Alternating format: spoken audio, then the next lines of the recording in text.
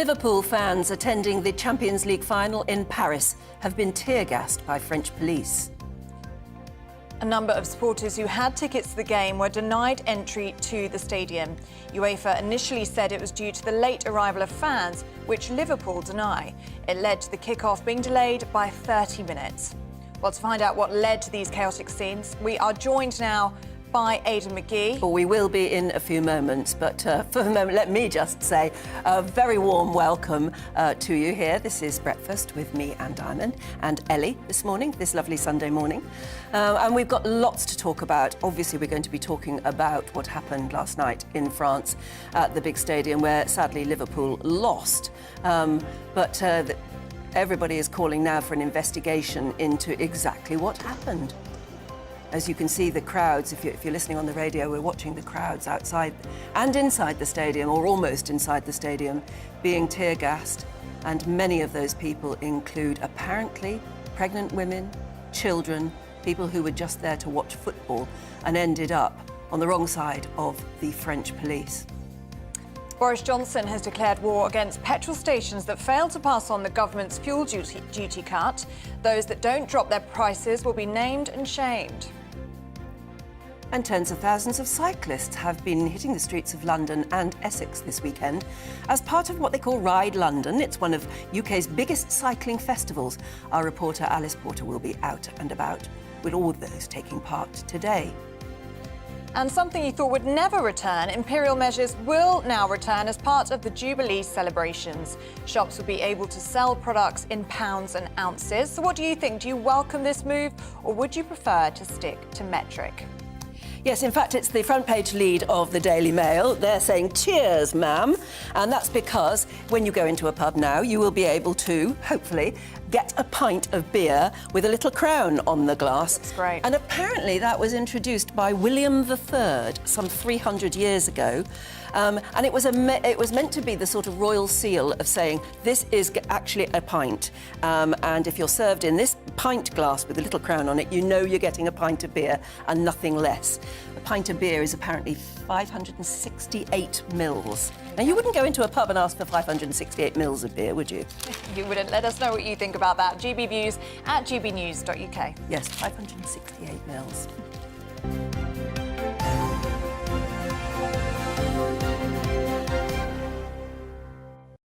Well, I'm afraid it's our lead story today. Who would have thought? Everybody yesterday was rather hoping that it would just be a magnificent football win.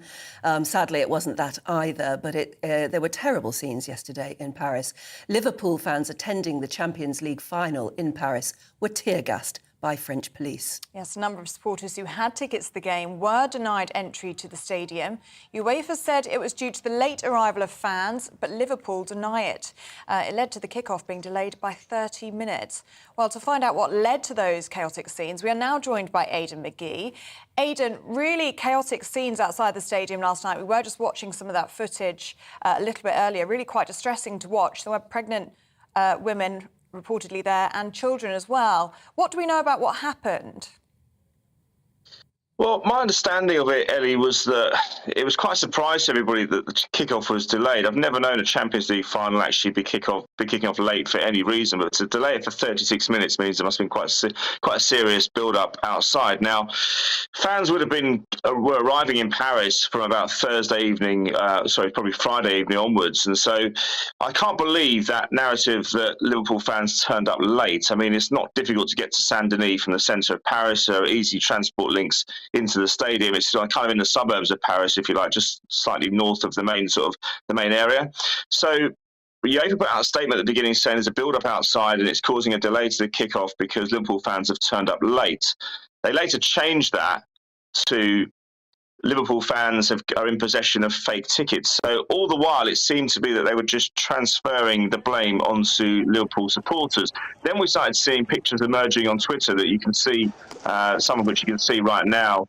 I think that were the ones anyway. They're quite similar. But Liverpool fans, there were a few fans who were crashing the actual barricades and getting in. Now, that was a small number, a trickle of fans who clearly lost their patience and got in with tickets, either real or otherwise. Now, Andy Robertson, the Liverpool fullback, said afterwards, very interestingly, he said that he gave a ticket to one of his friends, and he said, I can guarantee it wasn't fake. These are player-issue tickets. And he was told at the gate that they weren't allowed in. And he said, I can assure you that these aren't fake. Now, I think we have to remember in terms of the context that this final was moved to Paris from from St. Petersburg in Russia 2 months ago as a result of the sanctions. Now, I know you're going to say to me, OK, that was 8 weeks ago. Surely they've had time. They knew what was coming. But as we discussed yesterday, the pitch wasn't even laid until 1 o'clock on Thursday morning. Stade de France is an in-demand venue. They had to move back some of the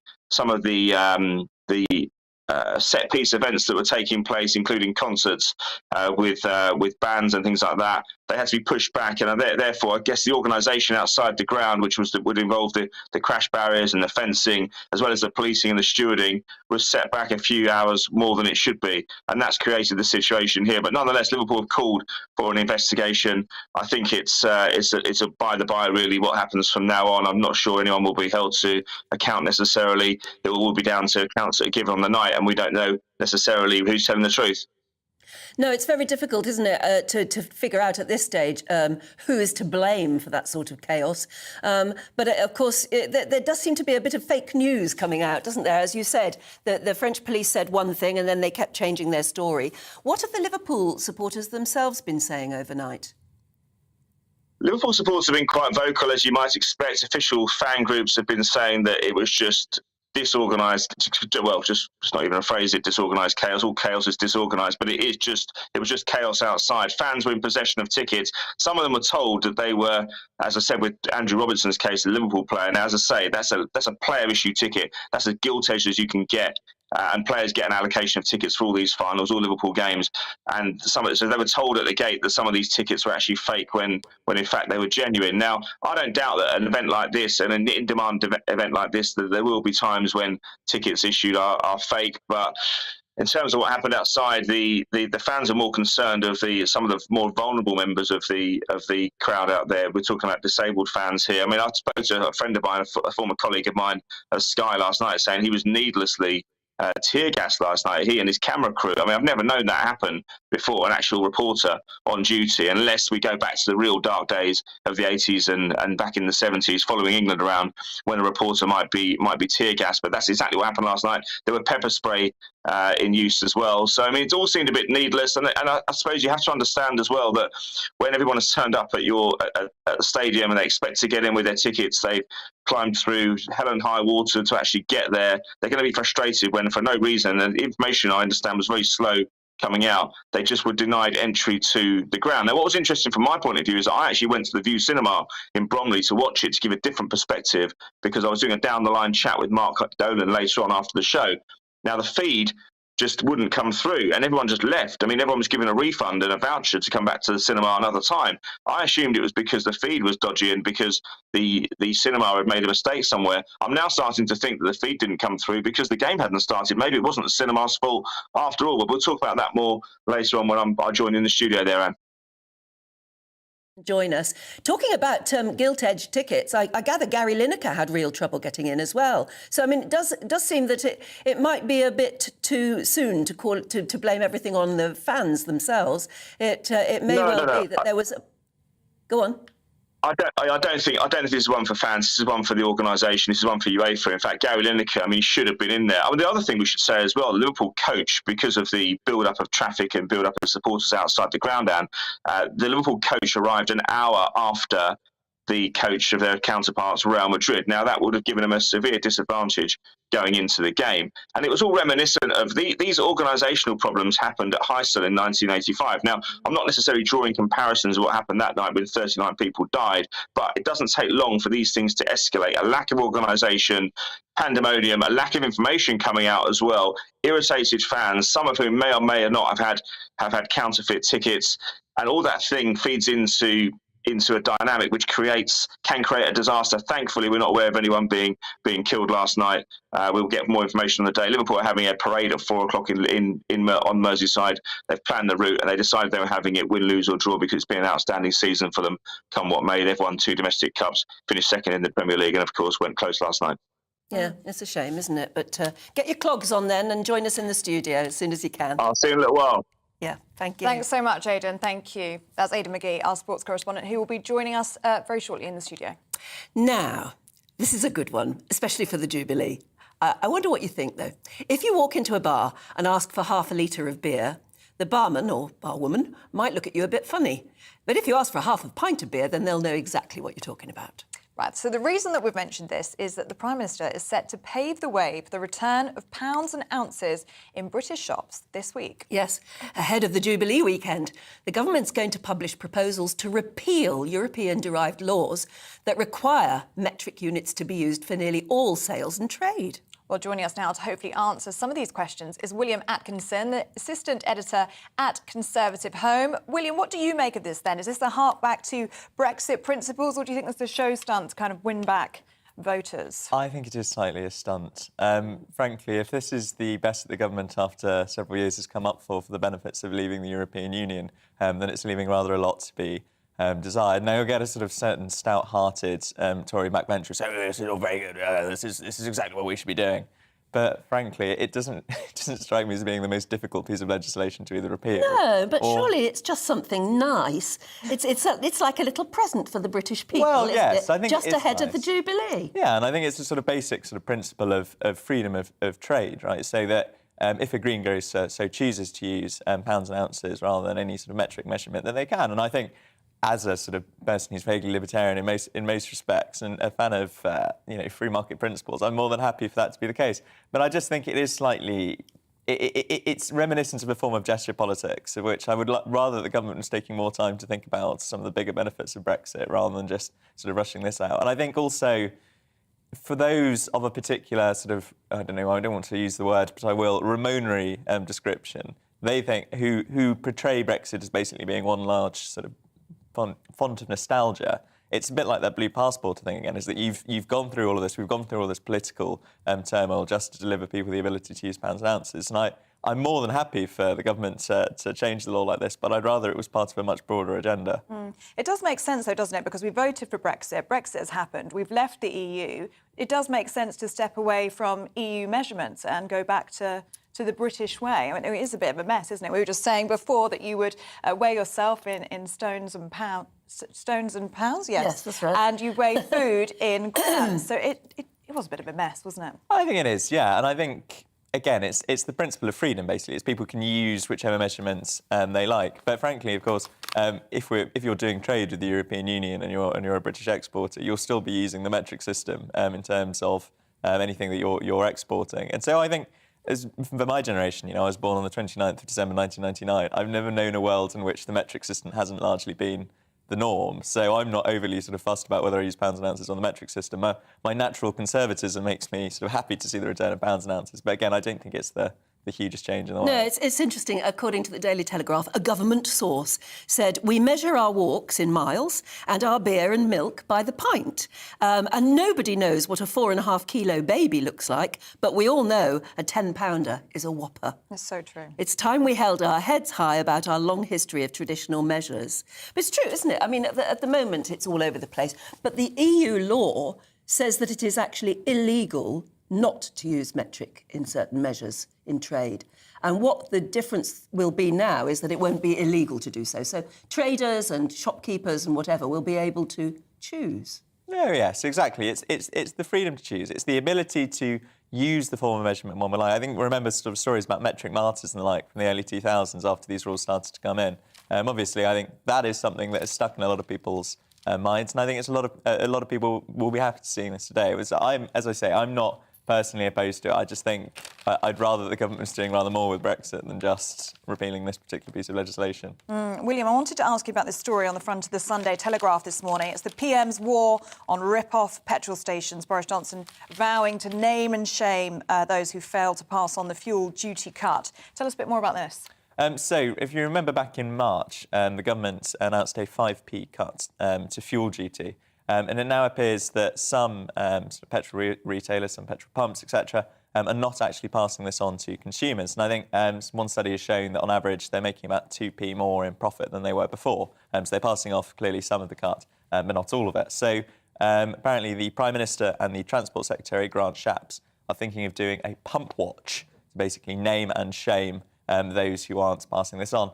And I think that one way that it's described in this Sunday Telegraph story as being not good capitalism, the unacceptable face of capitalism and all the other cliches from the Ted Heath years. And I think certainly when consumers are feeling the pinch and we're seeing spiking energy prices, it is a bit disgraceful, frankly, for businesses not to pass on these cuts when the government has explicitly made them for a particular purpose. But then again, if you're the bottom line is the thing you're most interested in. As horrible as it is, that is the unacceptable and nasty face of capitalism. So I'm not wholly surprised if they haven't passed on the whole of the fuel duty cut. In fact, trying to avoid being ripped off is apparently what led to the little crown being put onto pint glasses, because it was introduced by William III to stop, so that's 300 years ago, to stop publicans ripping off their customers by serving drinks in smaller glasses. So, maybe we need the same sort of thing in our petrol stations. Well, quite. I think that'd probably be a very good idea. A seal of approval. Well, it is difficult, isn't it, when you think about petrol stations profiteering when we're in a cost of living crisis and fuel prices are just through the roof for everyday people. Well, exactly. I think it's a similar logic that lies behind things like the windfall tax, or the sort of much longer name that Rishi Sunak gave for it this week, which is in a time of crisis, even a stout-hearted free marketeer as myself can see the case for businesses, etc., paying perhaps a little bit more in tax or being a bit more understanding in terms of their bottom line, just because it's helping people who are really seeing their bills being squeezed. Well, we wanted to ask you about another story in the papers today. 2 more Conservative MPs have revealed that they've submitted letters of no confidence in the Prime Minister. Do you think there could be a leadership contest appearing here, or are we over Partygate? I don't think we're necessarily over Partygate. I think there's going to be a drip as the months go on of letters into Graham Brady in the 1922 committee. But the problem is it's not coordinated. And we remember from the Theresa May years, there was the usual estimation there were about twice as many letters had actually gone in as were publicly announced. And we're not seeing there being sort of particular wings of the party who are handing in letters. There are lots of people who've long disliked Boris Johnson, been disgruntled with his leadership, who've used this as the perfect opportunity to try and get rid of him. Tobias Ellwood, for example, would be a good example of that. But you also see MPs such as Angela Richardson, who's usually been quite supportive of the Prime Minister, saying how disappointed she is over Partygate. So I could imagine we might get a leadership election at some point, especially if the headlines remain pretty bad and pretty dire for the Prime Minister. But I don't think there's a sort of set date we could put on it, just because nobody quite knows the process by which Tory MPs are deciding to submit these letters. I wonder if the Jubilee generally will lift the public spirit a bit and actually sort of back Boris a bit more after this coming weekend. You can already see that the nature of the headlines in today's papers changing. They're not so critical, they're more, good old Boris, he's given us back our imperial measurements. He's going to make sure we're not ripped off at the petrol station. That the whole mood seems to be changing. And even though there are some backbenchers now who are saying that actually because of Boris they're losing the Tory identity, maybe that mood will change. I wouldn't necessarily be so sure. I mean, Her Majesty's seen 13 to 14 Prime Ministers over her sort of 70 years on the throne, from Winston Churchill through to Boris Johnson's day, and I'm sure the general public are very able to disassociate Her Majesty and all her achievements and their joy at the Jubilee and with the very particular circumstances of the Prime Minister's career. I can see stickers coming out saying, I'm backing Boris again, can't you? Anyway, thanks very much indeed for that. Thank you, William. Thanks so much. That's William Atkinson, the assistant editor at Conservative Home. And don't forget to have your say, actually, about imperial measures, pounds and ounces coming back, little crowns on pint glasses, all sorts of things like that. Would you welcome that, or do you think that's a giant move backwards? OK, let's bring you up to date with what's going on today.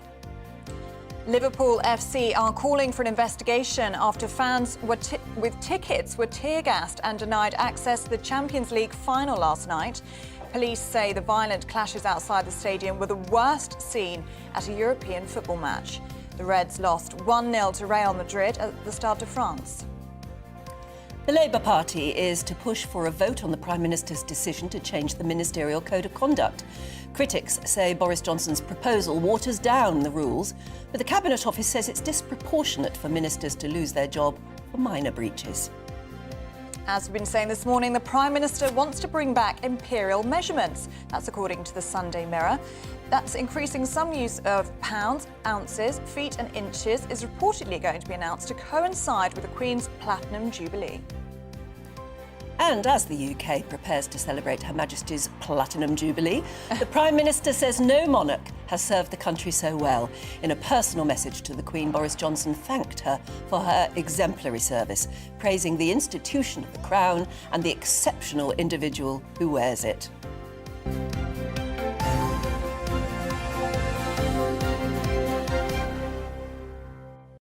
I think Boris is going to milk the Jubilee for all it's worth. I think you're actually completely right about back Boris. I think this is going to be the week where the tide will turn and people will. Well, if we get the feel-good this is what he's all factor. about, you know. This is what he's all about. He Yeah. is British. He's very Churchillian. This is exactly, you know, his time to shine for Boris. And what do you make about this then, Anne? What, the imperial measures? The imperial measures and the crowns on pint glasses. Yeah, I like the crown on pint glasses because it was CE for years, wasn't it? And it won't be on the new ones anymore. It'll be a crown. And I rather like that because that's what we're about. A pint of beer is British, and so it should look British in a pint glass with a crown on it. I wonder what Her Majesty thinks of that. I'm sure. I wonder if, them. you know, in her private apartments she has a little glass with a crown on it anyway. I would. I would if I were Queen. That's what I'd want. I love that. I think it's so British. I think I'd love to see more of that kind of thing. It's interesting. I mean, if you make curtains thing like that, or you make you're a dressmaker, you are very, very used to meters, ordering fabric in meters now. I would be. I wouldn't quite know how to do anything else. I know my meters and centimetres when it comes to fabric, but I don't know. I mean, I haven't mixed a baby's bottle for years, many years. But you always did it in ounces, and I don't know what you do nowadays. It has been a bit of a mess, hasn't it? I remember baking with my mum as I was a child, and I'd be reading the recipe in grams and trying to measure in grams, and she'd be like, no, move the scales back to ounces. I'm so confused, and she used to get very frustrated with me. So I think it's a good thing, actually, if we make the complete switch over to Imperial. Most things are Imperial anyway, aren't they? Apart from food in shops and, as you say, fabrics and curtains, that kind of thing. I think it's fantastic, but do let us know what you think. GBnews. When I was a kid, you used to go into a sweet shop and ask for a quarter of something, a quarter of Dolly mixtures or something like that, and that would have been a quarter of a pound, I suppose, wouldn't it? That's what you always had. You had in a little paper bag, and it was always a quarter was what kids always asked for. And now I suppose everything's just pre-packaged anyhow, isn't it? You don't get loose sweets anymore. Ooh, those were the days. Those were the days. Yeah. But anyway, do let us know. GB Views at gbnews.uk. What do you think of the Imperial measure thing? Would you welcome it, or would it just confuse you even more in the kitchen or something like that? Recipe books. Bad enough as it is, but trying to measure things in American cups. Oh, no. You know, when it says take a cup of flour, No. you have to actually even then look to see whether the recipe itself is American or British, because a British cup is different from an American cup. It's a headache, isn't it? It is a complete headache. So maybe this is a good way of trying to fix things and make things a bit simpler for us all. British way. Going back to the British way. Do let us know, gbviews at gbnews.uk. I'm sure lots of you will have opinions on that. Well, stay with us because we've got plenty more to come, including all of the latest on that horrific Texas shooting. Well, looking ahead to today's weather, and the UK is looking cloudier than yesterday, with showers developing for many areas. It will feel cooler too, so let's take a look at the details. So let's zoom into the southwest of England. There's going to be a mix of sunny spells and scattered showers. The showers will possibly be heavy with hail and thunder at times. Moving east, and it's a similar story for the southeast too. Bright or sunny spells and scattered showers, although the showers likely to be lighter. South Wales is going to have a mix of sunny spells and scattered showers as well. Showers could be heavy with a risk of hail or thunder. It'll be rather cloudy across the Midlands too, with only limited bright or sunny spells. Some showers are likely here too, but these will be mostly light, with many places staying dry. And then if we move to the northeast, it's going to be a cooler feeling, especially along the coast. Also rather cloudy with limited bright or sunny spells. A few light showers possible, but mainly dry. And as we head to Scotland, a similar story in the south of the country. Also rather cloudy here with a few bright or sunny spells. Mostly dry, but an isolated shower is possible. And there'll be more in the way of sunny spells as we move to Northern Ireland, where it's going to be mostly dry, although an isolated shower is also possible. And with the national picture, showers tending to ease through the evening, with clear spells developing for many areas. Winds remaining mostly light, and that is how the weather is shaping up for the rest of your Sunday.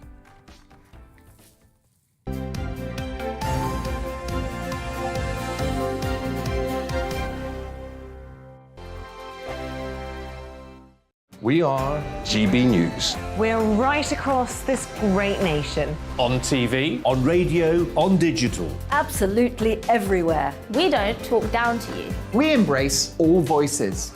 With honest and civilised conversation. we're not part of the establishment. We're one of you.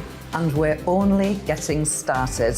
Join us on GB News, The People's Channel. Britain's news channel. Every morning from 6 o'clock, we'll wake you up with GB News Breakfast with all the stories you didn't know from the night before. So whether it's serious news, entertainment, or your own news from all over our great nation, we're here to kick off your day with a smile. The national media should be reflecting and reporting what's happening here. You will notice the northwestern accents. Whether you're with us on TV, radio, or online, every morning, it's breakfast from 6 a.m. Hope you can join us. Join us for Ministry of Offence, the comedy panel show that's just like the news, in that the left fights the right and it doesn't really seem to matter who wins. We cover the big stories. It was in fact a troop of baboons and not angry vegans. I like that. And the really important stories. Fat naked cow gets stuck in swimming pool. It's a headline in a lot of local newspapers. Yeah. We're on the same team, Nick. Yeah, but I'm just helping you. Join us for Ministry of Offence, Saturday nights, 8 o'clock on GB News.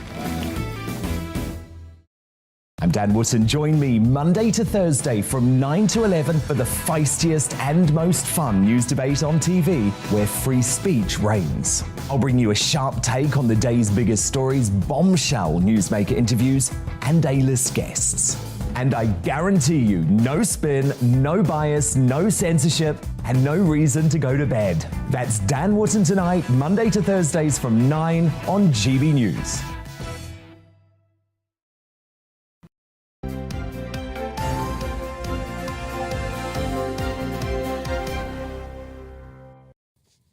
Hello again. What time is it? It is 6:27. Welcome back. You're watching and listening to Breakfast with Anne and Ellie. We're live across the UK on both your TV and your radio. Wherever you are in the world, we would love to hear from you this morning. Get in touch with us, gbviews at gbnews.uk, and tell us where in the world you're watching us and what you're up to at the moment. We'd love to hear. Yes, we are talking today about the switch to imperial measurements. That is apparently what Boris Johnson is going to do this week in time for the Queen's Platinum Jubilee. What do you make of that, switching back to the British imperial system? And there's also going to be, I don't know if you can see on the front of this on the Daily Mail this morning, crowns on pint glasses as well. That's going to be happening in time for the Platinum Jubilee. What do you make of that? Lots of you have been in touch. Jamie says, I'm 66 and grew up with old money. Metric makes it easier. Children are leaving school not being able to do maths. They will be totally lost with Imperial. No, you won't have to use Imperial. That's the point. The point is that Boris is apparently going to repeal the European law that makes it illegal for us not to state everything in metric. So you won't be in trouble if you want to use pounds and ounces and other imperial measures. Malcolm in Beverley, morning Malcolm, makes a very interesting point. He said, I spent half of my apprenticeship learning how to convert imperial to metric. I am still stumped on why we tank our cars in litres and measure the usage in miles per gallon. That is a very, very good point. I've always been confused by that one as well. Esme in Cornwall, good morning to you. Thank you for being in touch. She says, I have never stopped using pounds and ounces, like my mum I was describing earlier. I have a sweetie scale and I've used it for the past 40 years for weighing everything. I'm sure lots of people are the same, Esme. Jim says, rid ourselves of all this metric nonsense. Bring back pounds and ounces and miles and yards. However, David in London, morning David, says, I'm 53. My generation were educated in metric, so imperial measurements mean nothing to me. And Sue in Cheshire says, I'm very glad to see this, and to be honest, I never went away from them in the first place. She agrees with Esme in Cornwall. Do get in touch with what you think at home. gbviews at gbnews.uk. Yeah, if you're up early at the moment feeding the baby or something, I just want to. But I was thinking of the baby because of how you mix. If you use bottles and you're making up a bottle of milk, you do it. Or I always used to do it in ounces. Used to do it in little cups that were provided, but it was a 1 ounce of milk powder to 1 ounce of water, and How do you do it now? Has it already gone metric? I don't know. Yeah, we need to hear from Baby some bottles, parents, don't we? You know, you used to give it, when you had a very tiny baby, you start them off on a 4-ounce bottle, which was about that big. And then the 8-ounce bottle is that big. I don't know where I'd be if I had to look after a baby now. I wouldn't know what to do if I had to go metric. But anyway, do you welcome that, some would say, a backwards move, but do you welcome it? Yes. Let us know.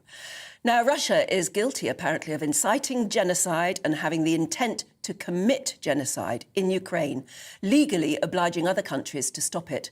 This comes from a new report by more than 30 internationally recognised legal scholars and experts who looked into the evidence on the matter. Yes, they found reasonable grounds to conclude that Moscow is in breach of the Geneva Conventions on the Conduct of War. Well, joining us on this topic is Professor David Sheffer. He's the former US Ambassador at Large for War Crimes Issues and Senior Fellow at the Council on Foreign Relations. It's very interesting and it's lovely to talk to you this morning, Professor. We've seen some terrible pictures from the whole war, the last few months of war in Ukraine, which convince the average viewer that there are war crimes going on. But is this a move towards actually making a case for war crimes? Yes, absolutely. You know, this is a phenomenal occurrence in world history where the atrocities that are being committed by the Russian military as part of a criminal aggression against Ukraine. That's the crime of aggression. And under the crime of aggression are certainly war crimes, and we're increasingly seeking crimes against humanity, which are these intentional assaults against a civilian population. And now we're reaching the red lines of genocide. And there is so much exposure in the media to the commission of these crimes that never before have we really seen so much information flooding in that can establish the basis not only for official investigations, which are already underway, but also ultimately for prosecutions and also determinations of state responsibility for Russia in various judicial forums. This genocide finding is very narrowly constructed, and I think that's important for the audience to understand. Genocide has many dimensions to it, but one of the most sort of ugly dimensions is the incitement to genocide. And that's what the Russian government is doing. It's inciting it. Now, there are reasonable grounds that genocidal acts like killings and, you know, razing residential areas with constant bombardments and deporting children, etc. We see that all happening, and there are reasonable grounds to see that evidence, which may someday be proved in a courtroom. But at this point, it's extremely important under the Genocide Convention, which Russia is a party to, and that most other nations are party to, that there is a duty to prevent genocide, not just to prosecute it, but to prevent it. And in order to prevent it, you actually have to call it out pretty quickly. It doesn't mean you're proving it in a court of law. You're saying as a policy matter and as a mere factual reality, obviously something is happening. It looks like genocide. It talks like genocide. It walks like genocide. And it is an extremely serious criminal act. And so I think what we're trying to accomplish here is to call it out and ask governments to undertake their duty to prevent it. And that can be done in many different ways by many different countries. Professor, good morning to you. Joe Biden labelled the atrocities that are happening in Ukraine as genocide back in April. But as you say, this does need to be determined by a court. How would that investigation take place? Would that be through witness accounts of some of the atrocities that we've seen happen in cities all over Ukraine? Or do investigators actually need to be on the ground to see it themselves? How does it work? Well, it usually works both ways, Ellie. And with the crime of genocide, that is where you look for the individuals that you would prosecute for genocide are leaders. You don't prosecute, foot soldiers and mid-level individuals for genocide. Genocide is a leadership issue, and so we'd be looking at the leaders who plot this and implement it, and that would come through witness statements. It would come through the facts on the ground, which are so voluminous at this time in terms of how the killings are taking place, the mass killings, the mass graves, the rapes, the sexual violence, the destruction of entire towns. This is a situation where the nationality of the Ukrainian people is at stake. And that national group is a protected group under the Genocide Convention. Ethnic, national, racial, and religious groups are protected. This is a national group, the Ukrainian citizens. And the way in which Russia is conducting this war is a direct assault against the Ukrainian people and destroying their means of livelihood, destroying their cities, starving them out, moving them and their children from Ukraine into Russia. It is an act of destruction of the national group itself, and that's a protected group. So the evidence that comes in is, my goodness, they almost self-incriminate themselves every day in Moscow by their public statements as to what they're doing and how they regard the Ukrainian nation, how they regard the Ukrainian people.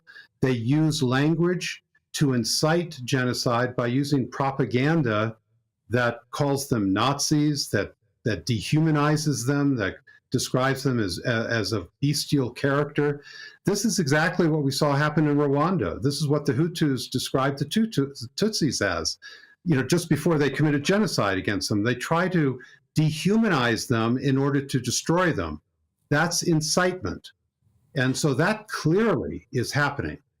You make the case very strongly, Professor David Sheffer. Thank you very much indeed. We'll leave it there for the moment. And we'll take a quick break. Do stay with us, though. We've got lots more to talk about, and we'll look through the Sunday papers.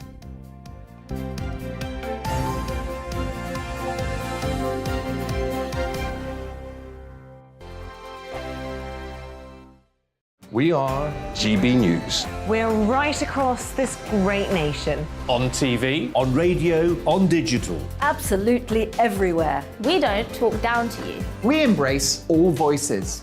With honest and civilised conversation. we're not part of the establishment. We're one of you. And we're only getting started. Join us on GB News, the People's Channel. Britain's news channel. Every morning from 6 o'clock, we'll wake you up with GB News Breakfast with all the stories you didn't know from the night before. So whether it's serious news, entertainment, or your own views from all over our great nation, we're here to kick off your day with a smile. And the national media should be reflecting and reporting what's happening here. You will notice the northwestern accents. Whether you're with us on TV, radio, or online, every morning, it's breakfast from 6 a.m. Hope you can join us. Join us for Ministry of Defence, the comedy panel show that's just like the news, in that the left fights the right and it doesn't really seem to matter who wins. We cover the big stories. It was in fact a troop of baboons and not angry vegans. I like that. And the really important stories. Fat naked cow gets stuck in swimming pool. It's a headline in a lot of local newspapers. Yeah. We're on the same team, Nick. Yeah, but I'm just helping you. Join us for Ministry of Defence, Saturday nights, 8 o'clock on GB News. I'm Dan Wootton. Join me Monday to Thursday from 9 to 11 for the feistiest and most fun news debate on TV, where free speech reigns. I'll bring you a sharp take on the day's biggest stories, bombshell newsmaker interviews, and A-list guests. And I guarantee you, no spin, no bias, no censorship, and no reason to go to bed. That's Dan Wootton tonight, Monday to Thursdays from 9 on GB News.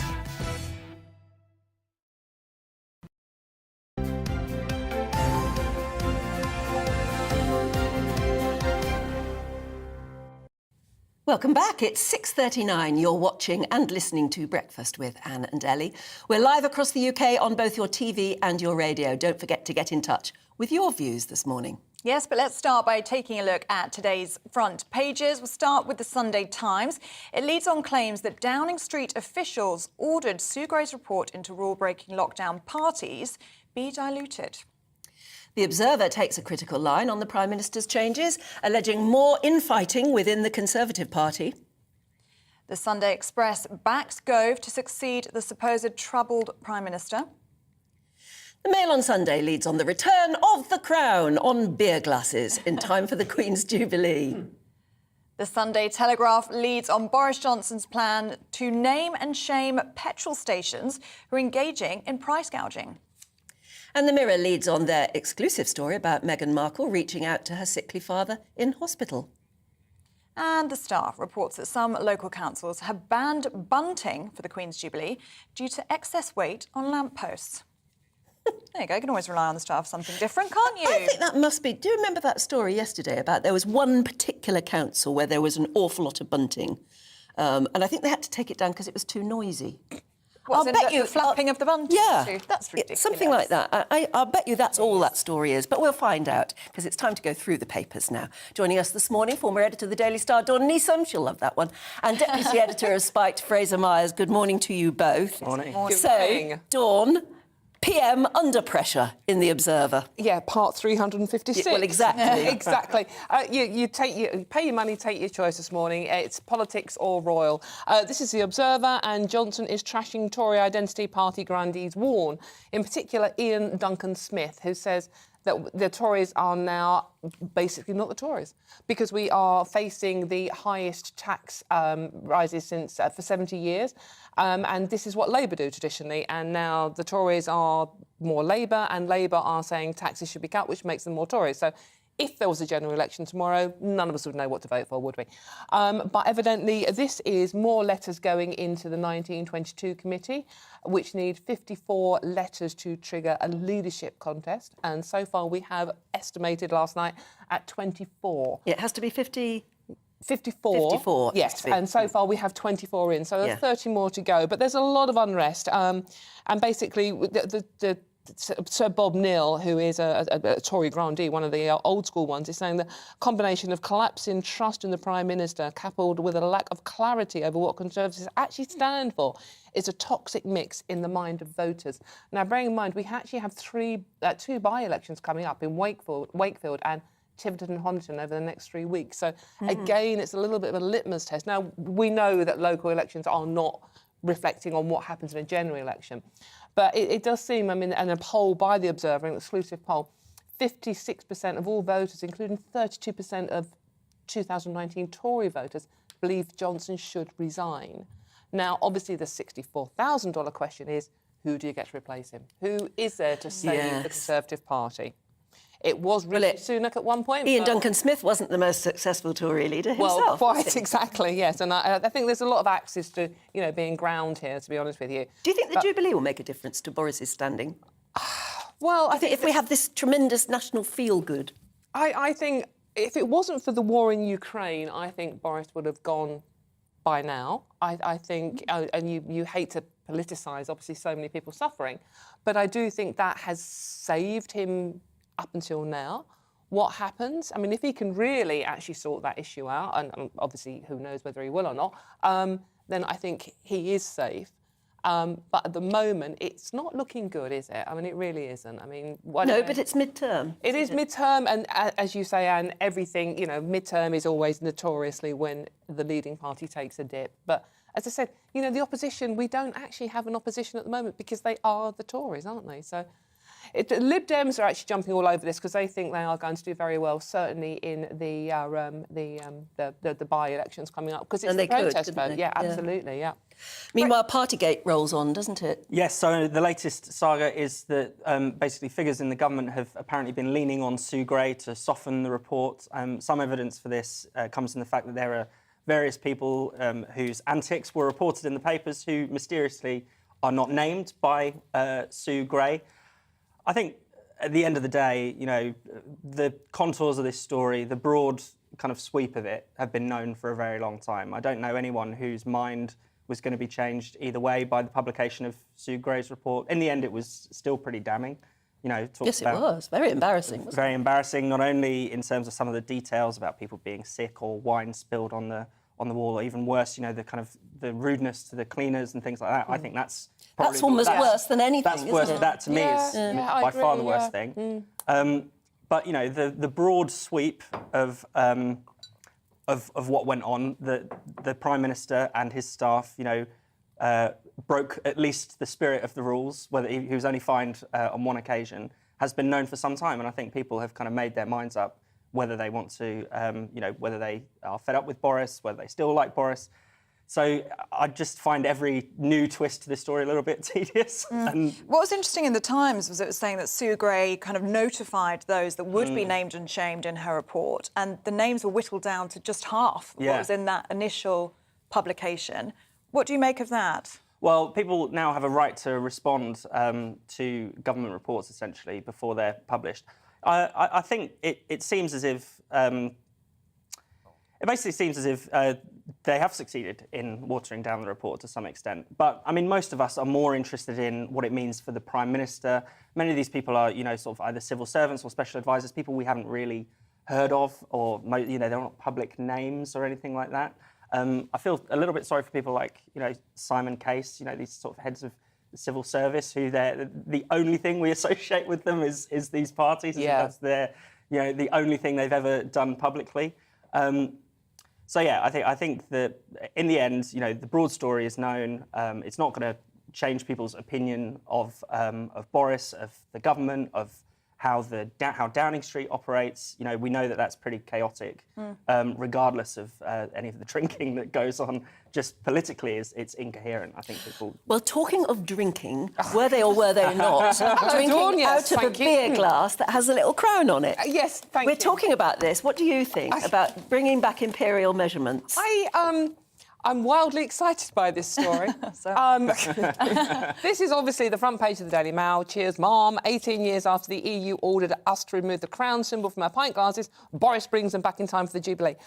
Well, the Jubilee starts on Thursday, so how are all the pint glass manufacturers going to turn it around by Thursday, for a start? And I, rather embarrassingly, I was talking to Fraser before we came on, I actually went through my kitchen cupboard this morning, and I do actually have a pint glass with a crown on it. Wow. That may have been borrowed from a pub at one point. But that's obviously 20 years old. Yeah. Which is slightly... So it's done well, lasting in your cupboard. Yeah, I know, absolutely. Yeah, tell me about that one. But this is the crown symbol for the first time since 2004, when the EU Measuring Instruments Directive... Yeah. Who knew that was even a thing? I bet there was a whole committee that decided absolutely, that. Yeah, and I bet it cost thousands as well. Required the EU-wide CE mark on glasses. And now that we can all have our pints back. But the point is, we've got if they repeal that law, we'll have the choice to have a glass with that. But the thing is, really, have you ever actually even thought about it? Have you ever actually gone into a pub and go, oh my God, it's a crown or it's a CE mark? Or I think it's a nice touch. I've noticed it is a nice touch. But most pint glasses are now branded anyway to the specific beer. Absolutely, yeah. So that you're not noticing the little crown symbol or the CE symbol. I get slightly OCD triggered if I'm served one lager in another lager brand glass. That's a problem. It's very rare you get a plain pint glass these days. A government source, whoever this government source was, said that none of us can figure out, you can't visualise a 4.5 kilo baby. But you do know a 10-pounder is a whopper. But you don't buy a baby from the shop or from the pub, so... No, but true. I don't see the relevance of it. True, but most of us still weigh ourselves in stones and pounds, don't we? Well, this is the thing. We use a mixture of both. I know what I weigh in stones, which is frankly depressing. I don't know what I weigh in kilos, which would be even more depressing, I'm guessing, because it's a bigger number. It is a bigger number, yeah, probably. But I sort of like, walk miles and cycle miles. Yes. So we use a mixture of both, really. But I do know what... But isn't it interesting? One of our viewers called in earlier and said that we buy our petrol in litres, but we measure the efficiency of the car in miles per gallon. Yes. Yeah, so we all automatically just switch between one or another. Yeah, but the point is, it is illegal to trade without actually using the European version. And wasn't there now it won't be illegal. A greengrocer was actually arrested and charged for it. He was called the metric martyr. Yes, that's right. 20 years ago, where he stood firm for selling imperial measurements. Which, frankly, is insane. I think it was a bunch of bananas for like 35 P, the equivalent of something like that. Oh, right. And were they bendy or straight? Because now we're getting into Brexit. Oh, absolutely, yes. Yeah. Well, OK, we've got to leave it there, sadly, but it's a fascinating debate, and we're talking about that a lot today, so do get in touch with us, gbviews@gbnews.uk. Do you welcome the fact that we will be free to use imperial measurements again? Yes, do let us know. And Dawn and Fraser will be back with us in the next hour. We've got loads to go through in the papers. But for now, let's bring you up to date with what else is going on today. Liverpool FC are calling for an investigation after fans with tickets were tear-gassed and denied access to the Champions League final last night. Police here say that the violent clashes outside the stadium were the worst seen at a European football match. The Reds lost 1-0 to Real Madrid at the Stade de France. The Labour Party is to push for a vote on the Prime Minister's decision to change the Ministerial Code of Conduct. Critics say Boris Johnson's proposal waters down the rules, but the Cabinet Office says it's disproportionate for ministers to lose their jobs for minor breaches. As we've just been saying, the Prime Minister wants to bring back imperial measurements. That's according to the Sunday Mirror. Increasing some use of pounds, ounces, feet and inches is reportedly going to be announced to coincide with the Queen's Platinum Jubilee. And as the UK prepares to celebrate Her Majesty's Jubilee, the Prime Minister says no monarch has served the country so well. In a personal message to the Queen, Boris Johnson thanked her for her exemplary service, praising the institution of the Crown and the exceptional individual who wears it.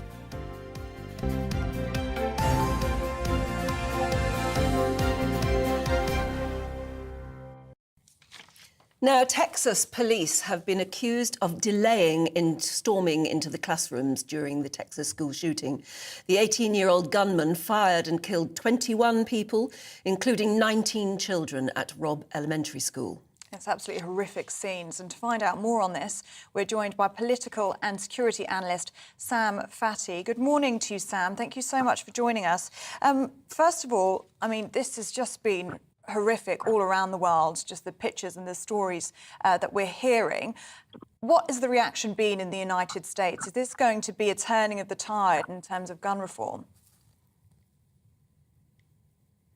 Well, the reaction right now in the United States of America is that it's a very somber moment for all of us here. And it's an opportunity for us to reflect on our culture, especially the gun culture here in America. And where do we want to go next with this? I mean, a lot of parents are already feeling the anxiety because they do not know that if they send their children to school, if that would be the last time they see them. It is probably the most difficult thing that a parent has to think of. And a school is supposed to be a safe environment and a safe place for our children, just like if they are at home or even better.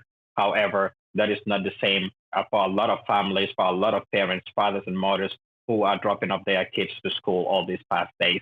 And since Sandy Hook happened, a lot of parents have been feeling this anxiety, but now it has been renewed all over again. Said there that a school is meant to be a safe place for children. It becomes increasingly evident that in America, school is actually one of the most unsafe places for children because these shootings happen time and again. And it's not just about reform. The mood isn't just about reforming the gun laws now. It's about the police response as well, which seems to have been chaotic. You know, first off, if you look at many schools around the world, you don't see police officers there. In America, metal detectors and police officers are actually stationed in the school. So obviously, you would expect a quick reaction after historically looking at all the mass shootings that have been happening in the United States, even in the past decade. When police officers are stationed in these schools, you expect a quicker reaction. However, in the case of what happened in Texas, that was not the situation. The police didn't respond as fast as they thought that they would. Now, of course, Governor Greg Abbott is saying that he was not informed in detail about the police reaction. That was the latest thing that he just said pretty much yesterday. And so the police have been faulted about their response. But this is beyond the police response when it comes to the issue of shooting in schools and in supermarkets and in public places in America. It has a lot to do with a bipartisan approach towards legislation. For example, I always like to cite this example. If you look at the UK in 1987 and also in 1996 after the mass shootings, there were more weapons that were banned in the country. There were stricter gun laws. Now, America has faced so many challenges in order to achieve that. Now, the National Rifle Association, for example, is spending hundreds of millions of dollars in the Capitol. And then you have especially senators from Texas, like Senator Ted Cruz, that have obviously been using the Second Amendment as a way to block so a lot of legislations that are supposed to ensure better gun control. Now, the argument, obviously, is that even states with stricter gun controls, like Chicago, for example, are seeing a high rate of gun violence. However, what we must understand about America is that each state can set their own regulations and they can have their own criminal laws. But to have it applied in all states across the country, it has to be passed at the federal level. So even if you have a stricter gun control law in your state, I mean, illegal weapons and guns can come from other states into your state. That's another challenge that we are facing. So there is a need for a bipartisan approach in Washington to make this happen across the country. Sam, a lot of this is to do with the huge power and influence that the National Rifle Association has in the United States. So ultimately, unless there is reform to the way that campaigns are financed in the US, these situations, unfortunately, are going to keep happening, aren't they? Certainly, I think campaign financing reforms is very important in terms of ensuring that such finances do not continue to influence the decision that our lawmakers are going to make. When lawmakers feel that if they move against some of the gun legislations, by principle, they may not believe in these things. But if they feel that it is going to go against their opportunity in the next election or in the midterm elections, then they are more than likely going to support that legislation. We have seen how big banks have been forced to support gun legislations in places like Texas or even in states like Georgia.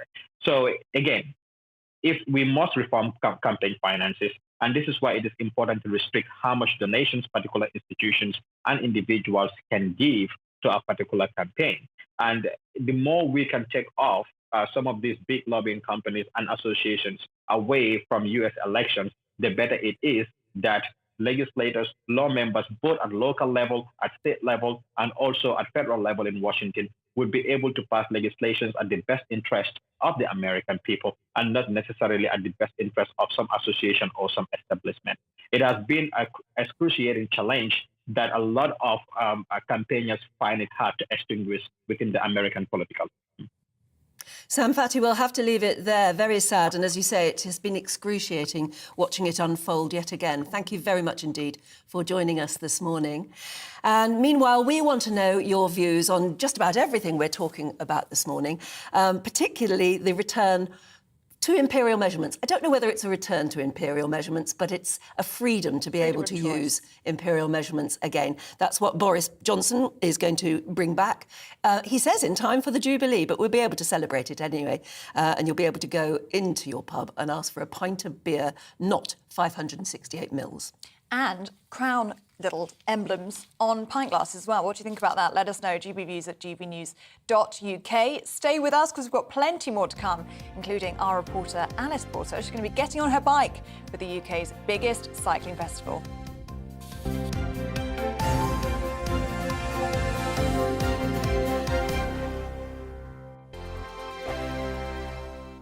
We are GB News. We're right across this great nation. On TV, on radio, on digital. Absolutely everywhere. We don't talk down to you. We embrace all voices. With honest and civilised conversation. We're not part of the establishment. We're one of you. And we're only getting started. Join us on GB News, the People's Channel. Britain's news channel.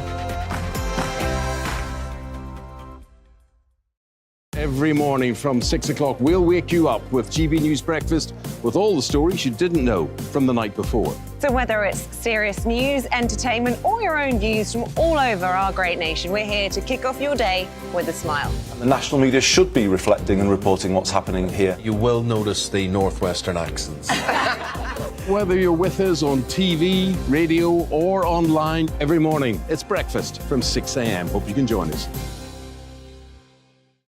Join us for Ministry of Defence, the comedy panel show that's just like the news, in that the left fights the right and it doesn't really seem to matter who wins. We cover the big stories. It was in fact a troop of baboons and not angry vegans. I like that. And the really important stories. Fat naked cow gets stuck in swimming pool. It's a headline in a lot of local newspapers. Yeah. We're on the same team, Nick. Yeah, but I'm just helping you. Join us for Ministry of Defence, Saturday nights, 8 o'clock on GB News.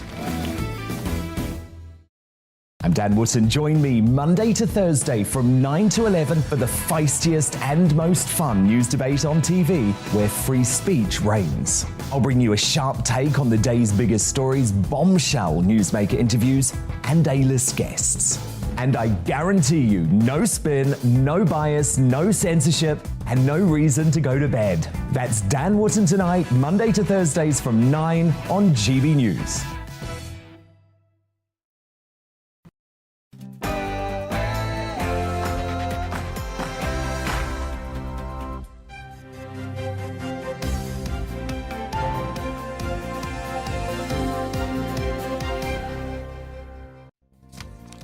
Hundreds of Brits who travelled to Paris to watch the Champions League final are prevented from entering the stadium and sprayed with tear gas by French police.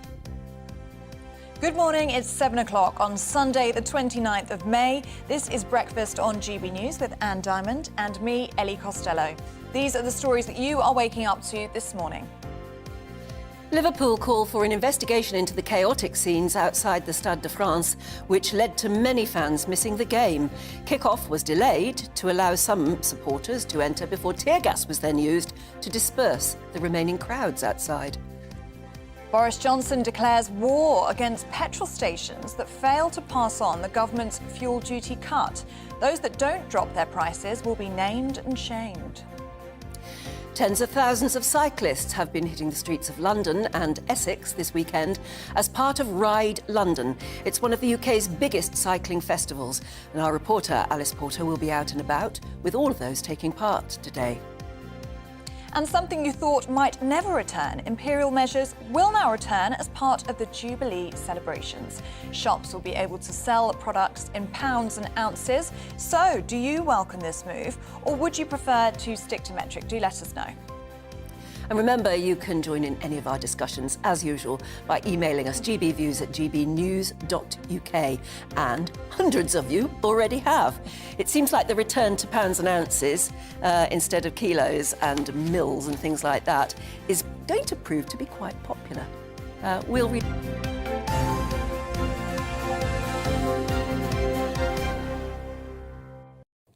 Stephen says, I was an apprentice engineer in the late 60s using imperial measures and weights. By the 70s, we in industry had to learn the metric system and use both systems, as we continue to do. But the metric system is easier.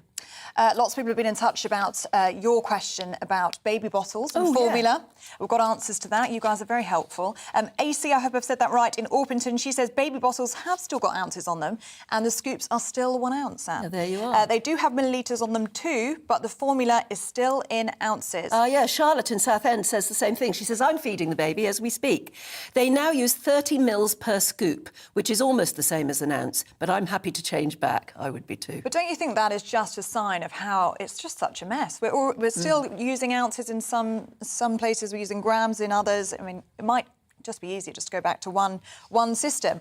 Paul in Manchester says, can you imagine the reaction if we went back to showing petrol and diesel prices per gallon? It would really focus the mind, perhaps a good thing. And he said it would be about £8. Yes, somebody else has called in about that, saying, I mean, it would be, wouldn't it be an eye-opener? Mark in Eastbourne says, hi Mark, wouldn't it be an eye-opener to see petrol prices advertised at £7.80 a gallon? Hill's been in touch saying, I grew up with both imperial and metric. It's useful to know both. I live in Thailand and it's mixed here. Which is kind of what we are here at the moment. Yeah, well, it is what we do here, but the point is, and what will be the real change, is that it won't be illegal to choose which you want to use. That's the point. At the moment, it's law that we have to use metric in order to trade. I suppose you can choose to call things by ounces and pounds and all the rest of it if you want, but it will no longer be illegal to do that. you will have the choice. It's the freedom of choice, isn't it? This is an interesting point from Roger. We haven't spoken about temperature yet.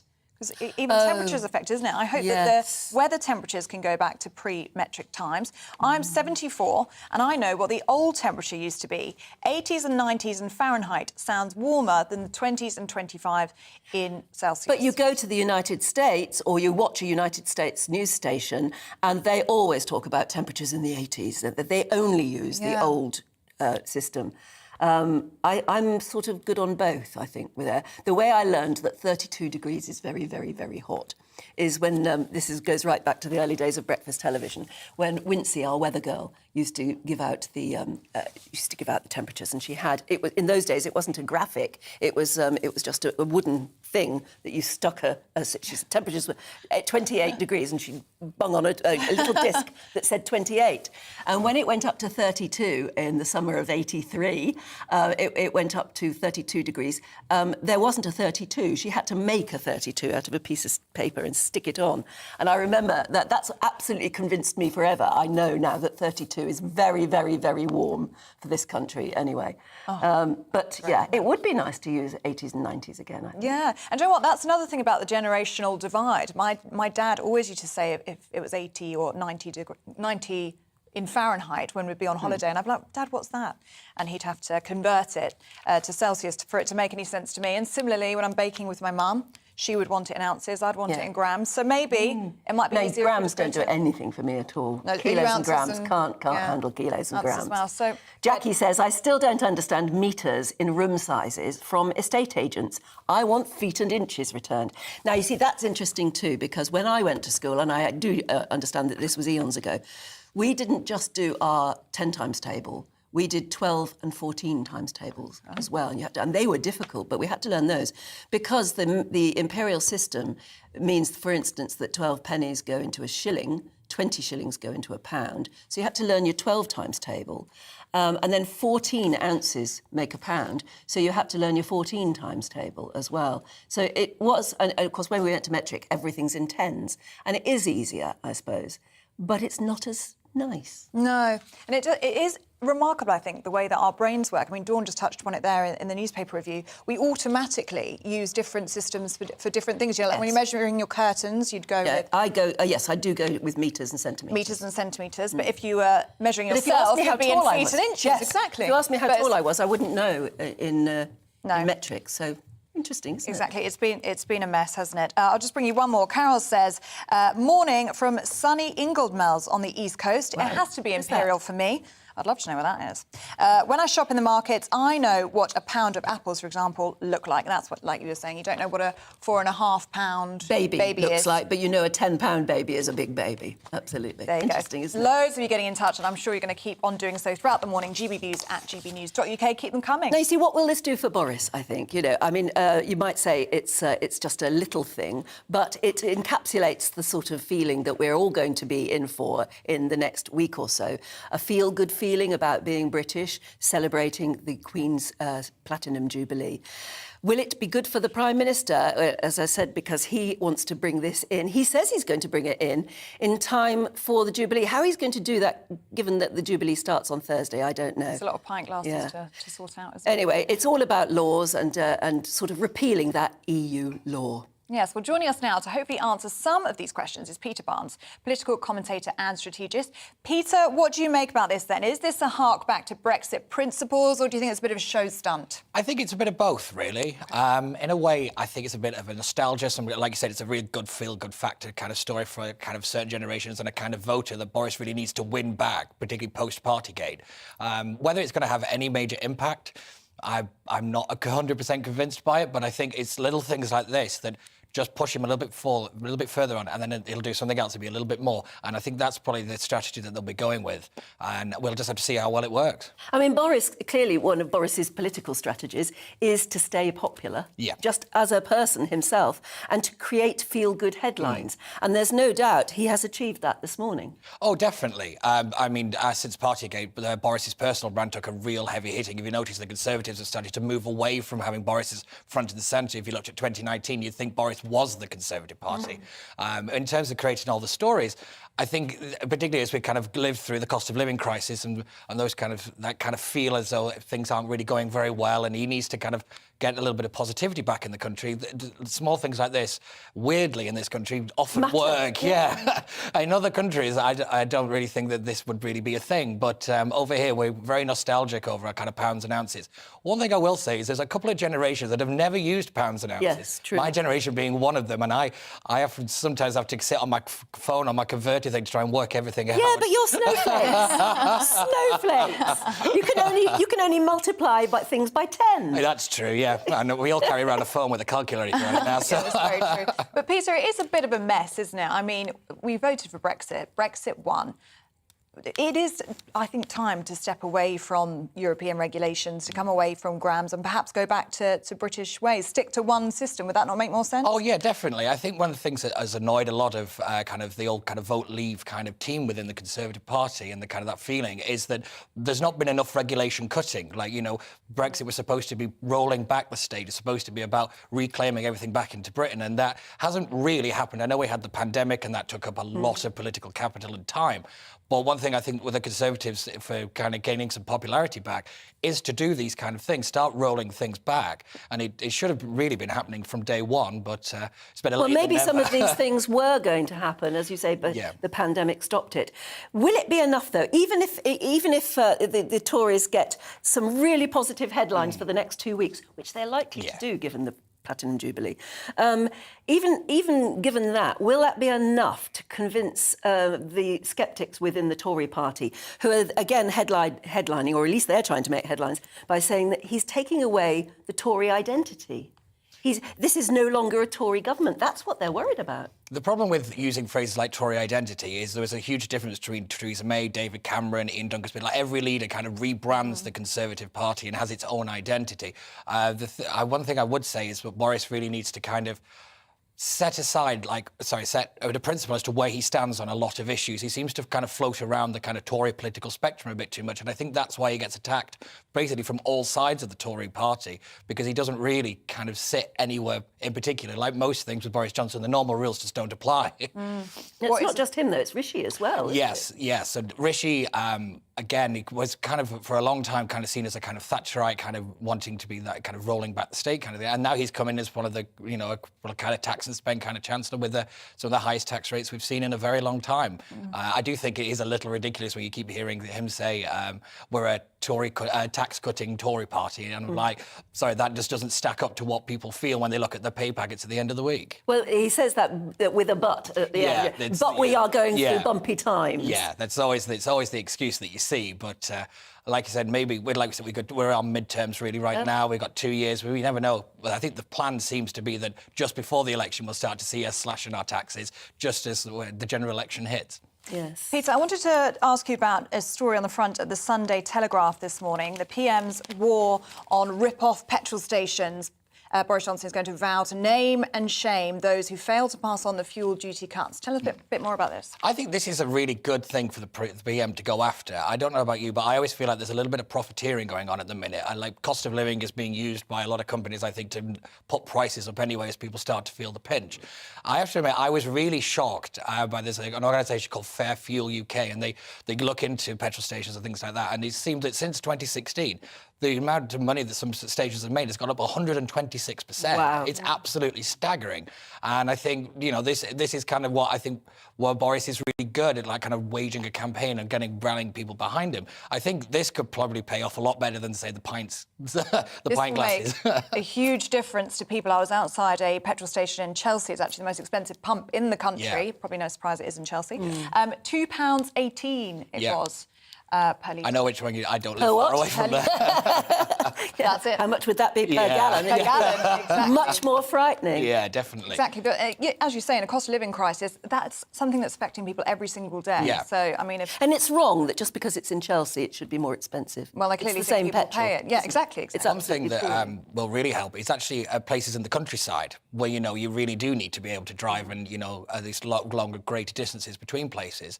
I think the PM really focusing focusing in that area could also be good politically, considering that a lot of the kind of traditional blue wall seats, as they're called, seem to be wavering a little bit against Boris. And we've got 2 by-elections coming up. Yeah.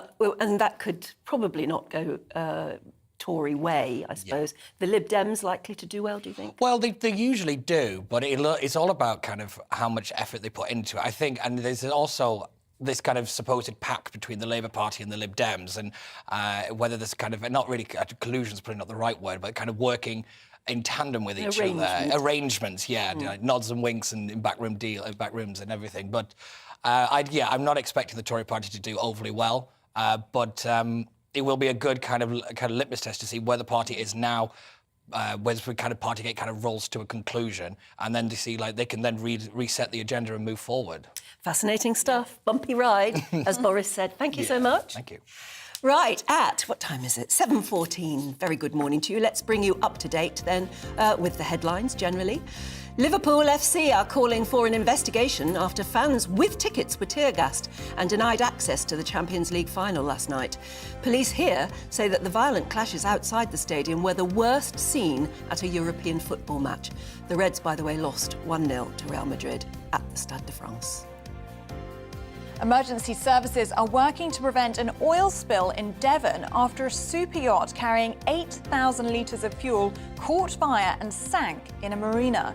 Firefighters battled the blaze on the 85-foot yacht for hours in Torquay yesterday before the vessel went down. And as the UK prepares to celebrate Her Majesty's Jubilee, the Prime Minister says no monarch has served the country so well. In a personal message to the Queen, Boris Johnson thanked her for her exemplary service, praising the institution of the Crown and the exceptional individual who wears it.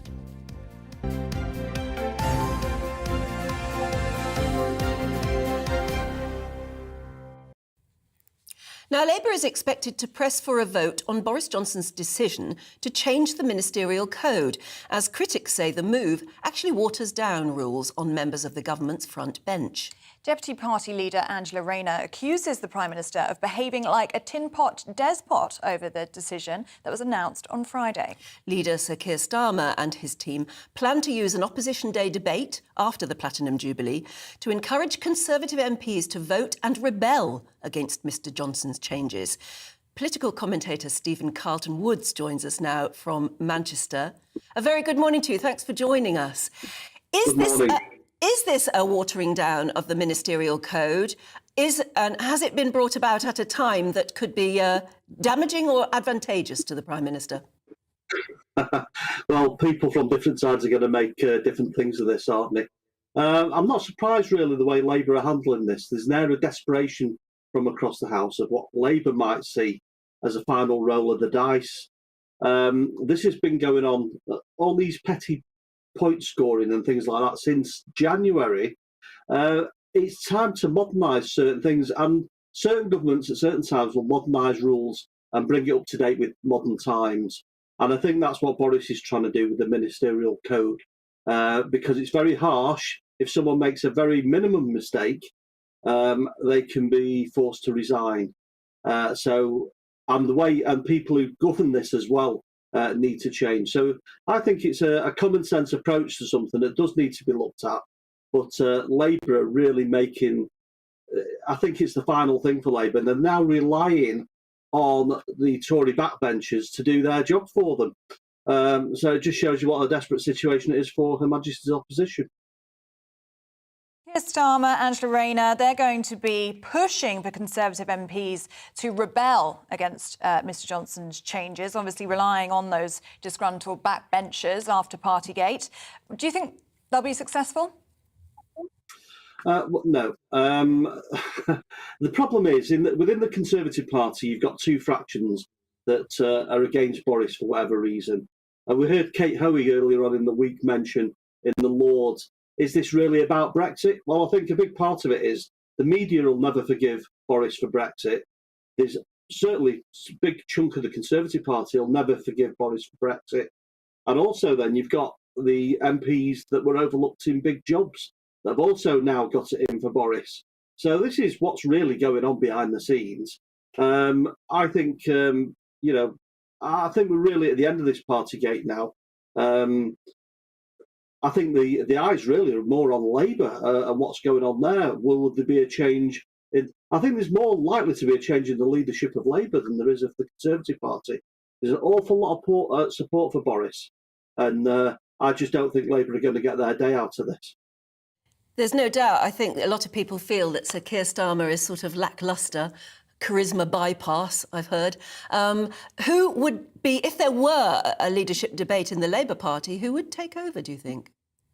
Well, this is very bizarre. I would like to see Sir Keir Starmer stay in position, because I think under the leadership of Sir Keir Starmer and Angela Rayner, it could be seen as the worst opposition in political history. I wanted to ask you about...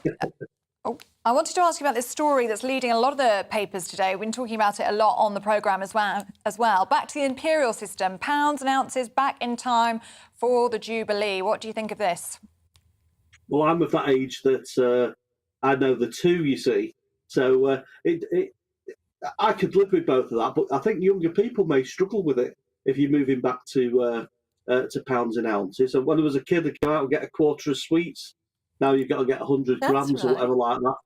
So it's very interesting, really. I can deal with both. I know that there's certain little market traders that always used to like to do the pounds and ounces and stuff like that, and then they'd be prosecuted for it, market traders and stuff like that.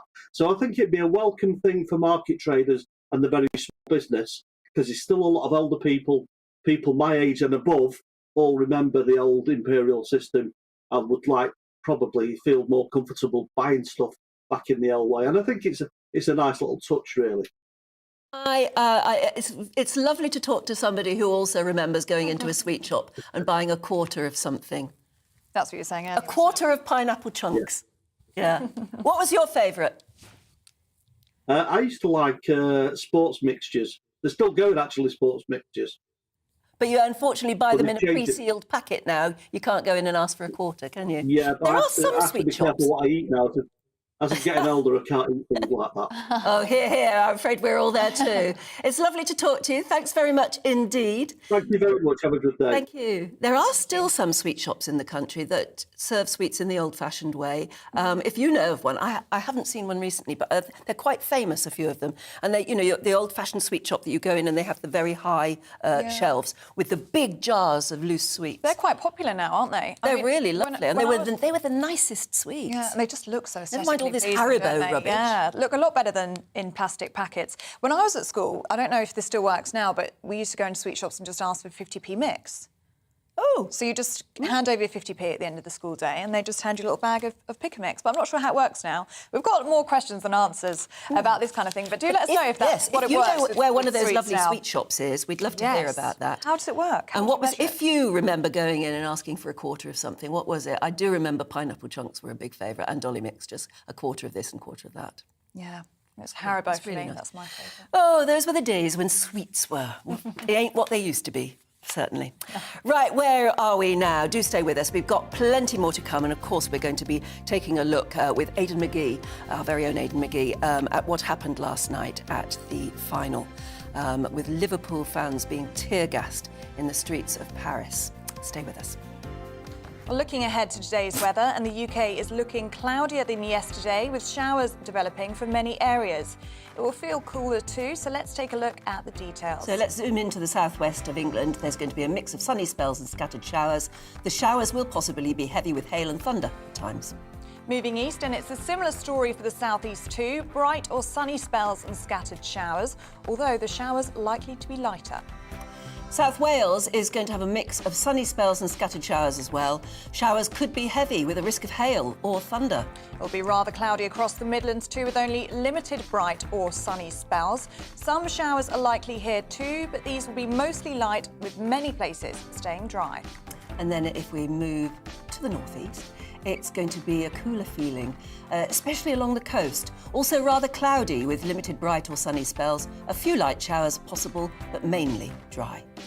And as we head to Scotland, a similar story in the south of the country. Also rather cloudy here with a few bright or sunny spells. Mostly dry, but an isolated shower is possible. And there'll be more in the way of sunny spells as we move to Northern Ireland, where it's going to be mostly dry, although an isolated shower is also possible. And with the national picture, showers tending to ease through the evening with clear spells developing for many areas. Winds remaining mostly light, and that is how the weather is shaping up for the rest of your Sunday.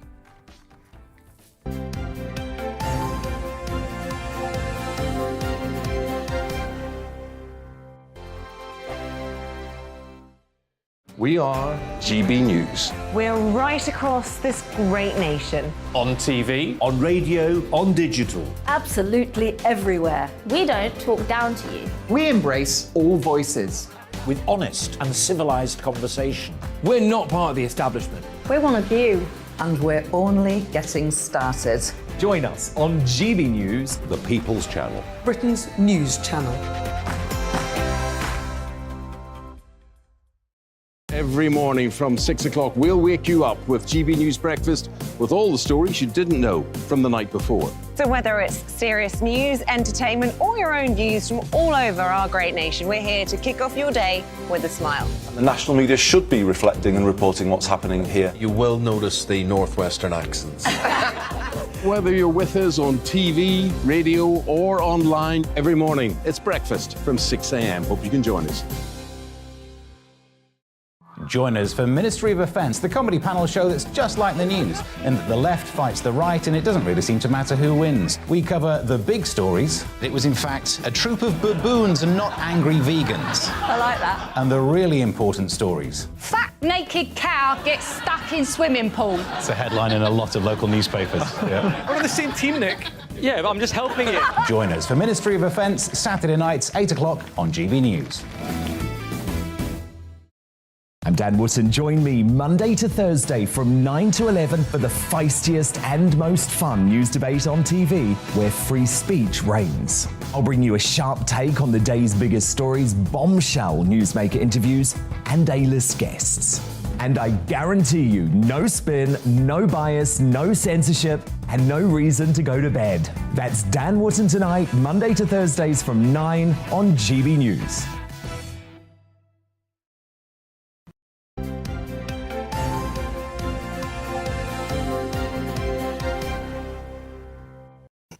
Welcome back. You're watching and listening to Breakfast with Anne and Ellie. We're live across the UK on both your TV and your radio. You can take us with you wherever you go, and we'd love to hear where you're watching from as well, wherever in the world, because you can watch us on YouTube. And if you do watch us on YouTube, remember to like and subscribe. Yes, we are everywhere. Now, Liverpool fans attending the Champions League final in Paris have been tear-gassed by French police. Yes, a number of supporters who had tickets to the game were denied entry to the stadium.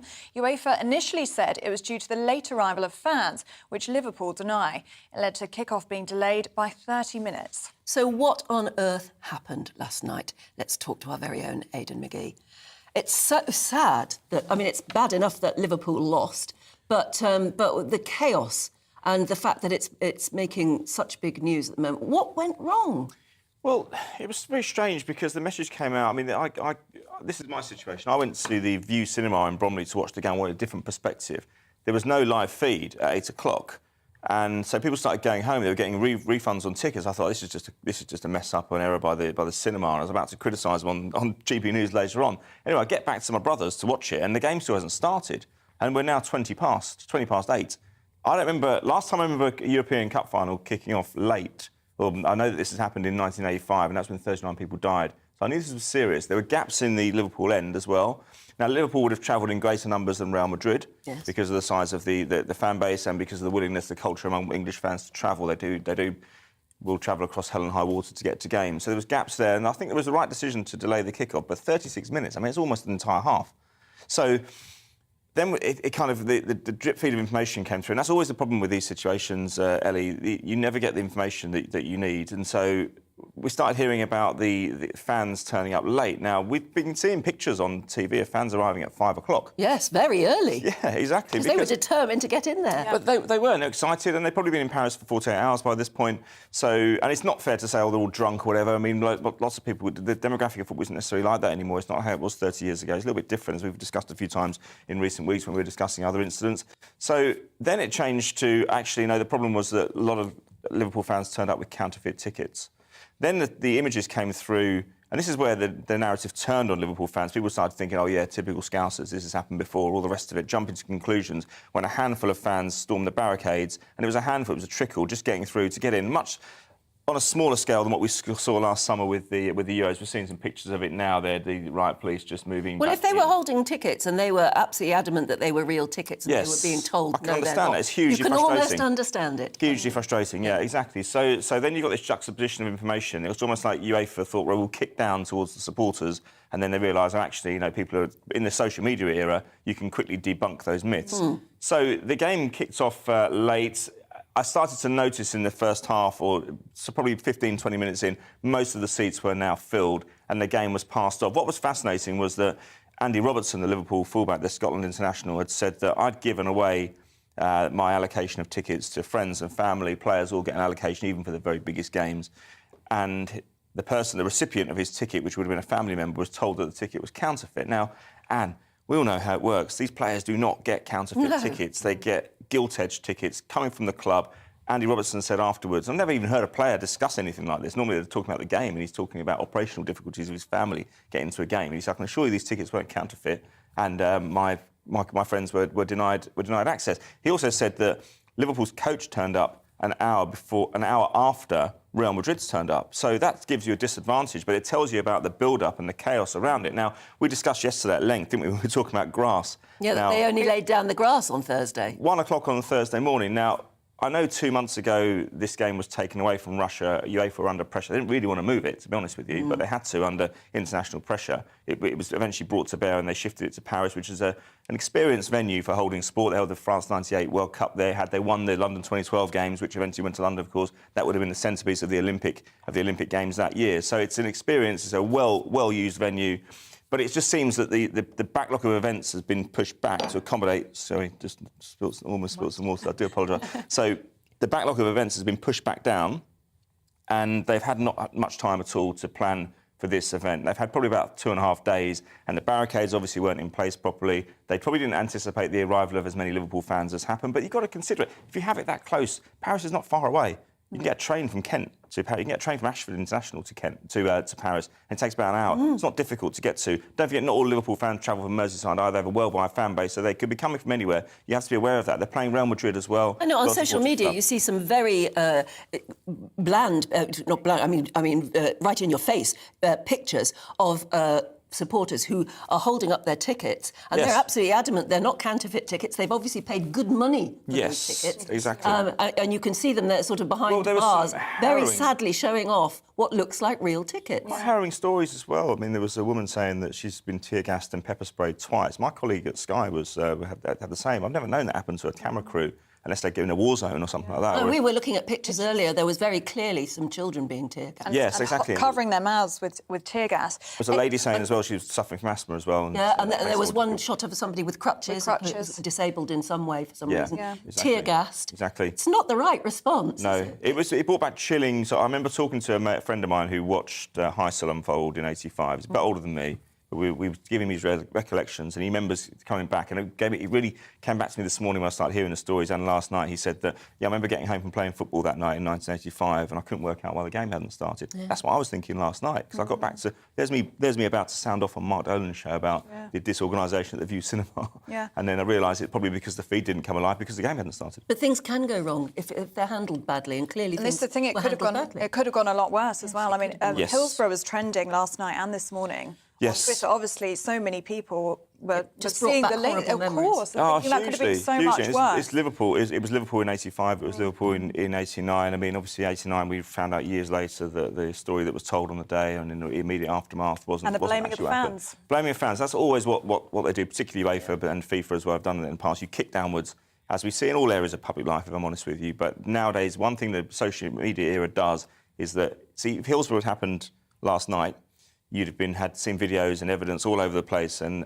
the real story would have come out much quicker. Yeah. And if that match had happened earlier in the day, today's headlines might be very different. I mean, they're not. It's not in today's newspapers. Yeah, well, 10 years ago, and the European Cup final. The press. Sorry, I was just going to say, at least the press will be able to take a much more objective view before they start blaming fans. Or yes, indeed. Also, the European Cup final up until 10 years ago always used to happen on a Wednesday night, and I felt it was more controlled that way. Because the argument for moving it to Saturday at 3 o'clock, not just for TV audiences, but it was because it's a Saturday evening actually, but originally it was going to be a bit earlier to stop fans drinking in the build-up. But that happened last night. I mean, 8 o'clock kick-off. I'm sure there will have been fans who were there was no evidence that everyone was engaged in drunken behaviour or anything like that. But you get the same operational difficulties if you have it on a Saturday evening compared to on a Wednesday evening. I don't know why they can't just go back to that. What really. a shame. I mean, it's just such a shame. It was, yeah. And We the game spent all that money and all that time getting down to Paris, and it ended. Yeah, I mean, there like were fans who've hired a dinghy and got across. I saw that. Yes, I saw that too. Well, a speedboat. Paris, they're very dedicated. But listen, to that. thankfully, as we know so far, no real casualties in terms of deaths or anything like that. So we can be thankful. Compared if we thankfully it wasn't now that we're bringing anywhere back, seeing as we're bringing back, memories of Highsall and Hillsborough and stuff like that. It's not been quite that bad, but it is a shambles nonetheless. OK, we'll see you at the top of the next hour, yes? Absolutely. With more sports stories. Thanks so much, Aidan. Yeah, do stay with us. We've got plenty more to come, including the newspapers. And, this is interesting, can you really die from a broken heart?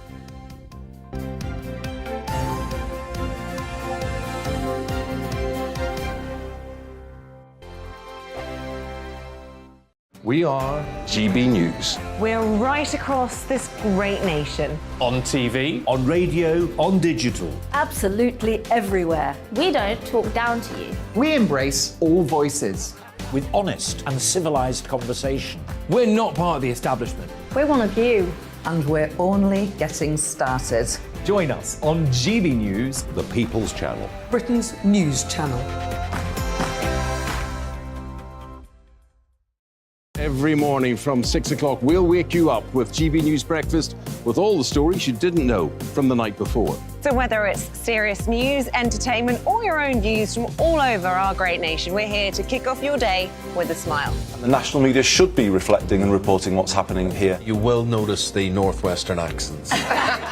Whether you're with us on TV, radio, or online, every morning, it's breakfast from 6 a.m. Hope you can join us.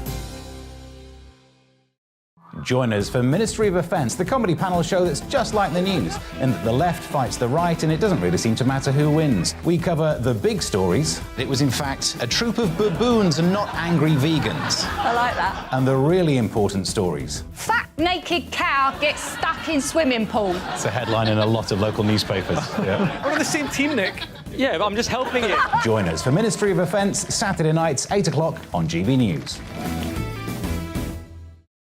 I'm Dan Wootton. Join me Monday to Thursday from 9 to 11 for the feistiest and most fun news debate on TV, where free speech reigns. I'll bring you a sharp take on the day's biggest stories, bombshell newsmaker interviews, and A-list guests.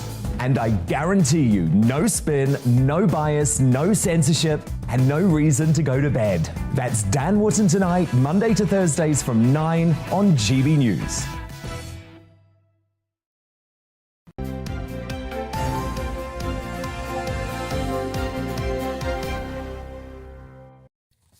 Welcome back. It's 7:36. You're watching and listening to Breakfast with Anne and Ellie. We're live across the UK on both your TV and your radio.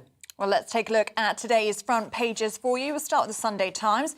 It leads on claims that Downing Street officials ordered Sue Gray's report into rule-breaking lockdown parties be diluted. The Observer takes a critical line on the Prime Minister's changes, alleging more infighting within the Conservative Party. The Sunday Express backs Gove to succeed the supposed troubled Prime Minister. And the Mail on Sunday leads on the return of the Crown, yippee, on beer glasses in time for the Queen's Jubilee. The Sunday Telegraph leads on Boris Johnson's plan to name and shame petrol stations who are engaging in price gouging. So let's go right through the papers now. Joining us this morning, former editor of the Daily Star, Dawn Neeson, and deputy editor of Spiked, Fraser Myers. Hello again. Good morning. So we're kicking off with you, Fraser, and you've been looking at the police tear-gassing the fans last night. Yeah, it's incredibly shocking at the Stade de France for the Champions League games. You know, there's images of the police tear-gassing fans, even through the fence. You know, when there was defenceless no need, fans, yes. No need for it. There were children in those crowds. I think it's pretty shocking. It's a demonstration of the way that football fans are often treated with contempt. You know, they're particularly working class people seen as almost not fully human, so to speak. And the other thing that's been very shocking is that the fans have been blamed for all of the disruptions. So UEFA tried to blame the fans for turning up late, even though it's very clear that a lot of them were early and were just not being allowed in.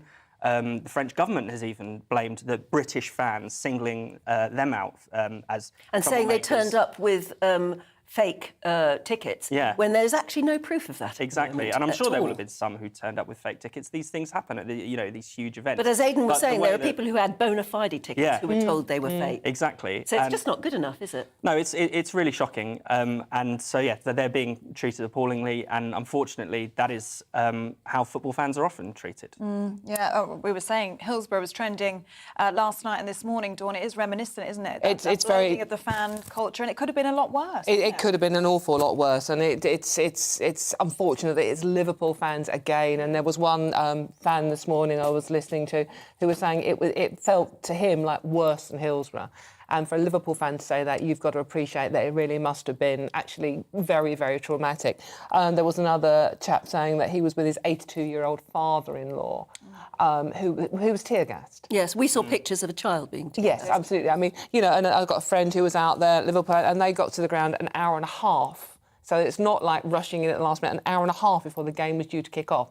And the ticket barriers have been shut down. They weren't working. And then there were other stories about, someone who had actually a ticket from a player. So therefore, That's gold right, standard, Aidan was telling us bona fide. Yeah. And Gary Lineker had trouble. Even Gary Lineker. Yes, so I mean, and Gary Lineker said it was an absolute disgrace. And, he's been to more There needs to be an inquiry. It's really important to get across how painful it is to be tear-gassed. Yes. I've been tear-gassed in France as well, in Paris, when I was covering the Gilets jaunes protests a couple of years ago. And literally, they're firing out these tear-gas cannons, and it can, it can land what feels like miles away, and you still get your eyes start stinging instantly. So it's incredibly painful. It's an incredibly cruel way to treat people. And from what we can see of the pictures, it looked unnecessary. Yeah. It really did. But there will have to be an inquiry. Cheer us up, Dawn, with the Queen's Jubilee. Although I'm going to try and cheer you up. Yes. This is the Daily Star on Sunday, and it's having a bit of fun, which is the Daily Star put on earth to do. And one is not amused. Picture of the Queen pulling one of her faces with some bunting. The story is that Jubilee bunting is being banned from lampposts because it's too heavy.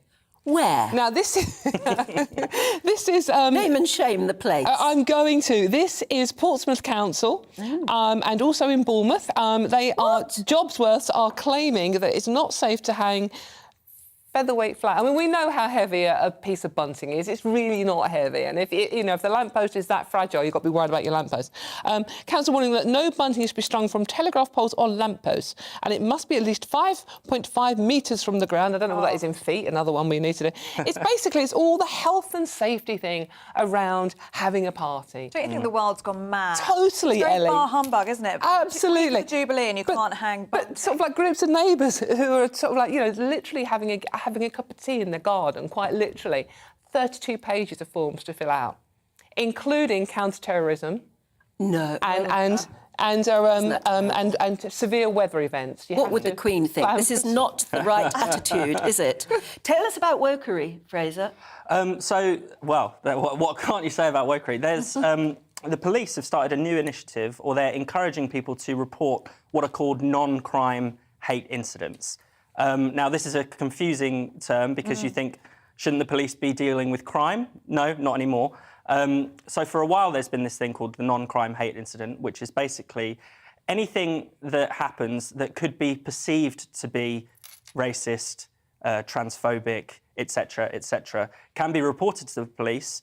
If it's logged against you, it appears on an enhanced DBS form, so it can, show up if you're applying for a job. You might not even know that you have one of these logged against you. So it's kind of almost like a parallel legal system that's developed. These were never voted in by Parliament. It's the thought police. And these were never voted in by Parliament. They were created by the College of Policing, which is a Quango, a non-government body. They've been struck down in the courts. The courts have said the police should not be handing out non-crime hate incidents. The Home Secretary, Priti Patel, says that all home crime and hate incidents should be wiped from the register, and now we have the police saying, actually, we're going to hand out more of these non-crime hate incidents to deal with anti-trans speech. They don't have the capacity for that, surely. But it's illegal. I mean, the Court of Appeal last year ruled that it was illegal to do that, so the police are now actually breaking the law. I think the police have just basically gone off on their own initiative on these issues. You wonder why they would give themselves more paperwork. You'd think so, but I think it's quite an easy thing for them to do. You know, it's literally just logging down someone's name and saying, you know, or if someone's been aggrieved, they have to agree with them, basically. Meanwhile, prosecution for rapes and sex attacks have gone actually through the floor. But that's difficult. It's difficult to actually secure a conviction, whereas a non-crime hate incident, you are just literally filling out a form if you're a police officer. You just have to. You don't even have to establish that a criminal act has taken place. I'm sure most ordinary coppers on the beat think this is absolutely ludicrous as well. It's not them doing this. It's the last thing they need. Of course, absolutely. Just solve. I think most of them want to get on with what they would put old-fashioned copper in. Absolutely, and every time there's a new top cop appears, they say, we're going to get rid of this stuff. You know, I remember a couple of years ago, one of the police chiefs saying, this is pointless, we've got to get rid of it. There was a new head of the kind of National Crime Service recently came in. He said, we're going to stop this thought policing. It's not our job. But it just carries on and it grows and it gets worse. We've got to leave it there, I'm afraid, but you'll be back, won't you, with some more stories from the newspapers? Yes. Thanks very much indeed. Meanwhile, it's a lovely Sunday morning and we want to get out and about. Thousands of cyclists are expected to cycle across the streets of London and Essex this weekend as part of Ride London, which is one of the world's biggest cycling festivals. Yes, the 100-mile route is made up of a series of events and the main race is taking place today. Well, our London reporter is out along the route. Alice, good morning to you. What's happening today? Hello there, good morning. Yes, Ride London is known as the London Marathon on wheels. And my goodness me, there are some very impressive feats of athleticism this weekend. And that's culminating very much in the race that's taking place today, where we will see 25,000 cyclists who will be going from Victoria Embankment, so that's 2 bridges along from where I am, right in the centre of London, and they will be cycling 100 miles through Epping Forest onto Chelmsford and Essex and all the way back before finishing at Tower Bridge for, I'm sure, a very well-deserved lunch. Now, this all started the year after the London Marathon, not London Marathon, sorry, the 2012 London Olympics, when, of course, Team GB did so well in the cycling. We came top of the medal table, and so organisers there wanted to kind of galvanise the support that people had for cycling, and that's why they have set up the race this weekend. So we've got lots of people taking part, and I have to say, it is gorgeous weather right in the centre of London, although I have to say, I'm not sure if I could be persuaded first thing on a Sunday morning to cycle 100 miles, but I will be very much cheering on from the sidelines. Looks absolutely fabulous behind you at the moment. I mean, London looks so lovely in the sunshine, and that is an unmistakable place that you are. Have a wonderful day. I just wonder where all the cars are going. Hopefully we'll see you on your bike later, Alice. Thanks so much. Yeah, we'll join you later. Lots of people getting in touch. Thank you so much on all sorts of subjects. We were talking about going back to imperial measures, and I was talking about how I used to go into a sweet shop, old-fashioned sort of sweet shop, and ask for a quarter of something. Well, I'm not the only one who remembers that. Nicola says, the town centre of Bath has an old-fashioned sweet shop with sweet jars next time you might be passing through. Yes, I've been to Bath many times, but I actually haven't come across that. I'll look out for it. Pat says there's a lovely old-fashioned sweet shop in Eltham as well, in London. We've also been talking about our favourite sweets. Naturally, we've got onto the subject of food. Anne was saying pineapple chunks were her favourite. Yes. I would say milk bottles might be mine if you're going for old-fashioned sweets. Well, Philip agrees with you, Anne. He says, I remember pineapple chunks well. For 6, what's this now? Pence. See, pence? 6D, with a D. That's 6 pence. Is it? Right, there you go. Learn something today. Decimus. That means 12 pence. Make a shilling, you see? So for That's 6 why it's a D. Pence, OK, decimal shillings, yes, you get a bag for about 14 chunks. I used to sell them in school for 1 penny each, 1 penny each. I'm 74, so making 8 pennies a day at 12 years old was great. That's about 16p now a week. Yeah. Yes, Philip. Yes, pence always used to be a D. Do you remember that? That's decimus. This is what we'd have to do, though. Decimus, have to go because 12 made a shilling. I see. See? Yeah. And John says there's one of those old-fashioned sweet shops in Chippenham in Wiltshire that sells sweets from the large jars. It was lovely because they used to get down the jar, you know, and then pour it into the scales, and it always made a lovely rattling sound as the sweets went in. And then again would pour into your little paper bag. Yeah. It's sheer nostalgia. Yeah, it is. I'm sure lots of people will be thinking about that today with fond memories. Again, back to the Imperial system, Eileen has said, I doubt we'll go back to using solely the Imperial system, as the youngsters will find it too difficult, says Eileen. Well, they might, absolutely, as well. But the point is you'll have a choice. Peter says, it's interesting that you mentioned the price of petrol, nearly £9 a gallon. My first petrol fill-up in 1963 was 4 shillings and 6pence, or 23p in new money. Oh, that'd be great, those were wouldn't the it? days, yeah. 23p And this is a nice one. Where have I found it? About making Yorkshire puddings. Oh, here we are. Joyce. Good morning, Joyce. It being Sunday, of course. She says, Imperial all the way. I've just mixed my Yorkshire pudding for Sunday dinner using 4 ounces of flour and half a pint of milk. Never do I use metric. Yes, and Karen makes that point as well. For so many people, they've never stopped using the Imperial measurements. She says, great news if they do bring them back. They've never truly gone away for many people. And that's what I was saying earlier about my dad always referring to Fahrenheit in terms of temperature. Yeah, the weather was Mum better using in ounces Fahrenheit, when she's baking. So, yeah, lots of people have never gone away. The sun was hotter in Fahrenheit. Yeah. Frank says, I used to buy a pound of sausages and then it became 454 grams. And over time, most have reduced the pack to 400 grams.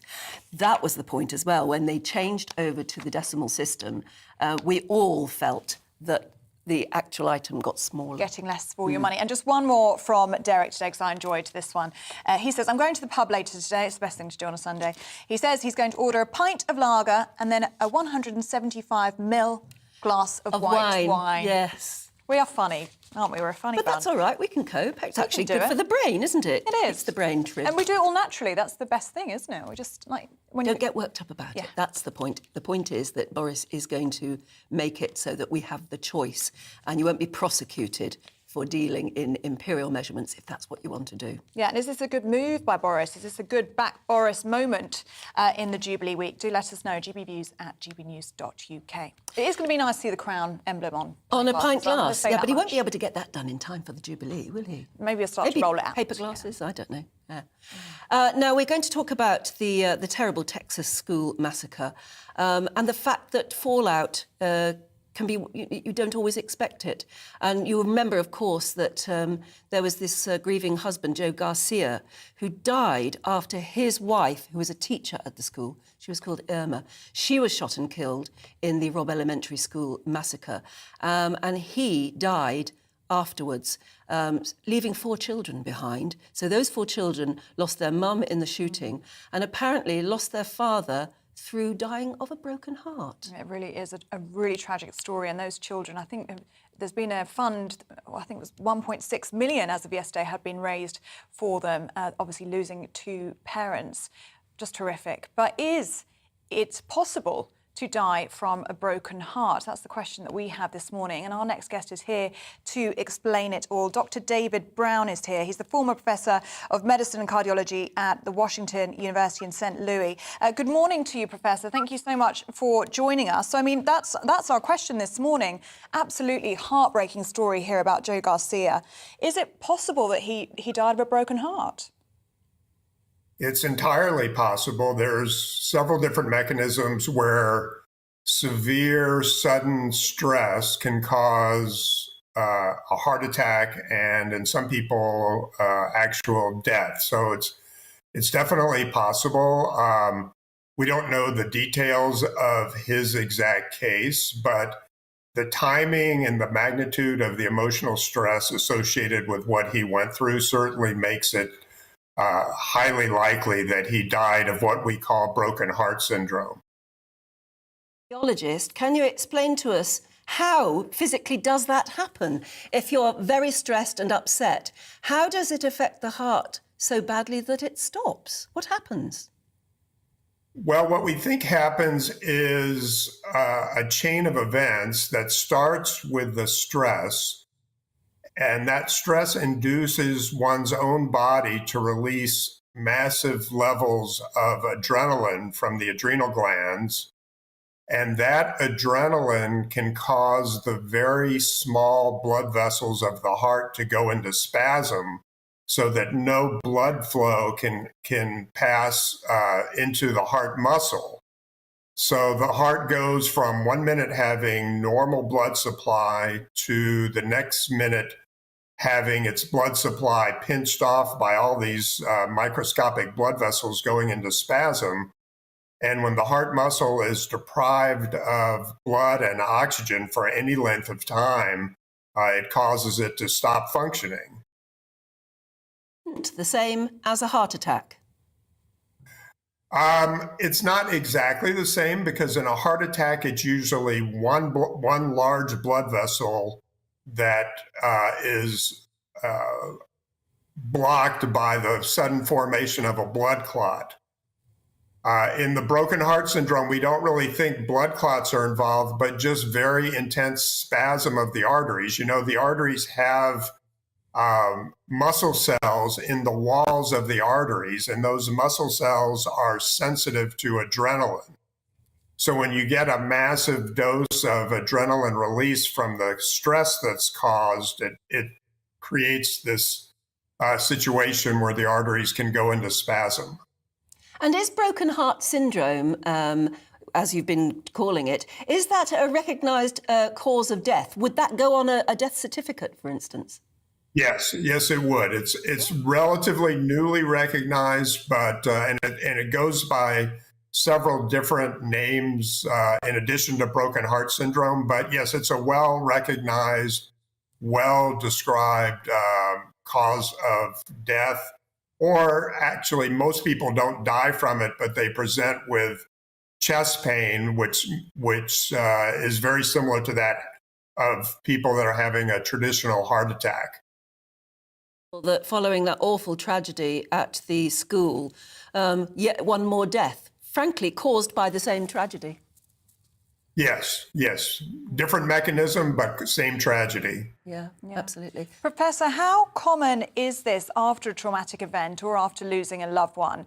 Is it something that could affect anybody if you've gone through something as horrific as this, or do you need to have an underlying health condition to die from a broken heart? No, you don't have to have an underlying health condition to die from a broken heart. And it can occur with actually much less severe stress than what this gentleman went through. And it can also occur with physical stress. We see it in people that come to the emergency room who have fallen and broken their ankle, for example. So it can be physical stress or emotional stress. And it's responsible for about 2 to 3% of all the heart attacks that come into hospitals. So 97% of heart attacks are caused by the traditional blood clot in a large artery situation, and the other 3% are caused by this adrenaline-induced vascular spasm and broken heart syndrome. Well, Dr. Brown, it's really fascinating talking to you about this. Thank you for giving us an insight into your specialty. But as we all agree, it's just so terribly, unspeakably sad after such a terrible tragedy. Thank you very much indeed. Thank you. To cheer you up, we want to talk more about your views, actually. Bridget has been in touch. She says, "Good morning, Anna Deli. This is a picture of my great-uncle Arthur and Auntie Sis, who owned and ran the Arethusa sweet shop in Sittingbourne in Kent many years ago. This is the most wonderful picture, and I do apologise if you're listening on the radio. It's a lovely black and white old picture of a gorgeous old-fashioned sweet shop. Apparently his official title was confectioner and tobacconist. Not a profession you hear of much at the moment, is it? That's a lovely picture. Thank you so much for sending that in. Yes. It reminds me of one that I've got, because my on my father's line go back, James Diamonds go back a long way. Great name. And my great-grandfather ran a pub in Glasgow called the Diamond Bars. And we've got a very similar picture, a very old-fashioned black and white picture of him looking very stern. And he was a licenser. or something like that. In other words, it was a pub and he ran it, drank the profits as well. But there you go. It's lovely to see those old photographs, isn't it? And any new ones as well, send them in too, please, because we love to see who you are and where you're watching us from. Yes, we do. Have a happy Sunday. We'll be back with you in just a couple of moments.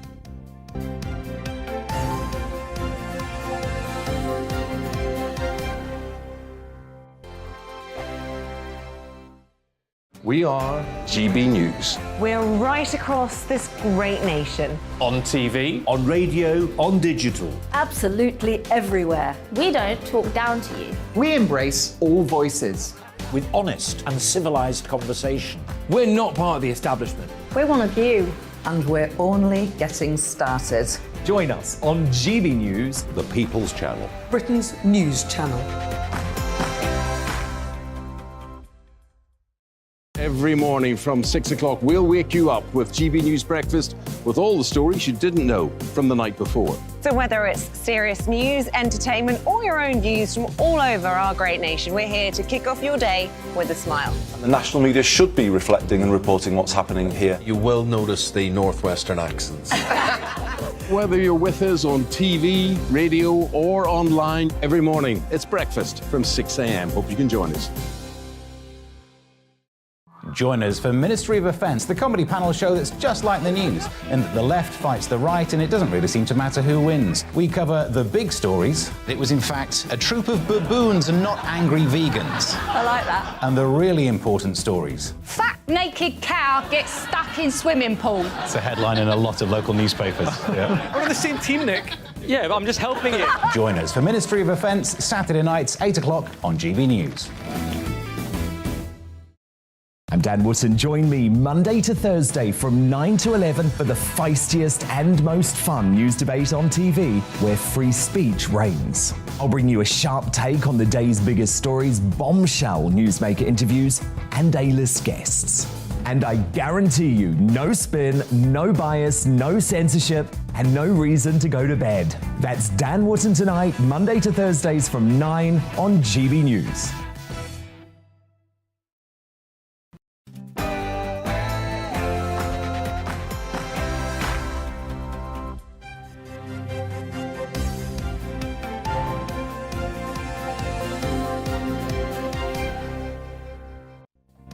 Hundreds of Brits who travelled to Paris to watch the Champions League final were prevented from entering the stadium and then sprayed with tear gas by French police.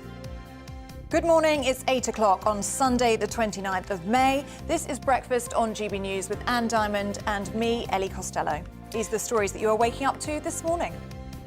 Liverpool are calling for an investigation into the chaotic scenes outside the Stade de France, which led to many fans missing the game. Kick-off was delayed to allow some supporters to enter before tear gas was then used to disperse the remaining crowds outside. Boris Johnson declares war against petrol stations that fail to pass on the government's fuel duty cut. Those that don't drop their prices will be named and shamed. Tens of thousands of cyclists have been hitting the streets of London and Essex this weekend as part of Ride London. It's one of the UK's biggest cycling festivals, and our reporter, Alice Porter, will be out and about with all of those taking part today. And something you thought might never return, Imperial measures will now return as part of the Jubilee celebrations. Shops will be able to sell products in pounds and ounces once more. So what do you think? Do you welcome this move, or would you prefer to stick to metric? Do let us know. And remember, you can join in on any of our discussions this morning by emailing gbviews@gbnews.uk. We do love to hear from you.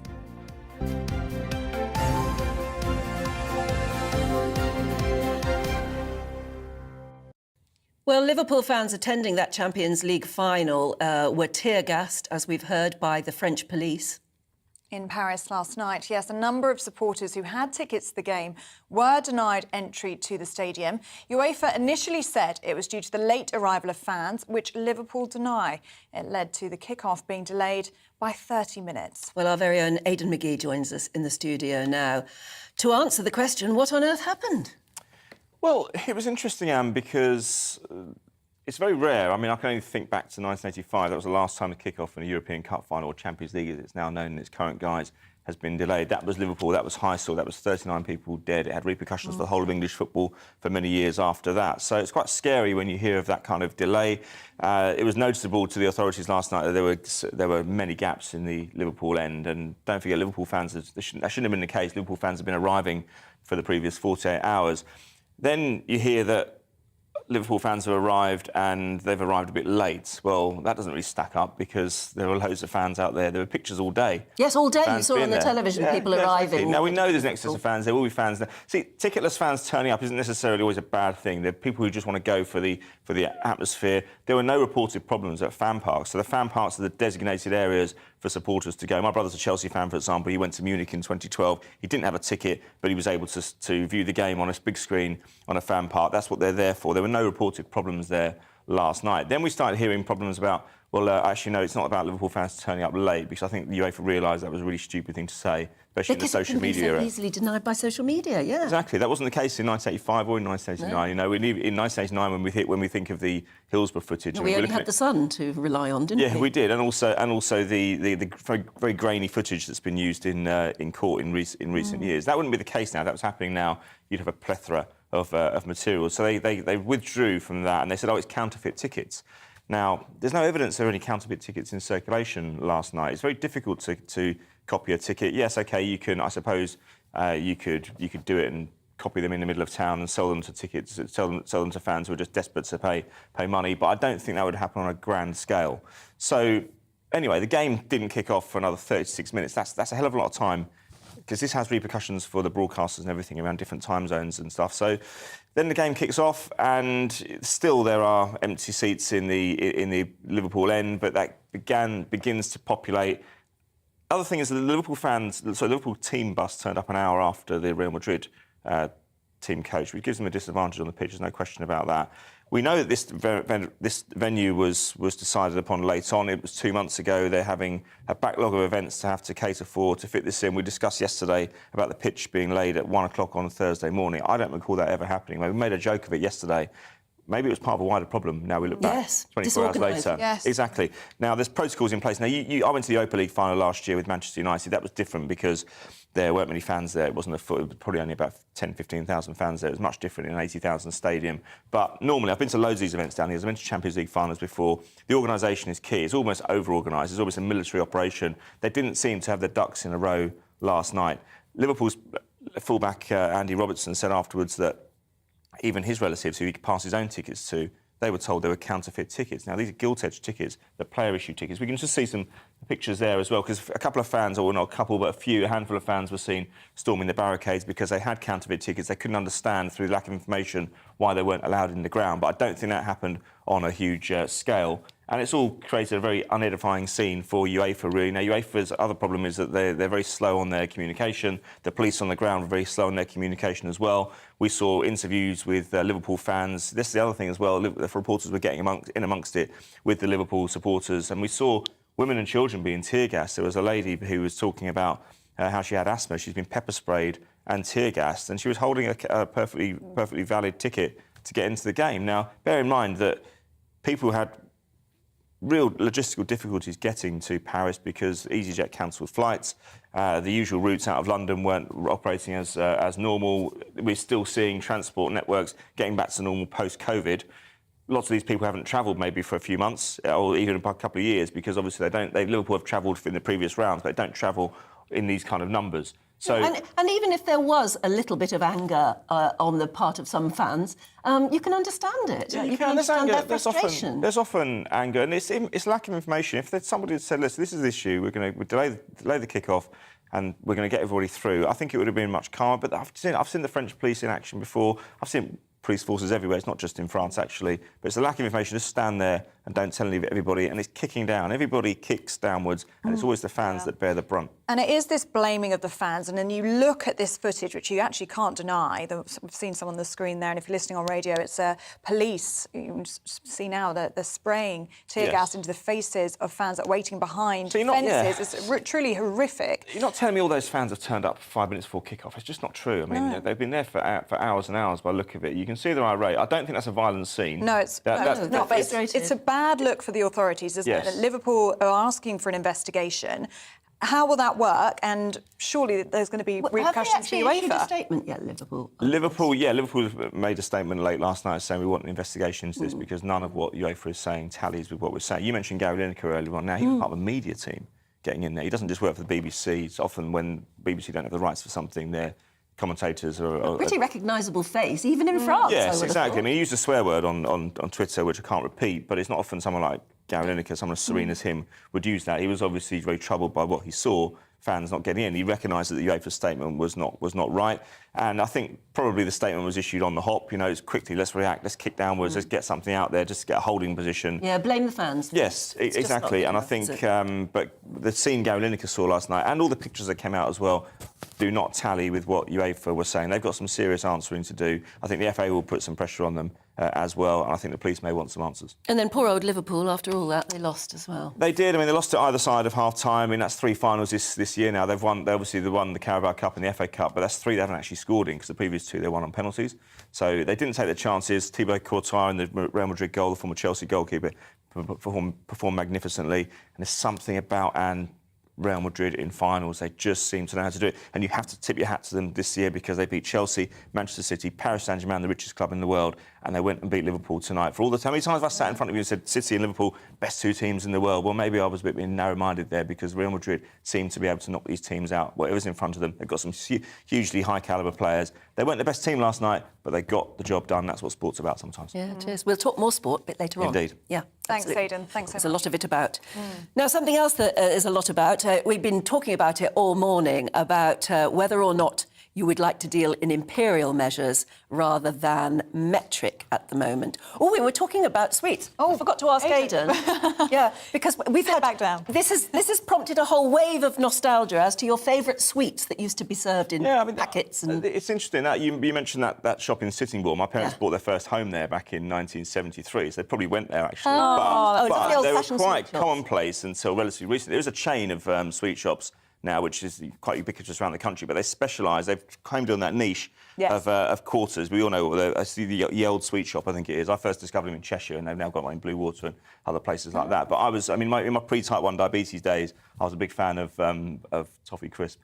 So, they were the little... It was kind of, I don't know, it was just kind of dried toffee mixed. That's too much of this. Too much coffee, yeah. Mixed in with like a caramel and maybe a sprinkling of coconut. I had it a couple of years ago, and I have to say, I mean, it needs to be served at the right temperature, otherwise it can kind of dry out. It's getting a bit technical, isn't it? It's getting very technical. Sweets. But I like the pear drops. I like the pear drops. Yeah, the aniseed twists. Yeah, aniseed balls. Aniseed balls. Yeah, that's different. But my mum great. wouldn't let me have those because they might damage my teeth. Yeah. So, but they was great. They were great, and I also like the white sort of papery bag as well. Do you remember that? What is a paper bag? What, you mean like a cone? That measured them in? No, not a cone. No, it was just the bag that you... Yeah, it was just little paper bags, and they used to twist the top. That's right, exactly. And you'd ask for a quarter of something. Yes, that's right. Yeah, or if Mum and Dad didn't want me to have too much, it'd just be a couple of ounces. Yeah. Cola cubes. Shelley has said exactly. cola cubes and cop.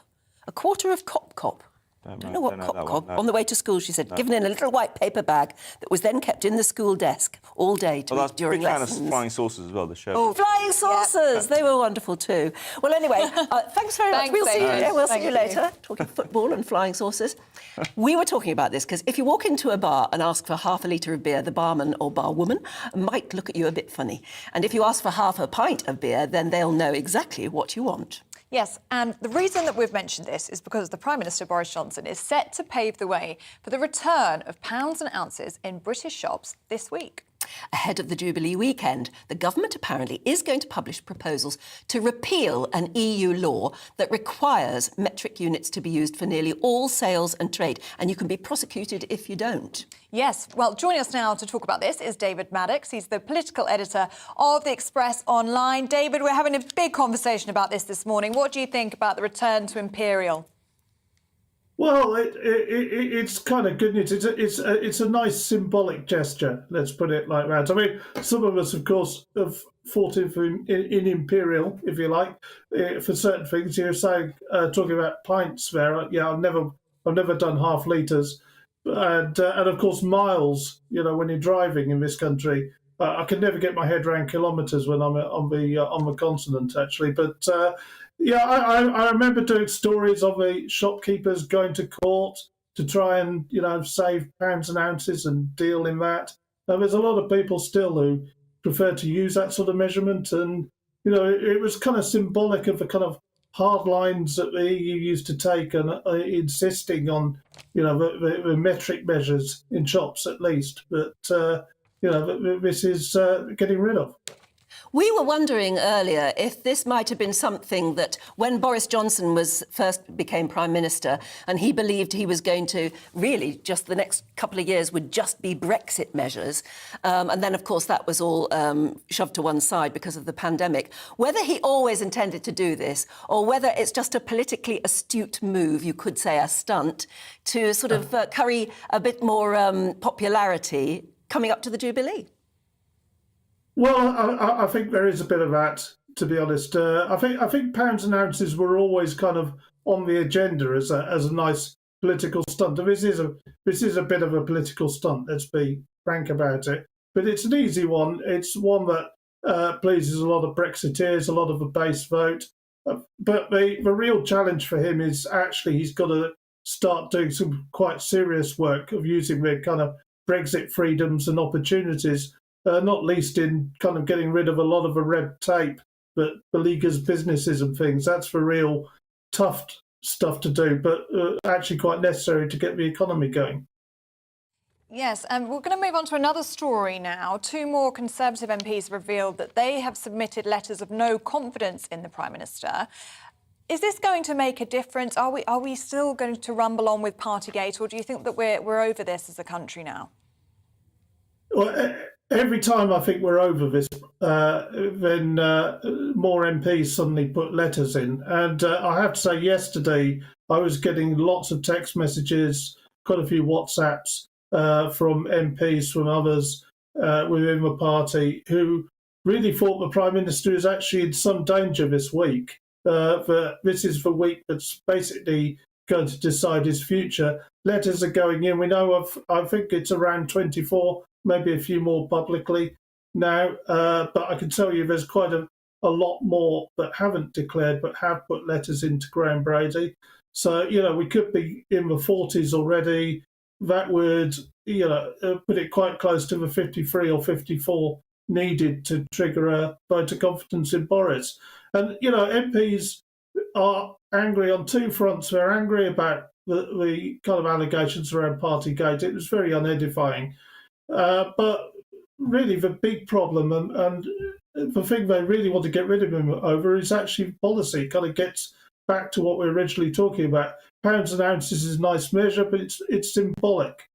He's raising taxes. He's doing things that his MPs don't like. And, this is what's putting him in danger. Well, thanks very much indeed for joining us this morning, this lovely Sunday morning. We're indulging in a bit of nostalgia. What was your favourite childhood sweet? I was going with aniseed balls, I have to say. But I heard your last guest mention the old sherbet flying saucers when I was a kid. Those fantastic. You can still get them. Yeah. You can still get them if you're feeling like that on a Sunday morning. Thanks very much indeed for joining us. Thank you. That was David Maddox, the political editor of The Express Online. And do get in touch with your favourite old school sweet as well. GBViews at gbnews.uk.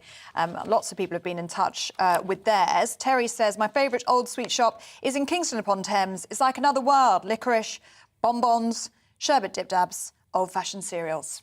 All the best stuff. Yeah, Dawn says, we still have an old-fashioned sweet shop in Leicester city centre. They've been there for many years and have all the jars of oldie sweets in the window.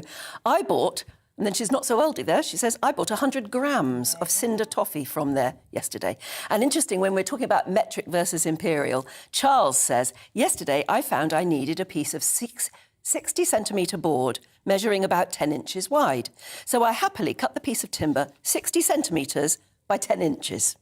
She said, without even thinking of it. I didn't think there was anything unusual in doing so, but then I'm one of those old duffers who will actually do stuff like that. No, that means you're not an old duffer. It means you can immediately switch from one to the other. Very modern. And why not? Yeah, and it is amazing how our brains do that, isn't it? We do measure certain things specific ways. Some of it's metric, some of it's imperial, depending on what you're measuring. We were saying you'd measure your curtains in metres, but you'd measure yourself in feet and inches. You wouldn't think anything Weird, that, of it, isn't would you? I wouldn't know how tall I was We're an odd bunch. in metres at all. No, neither would I. No. On to some baffling health news now. On Friday in England, 16 more cases of monkeypox were confirmed, bringing the total to just over 100. Yes, there are currently 3 reported cases existing in Scotland, 1 in Wales and another in Northern Ireland. The health security agencies say that risks to the UK population remain low, but should we be worried? Well, Dr. Mike Skinner joins us now from Oxfordshire. Good morning to you, Doctor. Thank you so much for joining us so early on your Sunday morning. So we're hearing there that cases are over 100 now. How worried should we be, if at all? Well, can I put it this way? The public health authorities now around the world have quite a tricky job at the moment. On the one hand, they have to reassure the vast majority of us who are unlikely to come into contact with monkeypox, while on the other hand, they've got to try and alert those who need to be vigilant because they're at higher risk of coming into contact with it. And all this at the same time as they've got to do some good old-fashioned STEAM epidemiology, tracking cases, both forward, tracking contacts of cases, both forward and backwards, to try and eliminate the outbreak we've seen at the moment. Why would it be happening at the moment? Why are we hearing of this? I mean, it's silly to call it or to overdo it, isn't it? I mean, there are very few cases relatively, but why are there more cases suddenly now? There's a couple of reasons. The name is a misnomer. It's not a disease of monkeys. It was just first spotted in a lab in Denmark back in the 50s in monkeys. It actually normally infects quite a range of small mammals in West Africa. Back in about 2018, it seemed to have spread a bit more widely through West Africa, particularly in Nigeria. And that's when we first saw a case spread in a human who actually travelled from Nigeria to the UK. Shortly after, we had another one, and one of those cases infected a lady in a hospital. And we've basically seen a similar picture here in the UK and globally, just a handful of cases each year cropping up. But this year, rather than just infecting one person or maybe one person and his family members, it's got into people who are part of a network of close and intimate contacts which you need to spread monkeypox. And more crucially, we haven't been able to identify the person who or persons who brought it into the country from West Africa. There is a vaccine against it, isn't there? But obviously it's not like the pandemic where we all need to be vaccinated. Are there any people who are more likely to be sort of susceptible? Yeah. Well, it's an interesting point you make about the vaccine, because the vaccine is the vaccine that was used to eradicate smallpox back in the 1980s. And you asked why it's happening now. One of the other reasons why it's happening now is that immunity in the global population, West Africa particularly, and in the West, it has diminished because people haven't been vaccinated against smallpox for years and years. But yes, we do have a vaccine. The vaccine works would protect people before they were exposed to the virus. But more crucially, and a difference to the COVID vaccine, is that you can actually use this for a fairly short time after people have been exposed. So it is worth people who suspect they might have the symptoms and have a good reason to suspect they might have symptoms, and more to the point, could have been exposed to someone who might have monkeypox, to come forward to their health authorities, because there are various options that could be used to treat them. Albeit, said, it is generally a very mild disease anyway. Its mortality is very low. Dr. Mike Skinner, really fascinating to talk to you this morning. Thank you so much for joining us on your Sunday morning. And do stay with us, because in a few moments we're going to talk about those Russian oligarchs and their super yachts.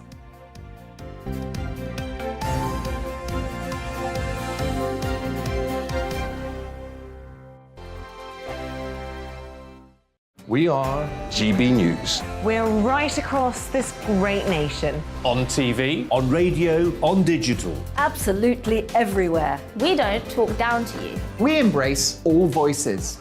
With honest and civilised conversation. we're not part of the establishment. We're one of you. And we're only getting started. Join us on GB News, The People's Channel. Britain's news channel.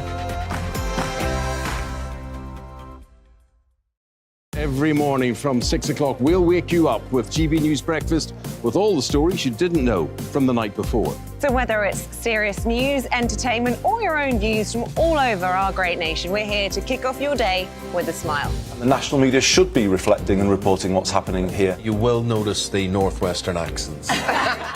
Whether you're with us on TV, radio, or online, every morning, it's breakfast from 6 a.m. Hope you can join us.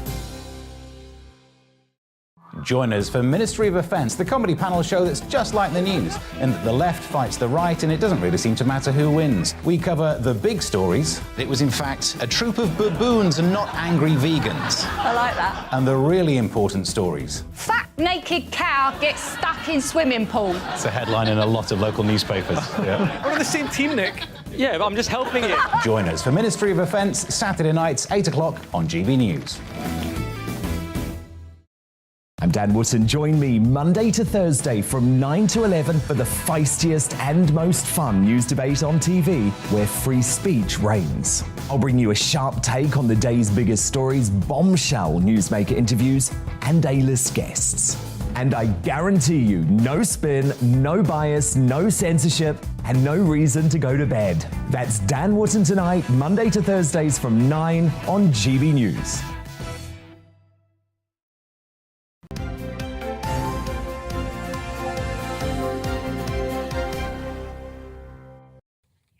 Welcome back. It's 8:24. You're watching and listening to Breakfast with Anne and Ellie.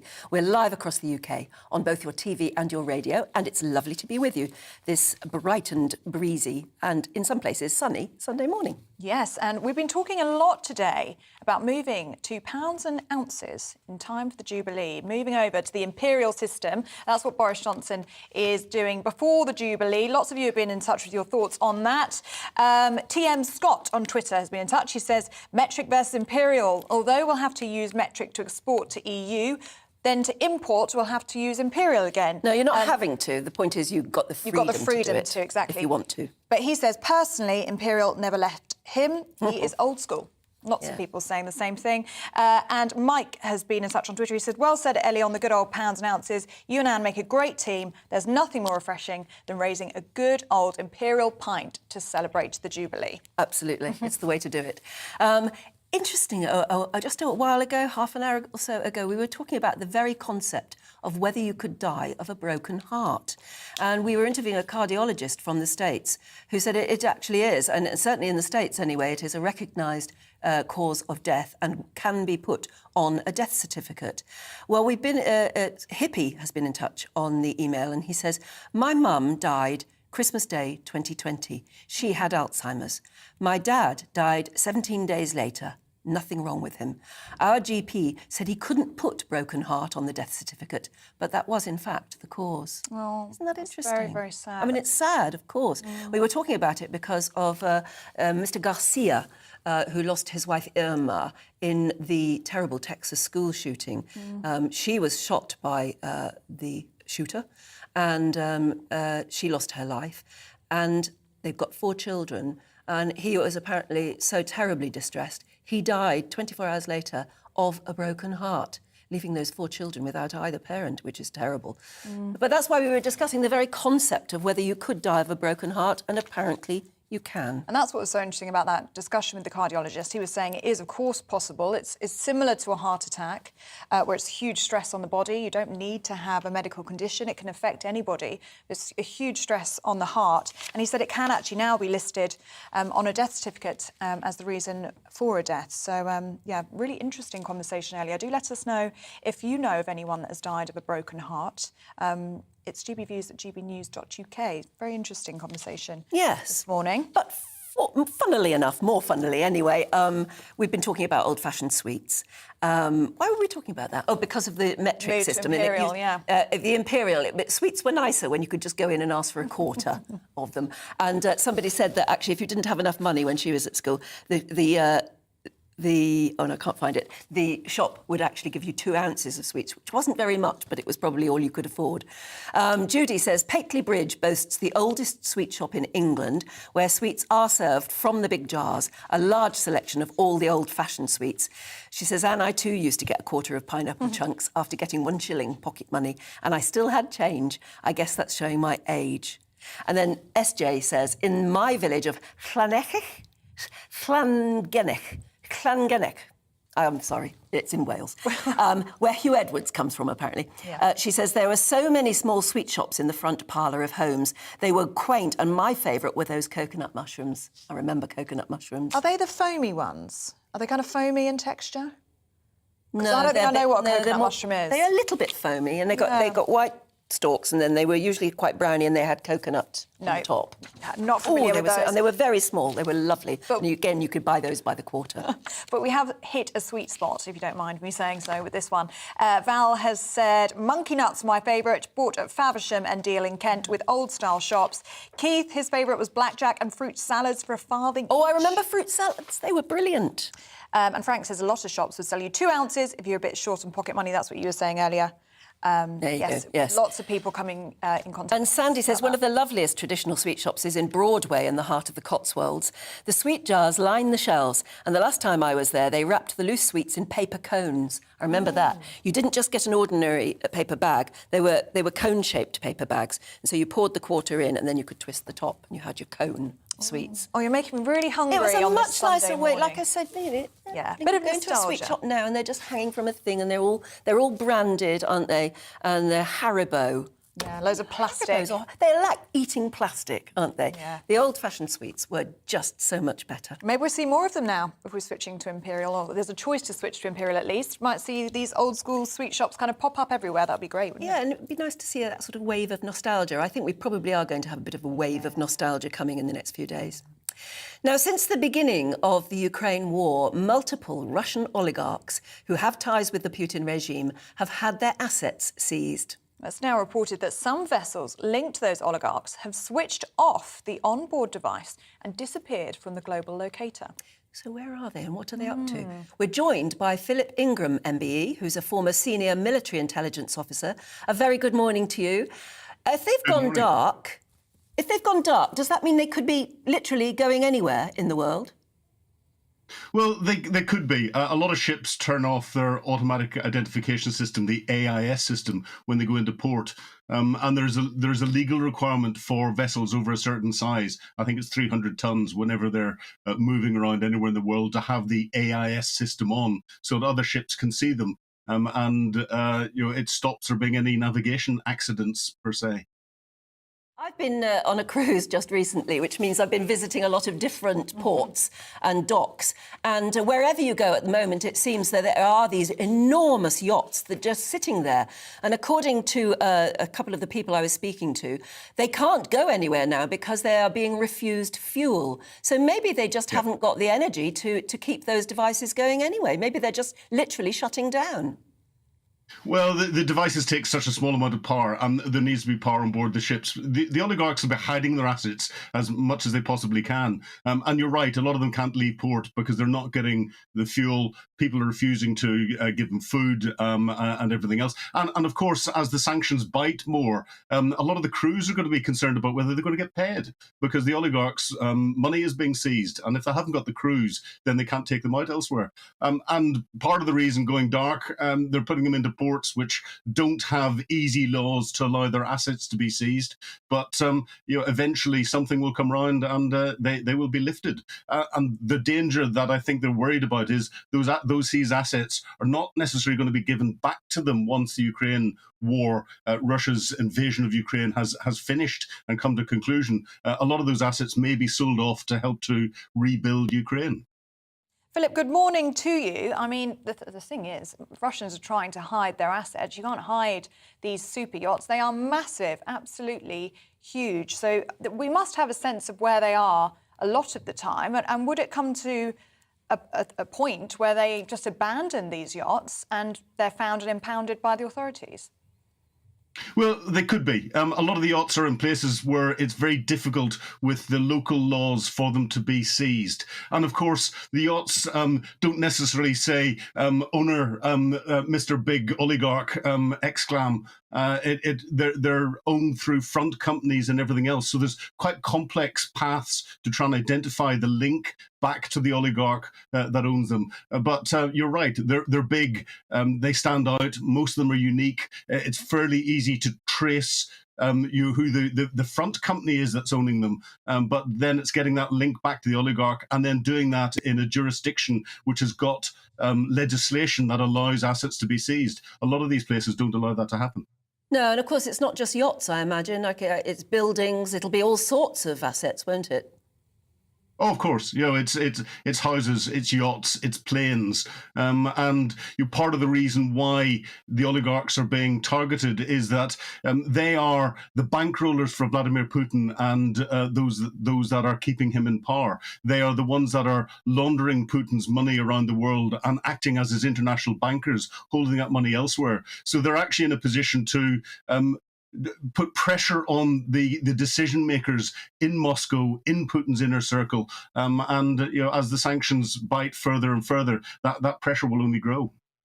Are there any signs that that is indeed happening, that these various oligarchs are putting pressure maybe on Putin? Well, one of the signs that the oligarchs are concerned is that they're making sure their AIS systems are turned off. But yes, there is. But it's something that's it's a very long, slow process because they will have money squirreled away in different places that they can gain access to that'll allow them to continue their lifestyle inside Russia. But of course, a lot of their international travel has stopped. They can't now fly in their private planes. Their yachts, if they try and get onto them, are impounded.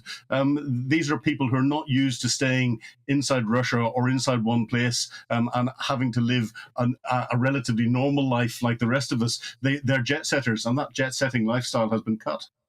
Yes, it was fascinating stuff. Philip Ingram, MBE, the former senior military intelligence officer, speaking to us from Birmingham. Thank you so much for taking the time out of your Sunday morning to speak to us.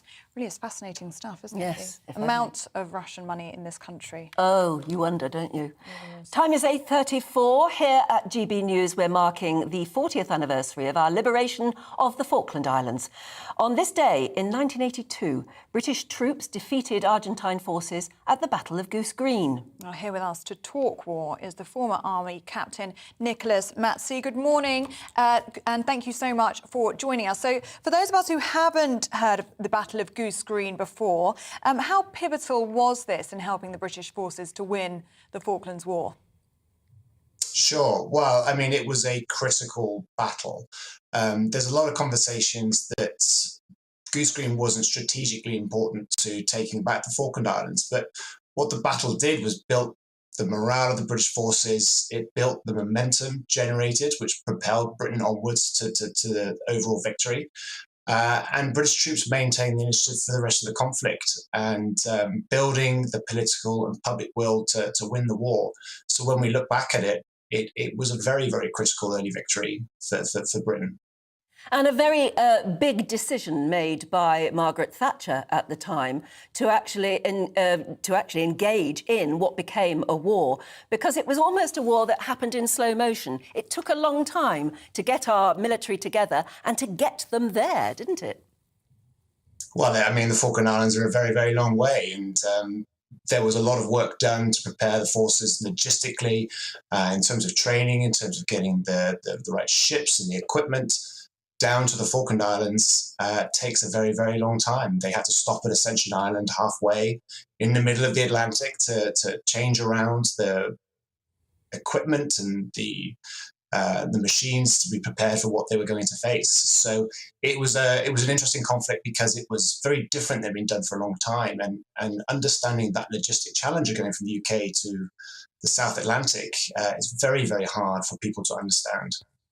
And it's amazing as well, because it is only 40 years ago, but communications were entirely different. It took a very long time to get reporters' reports, video reports and sound reports, back from the islands. It took a very long time for us to know what exactly was going on day to day, didn't it? Well, yes and no. I mean, in terms of the way we look at it now, it's very, very slow because we can't have people on iPhones recording live and beaming it straight back to our own devices.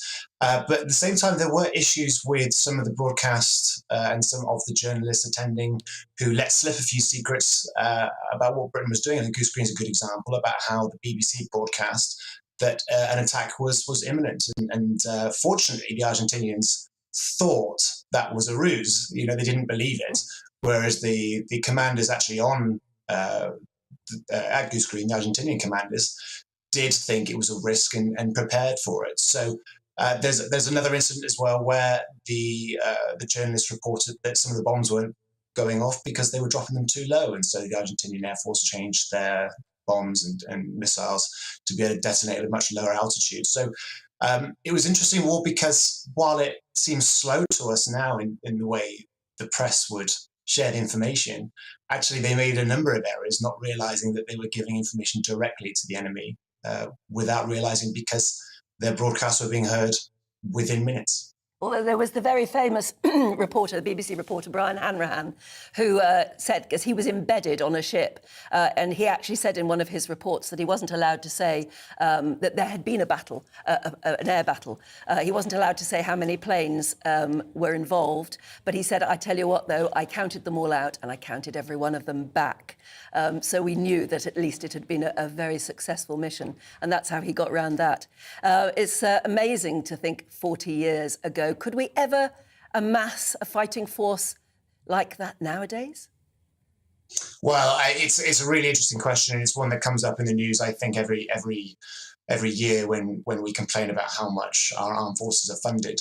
I think, first of all, whether the political will is there, and I think any British government would react and defend the invasion of their sovereign territory. So I think there would always be the political will. I think the other question is whether we are militarily capable of doing it. And actually, if you do a comparison with the Argentinian armed forces now, I mean, they're most up-to-date. Fighter aircraft is the A4 Skyhawk, which was built 65 years ago. So Type 45 destroyers could shoot down the entire Argentinian armed forces by itself. The Falkland Islands are defended by Eurofighter. There's a permanent garrison there of troops.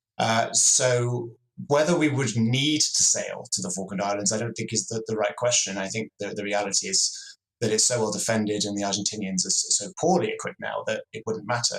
I think the bigger question that we should be asking is how warfare is changing, because the war in Ukraine has shown us that some of our thinking around armoured warfare compared to drones and missiles that become very, very cheap means that things like large aircraft carriers and large destroyers are far more vulnerable now to missiles, cheap missiles, than they were 40 years ago.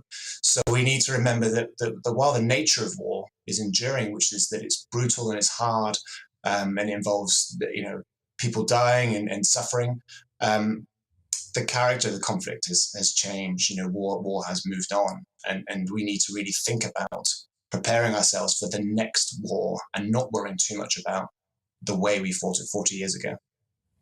Absolutely fascinating to talk to you. Nicholas Matzi, former Army captain, speaking to us from Berlin. Thank you very much. Well, stay with us because we've got plenty more to come, including why Meghan Markle may be heading to the bedside of her father, who recently suffered a stroke. That's next.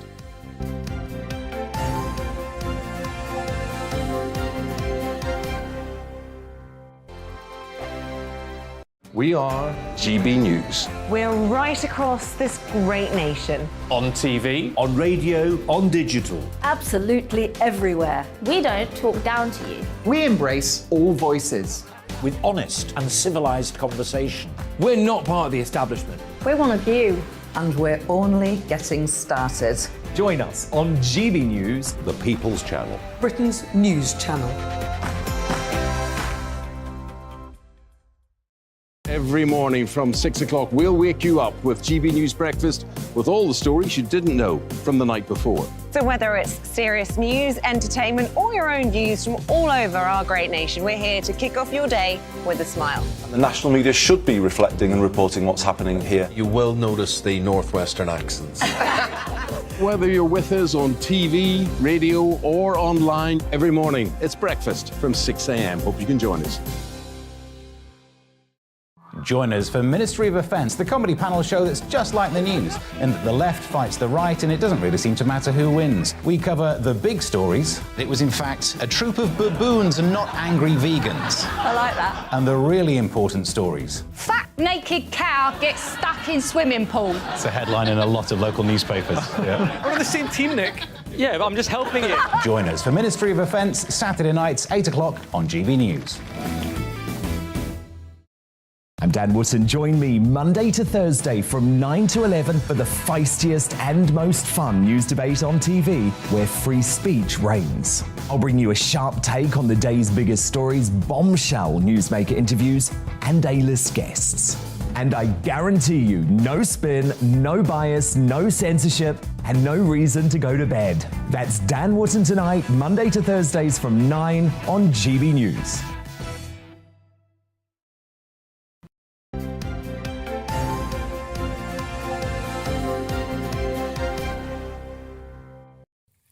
Good morning, it's 8:43 and you're watching Breakfast on GB News with Anne Diamond and me, Ellie Costello, and happy Sunday to you. Now it's time to go through the Sunday papers for you. Joining us this morning is the former editor of the Daily Star, Dawn Neeson, and deputy editor of Spiked, Fraser Myers. Good morning to you both. You've been fantastic all morning. Dawn, we'll start with you, shall we? On the cost of living crisis, public pools. Yeah, good morning. This is an intriguing one because of all the cost of living crisis that we're facing and the list of worries we have. This isn't an area I actually thought of, but evidently hundreds of swimming pools across Britain are facing closure because they're unable to cope with rising energy bills. Pool operators are planning to reduce opening hours, turn down the temperature, and most of them are freezing. Yeah. I know, and yeah, you've been in that pool as well. Most of them are freezing in any case. Turn down the temperature of the water and even ask swimmers to reduce the time they spend in the showers to save money. I mean, it's look, in the great scheme of things, obviously it's really not the worst thing that could happen to us. But it's been calculated the cost of heating Britain's pools could rise to 1.25 billion this year from 500 million a couple of years ago. As I said, it's not something that I was particularly worried about. But now when you think of it, that's... Well, yeah, absolutely. And with their people aren't going to go swimming if it's cold. Yeah. So their whole business model sort of collapses. Exactly. And a lot of pools are facing closure.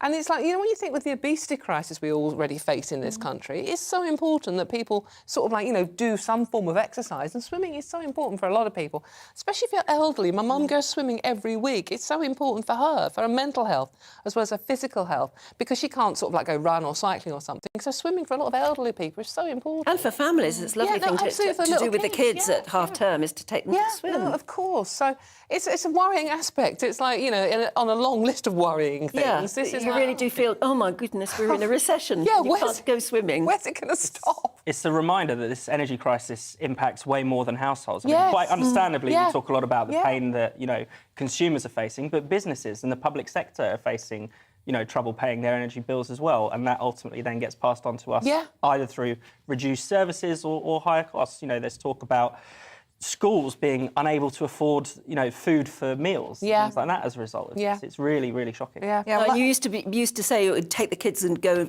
spend the afternoon in the library or something. If you're going to find yourself in a really very cool or cold old building, it's not going to be a very nice thing either. So yes, it's going to impact much more than just families, isn't it? It is, yeah. And it does mean ultimately that the prices of going to these places will go up. Yeah. But one thing that's not going up is wages, Fraser. Yeah, so around 68% of people say they've either considered asking their boss for a pay rise or have asked, but only 5% of people have managed to get an above-inflation pay rise. Now, obviously, with inflation at 9%, that is asking a lot. But this is one of the key problems with the cost of living crisis. It's not just the rising prices, it's the fact that wages have been stagnant, not just recently, not just because of the coronavirus recession, not just as we're coming out of that, or, this has been a perennial problem for the British economy for about 40 years or so. Wages have not really kept up with rising prices, particularly not with the cost of housing, particularly not with the cost of energy. And I think the government has their head in the sand a little bit. I think they've, all of the ideas that have come up today, talking about the, petrol stations, or even the kind of relief package that was announced earlier this week, they're all very reactive. They're responding to this immediate crisis. But really, we have much, much deeper problems in the British economy that we need to sort out so that we can have rising wages and people get the pay that they deserve. And we can afford to heat our swimming pools. Exactly. How are we going to do that, though? How is the government going to achieve that? That's the sort of million-dollar question, isn't it? I think, so some of the things that we could do is we could have a more serious energy policy. We should be thinking about how can we make energy cheaper? How can we have a security of supply for energy? We should also be thinking about a kind of industrial strategy. How can we bring jobs back on shore? That kind of thing. The government is making noises in those directions, but often it's responding to problems and not thinking forward ahead about the kind of economy we need. Or Boris is he blusters about wanting a high wage economy, but doesn't have any of the plans to make that happen. No, I mean, they were very proud of their net zero policy, but now it seems to be not really right for the times, a lot of people will say. We can't afford it, basically, can we? No, but there's nothing else, because we haven't put in action any plans good 10 years ago.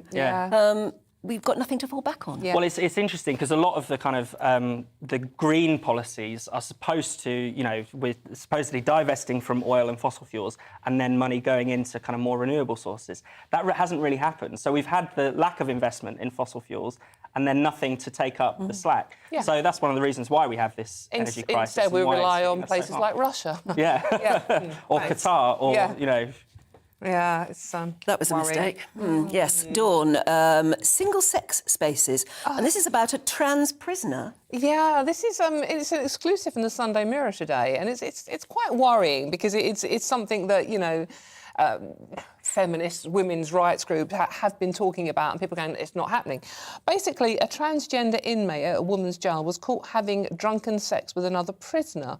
Now, the prisoner is still identifies as a woman but still has male private parts. 43-year-old who is a murderer in a women's prison. In a women's prison, yeah. Is 43-year-old as a murderer and was found having sex with a much younger, described as, and vulnerable inmate. Now, I mean, this is in Surrey. It is in HMP Bronzefield, and they've launched an urgent inquiry over it. The police have not been called, however. And a lot of women in this particular prison are very troubled and vulnerable. And, I do have to ask, Anne, why identifying as female but fully functioning male parts is allowed. Is it in a women's prison? In a women's prison, a particular one that specialises in housing vulnerable prisoners. It is worrying, and this isn't the first time it's happened, and unfortunately I don't think it'll be the last. But we wouldn't be shocked to hear a story where one woman prisoner was having sex with another woman prisoner, would we? No. The thing that is making the headline here and concerning people is that one of them was trans. And has with, as you say, fully functioning male parts. And it's the prisoner has now been removed and put into a prison that has a special transgender unit. Well, that's just what I was going to say. Where should that person be? Well, evidently they are now. Most prisons are considering, if they haven't already done so, having transgender units where people who are transgender are housed separately. Because I just think it's very unfair. I mean, the implication here is that, it was drunk. I mean, there was illegal brew in the prison for a start, but it was drunken sex, and the younger, the female, wasn't exactly as consenting as she should have been. Are they sharing a cell? Is that what the story says? It doesn't go into that much detail, Ellie, unfortunately, but it's just very worrying that this has happened. And it's not a one-off either. I remember there was a notorious case, I think 2017, 2018, of someone called themselves Karen White, was a convicted paedophile and didn't have a kind of gender recognition certificate, wasn't known to be living as trans before they were arrested and in prison, decided to transition in prison and put in a women's prison, and then went on to sexually assault several female inmates. And you think, didn't someone think, hang on a second, do we need to do this? Is there not another way around this? Yeah, that was Newhall Jail in Yorkshire, wasn't it? Born Stephen Wood, and was our... But that just shows that the complex problem, even being faced now, when we talk about this trans issue in schools, but even being faced now by the prison system. Yeah, no, absolutely. They're having to think about how is best to deal with people with complex issues. Very complex. And the solution has to be to have separate areas for transgender prisoners, doesn't it? Because that Stephen Hall was actually serving time for indecent assault and sex attacks, and then identifies as female and is housed in a female prison. And there hasn't been a change in the law either. So, you know, you have essentially a policy of self-identification across the public sector, even though the government or Parliament has never agreed to self-identification as a law. So these things are changing without the proper debate, without the consent of the public, and that's a real worry. Well, we've run out of time, sadly. I know you've got more stories I had another for us. prison story. There's a lot of stories in the Sunday papers, as ever. When you're not in here, do you just sort of have your bed covered in Sunday newspapers? It takes all day. And the floor as well. It's like the husband gets up and slips over piles of newspapers. We can allow you 1 minute. We can allow you 1 minute. Right, OK, this is a very, very funny story. End on a high note. This is prison officers have been told not to shout at prisoners in case it upsets them, and you're not allowed to refer to them by their surname anymore, because that is now considered offensive. Oh dear, oh dear. So, yeah. But for prisoners. Can't say, "Oi, Diamond, over here." You can't do that. No, that's offensive. No, that's offensive. Well, it would upset me. Thanks very much, Dawn. Thanks very much, Fraser. Great to see you. Now, thousands of cyclists are expected to cycle across the streets of London and Essex this weekend as part of Ride London, which is one of the world's biggest cycling festivals. The 100-mile route is made up of a series of events, and the main race is taking place today. Well, our London reporter Alice Porter is at the start line at Victoria Embankment. Good morning to you, Alice. What is the atmosphere like over there?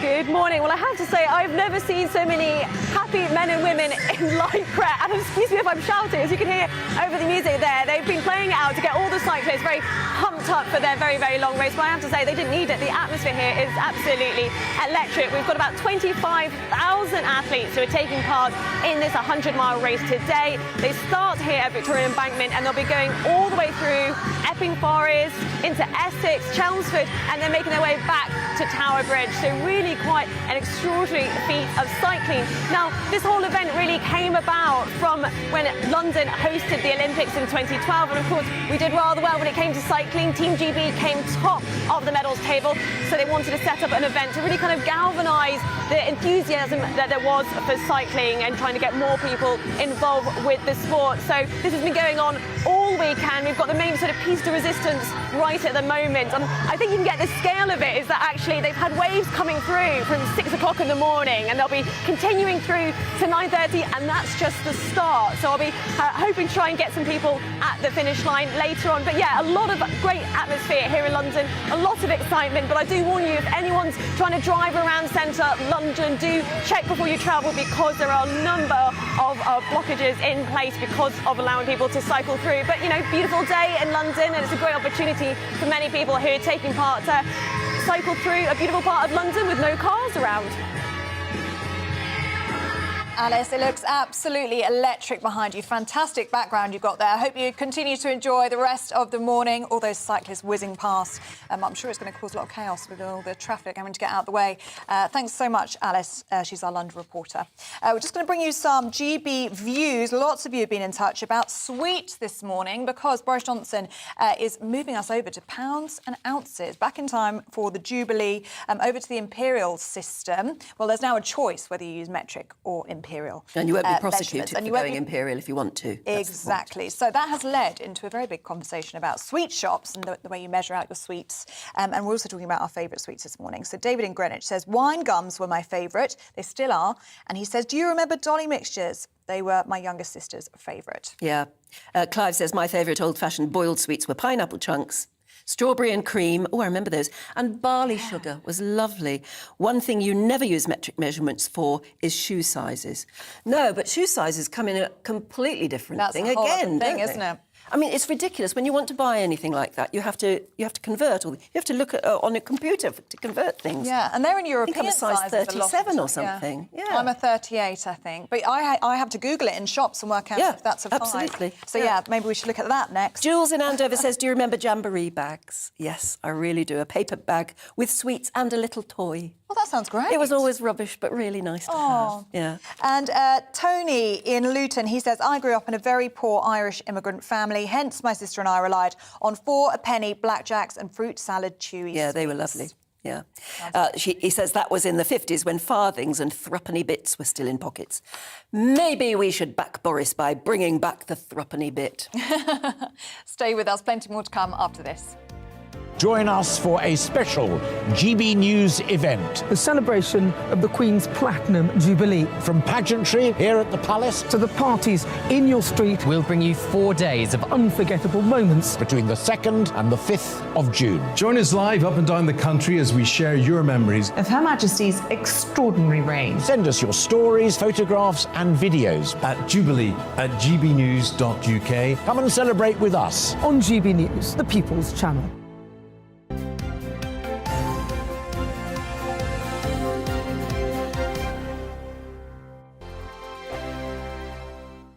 We are GB News. We're right across this great nation. On TV, on radio, on digital. Absolutely everywhere. We don't talk down to you. We embrace all voices.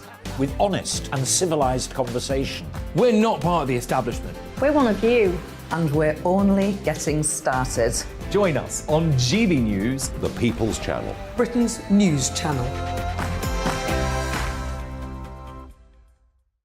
Every morning from 6 o'clock, we'll wake you up with GB News Breakfast with all the stories you didn't know from the night before. So whether it's serious news, entertainment, or your own views from all over our great nation, we're here to kick off your day with a smile. And the national media should be reflecting and reporting what's happening here. You will notice the northwestern accents.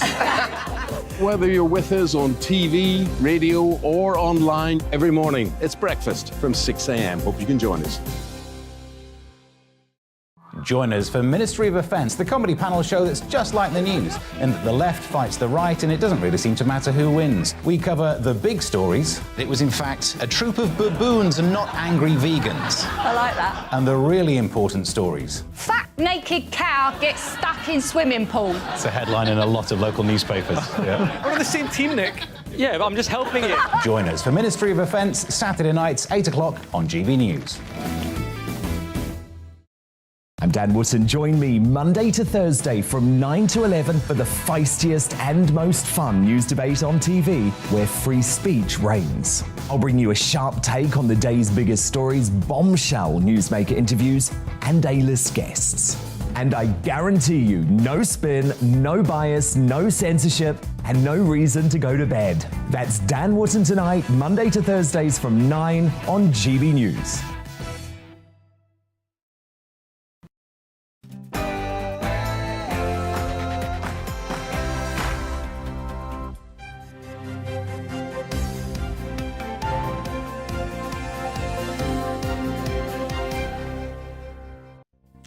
Hundreds of Brits who travelled to Paris to watch the Champions League final were prevented from entering the stadium and sprayed with tear gas by French police. Good morning, it's 9 o'clock on Sunday, the 29th of May. This is Breakfast on GB News with Anne Diamond and me, Ellie Costello. These are the stories that you are waking up to this morning. Liverpool call for an investigation into the chaotic scenes outside the Stade de France, which led to many fans missing the game. Kick-off was delayed to allow some supporters to enter before tear gas was then used to disperse the remaining crowds outside. Boris Johnson declares war against petrol stations that fail to pass on the government's fuel duty cut. Those that don't drop their prices will be named and shamed. Tens of thousands of cyclists have been hitting the streets of London and Essex this weekend as part of Ride London. Now, that is one of the UK's biggest cycling festivals, and our reporter Alice Porter will be out and about with all of those taking part today. And something you thought might never return, Imperial measures will now return as part of the Jubilee celebrations. Shops will be able to sell products in pounds and ounces. So, what do you think? Do you welcome this move? or would you prefer that we stick to metric? And remember, we welcome your views on that and any more of the stories that we'll be covering today. GBviews at gbnews.uk. Mary, good morning, Mary. She says, I was out litter picking on Weston-super-Mare's beach at 5:30 this morning, watching the tide coming in and the sun rising.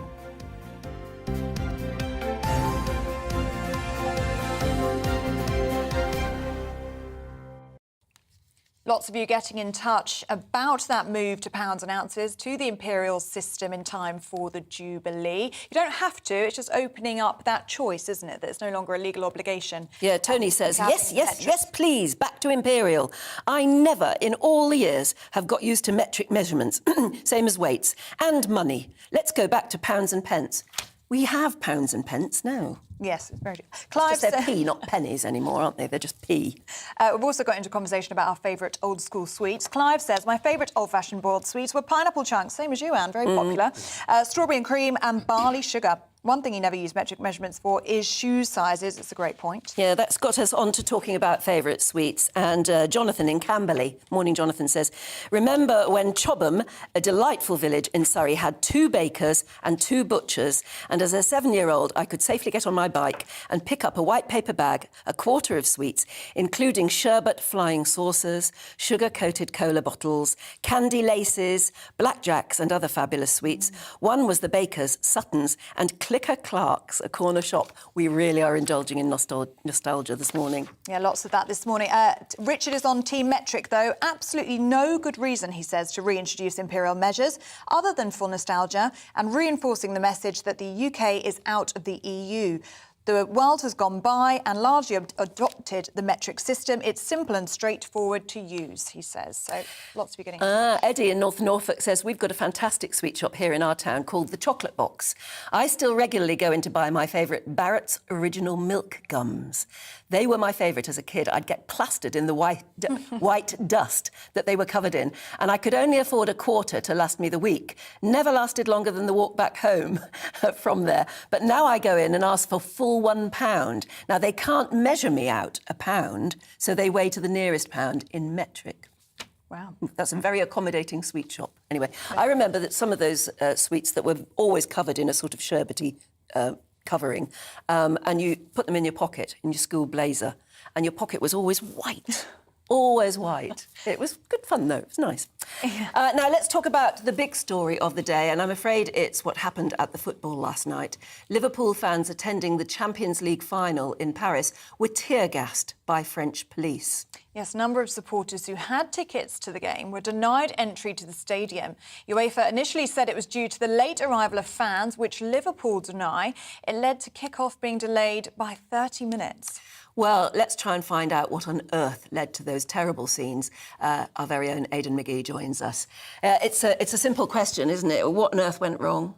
Well, I think the problem emerged, Dan, probably about 3 hours before kick-off. That's when we started seeing Liverpool fans arriving. That's a normal situation. A lot of them would have been there, especially the ticketless ones, for the fan parks, which are very nearby. They give you a kind of a feel for the atmosphere while being a safe distance away from people. Yeah, and you can watch it on a big screen. Yes, exactly. They're not a new thing. They've been going... I think Germany 2006 World Cup invented the fan parks, and people weren't sure how long they were going to last for, but they've endured and they serve their purpose. Well, it's a good idea, isn't it? Because there's always an overflow of fans. There's always too many fans. Yeah, of course. My brother went in 2012 with Chelsea to Munich. He didn't have a ticket, but he went to a fan park, and he recalls the experience being a very good one. So that's not uncommon. We saw that last night. We know that there are around 60,000 Liverpool fans in Paris yesterday, and they've been arriving over the previous sort of 48, 72 hours. Now, this is a part of the problem. This feeds into the problem. If you have an 80,000-seater stadium, but you only allow 40,000, as in 20 each, to go to the 2 sets of supporters, and the rest of the 40 are for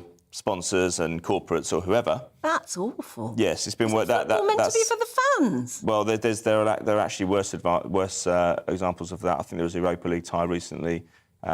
Rangers and Eintracht Frankfurt 10 days ago, 10,000 fans each in a 43,000 stadium. So the FIFA and UEFA, the governing bodies who organise these tournaments or organise these events, say the rest of them are for the football family. Now, the issue is that sometimes tickets can actually fall into the wrong hands, because that middle section They don't value them as much as, say, a fan would. So they maybe sell on the black market. That hasn't happened here, I don't think. That's not what we're dealing with here. But to say then that when Liverpool fans were at the ground 3 hours early, that there's been a delay to the kick-off, which turned out to be 36 minutes early. That's a long time. It's almost an entire half. And don't forget the repercussions that has for all the broadcasting deals around the world, the different time zones that are showing the match. It's a crucial consideration. This is the biggest match in club football.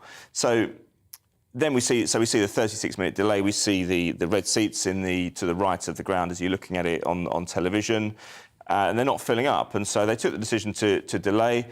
And then they put out this statement saying, well, this has happened because Liverpool fans have arrived late and they're all trying to get through the gangways and into the seats where they're meant to be, where their tickets are housed. Now, it doesn't stack up when the fans have been there for 3 hours. I think it was a case, knowing football authorities I do and having dealt with them many times over the last 15 years or so, that's them kicking down. And then you had a situation where the Liverpool coach itself was able, because of the chaos outside, turned up an hour later than the Real Madrid coach, which definitely gives us a team a disadvantage on the day. And then from there you see fans saying that, well, fans have genuine tickets to get into the game.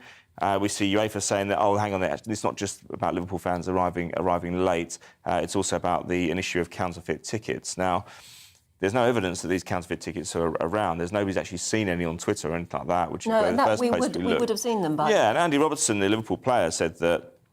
I mean, it's very rare that a footballer talks about ticketing arrangements, if I'm honest with you, but he was discussing it in the context of everything that happened last night and this morning, and he said that he gave away his tickets to a member of the family.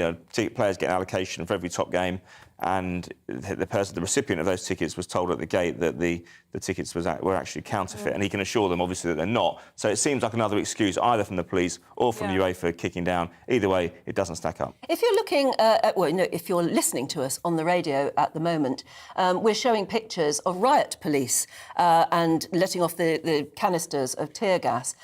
What were the riot police doing there in the first place? I mean, do they always? Well, yeah, you would always have riot police on standby, but they're the big stick in the cupboard. Though they would rarely come out to get involved. Apart from anything else, they aggravate the situation a lot of the time. But those images you can see, for the benefit of those listening on radio, those images of Liverpool fans behind bars are very horrible memories of my childhood. And seeing, I remember seeing on the morning, the Monday after the semi-final in '89, I remember seeing some guy. He was clearly he's passed away by this point, but his face was up against the mesh, and his lip was actually so contorted that against the wire that it was probably the enduring image. You probably wouldn't get away with publishing that these days, but that's what it reminds me of here. Yeah. And that's what so many people have been drawing parallels to online. Oh, without doubt. Last night, Hillsborough was trending. Same thing this morning. I saw in '85. Don't forget, Ellie. I mean, that was the last time a European Cup final had been delayed to that extent. A friend of mine who remembers watching that said he came home from playing football that evening. He couldn't work out why the match hadn't started, or why it hadn't finished, or something, or why it was still going on when it should have been finished. And it's because of that. And the tear gas and the pepper spray was used. We started hearing personal accounts of people with asthma, women and children being subjected to this. And it's natural as well for those who've crossed hell and high water to get to the game, because the normal transport infrastructure wasn't that good for getting into Paris from Liverpool, from London, because obviously lots of them are still recovering from COVID. The processes aren't necessarily back to normal, back fully functioning. They're probably about 80 or 90%, we're told. But when you're hearing those accounts in 2022, a blue chip, what effectively is a corporate event, then that's really disturbing. It has to be said. Yeah, I wouldn't want to say anything which would imply criticism of the fans, because by everything we've heard, that's probably would be misplaced, wouldn't it? But we had a pitch invasion just a couple of weeks ago. Yeah, so we've had a few. Are things sort of, are tensions heightening in the football? Yeah, I think tensions. I mean, this is that we're still in that period where trophies are given out, seasons are determined, tensions are high. Yes, we're still in that post-COVID period where fans are making their way back into grounds, but to be fair, that's wearing thin, that because fans have been allowed back in for almost a year now. So I don't really follow that one. I also don't believe it's endemic of a wider problem of violence. When we're talking about football violence in the 70s, 80s, all the way back to the late 60s, the first couple of decades it was just rabble-rousing, really, but then in the 80s it became organised crime, ostensibly. Yes. And we had firms and groups attaching themselves to football clubs, travelling around Europe, travelling domestically, trying to outfox the police, using sophisticated technology like mobile phones, which back in 87, 88 were very sophisticated, even though they're probably about that big. And so that was different. And the social scientists had to get involved to find out, help the police to find out who the perpetrators were. But you don't need a social scientist to tell you that if you have bad organisation, which would appear to have happened in Paris, it is, things can spark. That's important to mention, actually, Anne, because this is an emergency venue. Yes, it was decided that the Champions League final would be switched from St Petersburg to Paris 2 months ago as a result of the sanctions or the mood against Russian sport. But even so, and we know about the pitch yesterday, we joked about it, didn't we? We mentioned Percy Throwell even got a mention when we were talking about the green grass and everything. Well, actually, it was probably endemic of a wider problem. That pitch was laid at 1 o'clock on Thursday morning, and I think it's probably symptomatic of the organisational issues they've had all the way around the ground, because this doesn't normally happen at European finals. These are heavily policed. These are organised. It's almost too organised. In fact, a lot of people would say that the fun's been taken out of it because it's too strategised. But if we look at it overall in totality, I don't think it's endemic of a wider problem, but I do think the fact that this was an emergency venue has not helped the situation. But we all wanted it, didn't we? We all wanted it moved out of Russia. Out of Russia. And if you're going to hold it somewhere, you may as well hold it in Paris. It's relatively close. They took that decision 2 months ago. 2 months is long enough to get Yes, but then I suppose organised. you've got obligations to hold events. There were still concerts going on in fact, on Friday. There were concerts going on there. I was in, probably, the ground holds 80,000. When you've got a pitch covered as well, you're probably talking about 120,000 people in there. Wow. Well, KL16's Aidan, thanks so much No for worries at talking all, us through thank it. you. You're back with us shortly to go through the rest of the sports news. And talk ball sweets as well. And we'll talk ball sweets, of course. Thanks so much, Aidan. Shall we bring you up to date now with the headlines then?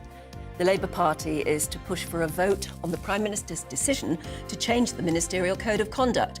Critics say Boris Johnson's proposal waters down the rules, but the Cabinet Office says it's disproportionate for ministers to lose their jobs for minor breaches. Emergency services are working to prevent an oil spill in Devon after a super yacht carrying 8,000 litres of fuel caught fire and sank in a marina. Firefighters battled the blaze on the 85-foot yacht for hours in Torquay yesterday before the vessel went down. And a man who was once afraid of heights is attempting the world bungee jump record in Scotland. Frenchman François-Marie Dibon couldn't dive into a pool when he was a child, but he's now on a bid to break the biggest number of bungee jumps in a 24-hour period. He'll need to do a leap every 3 minutes and 20 seconds to beat the current record holder.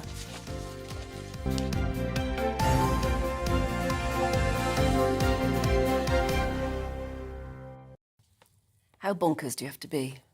You did very well with that French name there. Very well. Jean-Marie Dupont Dupont or something, yes. Very good. You ever bungee jumped? I haven't, but I'd like to. I'm not afraid of Why would you like heights, to? I think it would be fun. I understand why anyone would want to. I think it would be fun. Why would you not? No. Because it's terrifying and it looks extremely dangerous. An adrenaline rush. Yeah. It's good for the my heart. baby son did it. Not when he was a baby. I mean, obviously, he's the baby. Quite traumatic. 26, I think now. But yeah, he did it and then filmed himself doing it while he was doing it and then sent it to me. I nearly died of a heart attack. But there you go. Oh my God. Where was that? New Zealand? Somewhere like that, anyway. Yeah, I'd be up for that. Anyway, ahead of the Jubilee weekend, the government's going to publish proposals to repeal EU laws that require metric units to be used for nearly all sales and trade. Well, to talk about this with us now is David Maddox. He is the political editor of The Express Online. David, welcome back. What do you make of this then? Is this a good thing for Boris to suggest the week of the Jubilee? Well, it kind of gave me memories of standing in the middle of shops with my grandmother as she tried to translate everything back into imperial measures when she was looking at the metric measures. And I think there is still a decent constituency of people out there who prefer imperial measures. I mean, obviously some of us have never got off pints for beer and milk and miles for travelling and things. So it's the point about this is it's a symbolic gesture. Actually, it shows that we're free from the EU. It shows that we can do what we want. The EU had always had this very hard line that people couldn't cope with two forms of measurements and therefore it had to be metric. Well, you can have both, and that's a good thing. Do you think this would have been announced anyway, and maybe a couple of years ago, pre-pandemic? Or, in other words, was Boris going to do this anyway, or is he just doing it now as a sort of stunt to make himself popular? Well, politicians like to make themselves popular, and I guess the timing, given all the Partygate stuff and things like that, is interesting. But I suppose it fits with the whole Jubilee weekend. There's a bit of nostalgia this coming week with the Jubilee. We're looking back at 70 years of the Queen's reign. It's a good time to do it. The middle of lockdown probably would have been rubbing people's noses in it a bit because we couldn't really go out and shop much. So why not? It's a good thing to do. It's a nice feel-good story. Yeah, and Boris has also sent a personal message to the Queen, sort of congratulating her on her wonderful feat of getting to a platinum jubilee, and saying that it's not just the institution of the crown, but the great woman who wears it. Are we going to see much of him, do you think, during the Jubilee celebrations? Is he going to milk that too? I wouldn't be surprised if he does. He's definitely not going to be on the balcony with her. I bet he wishes he could be, but I wouldn't be surprised. I mean, it's a kind of good patriotic week. It's a good week for people to feel good about being British and Britain and its place in the world. And it gives him an opportunity to talk about, what Brexit means in a positive respect, I guess. OK, David, thanks very much indeed for joining us this morning. Still talking about the Queen's Platinum Jubilee then. Let's get some of the latest headlines from Sarah Robertson, Royal and Entertainment reporter for the Sunday Mirror. And there's plenty for you, isn't there, at the moment? Actually, a lot.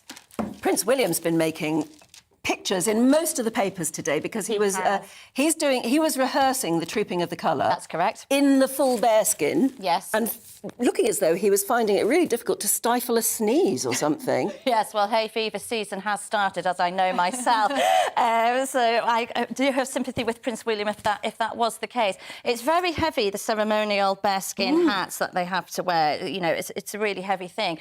But yes, he looked very proud, I thought. This was basically a rehearsal for Thursday's Trooping of the Colour, so he will be... But does that mean he's going to lead the Trooping of the Colour? No, well, Prince Charles will do that, but will. he'll be joining his aunt, Princess Anne, Her Royal Highness, when he goes out to inspect the troops. They're obviously... Well, Prince Charles is doing the Queen's salute because of the Queen's mobility issues. Yeah. They have to be aware of her comfort factor. Well, she's done many years on the horse, hasn't She's she? only missed 1 year, and I think that was 1955, I believe, was the only year she missed, if I'm correct there.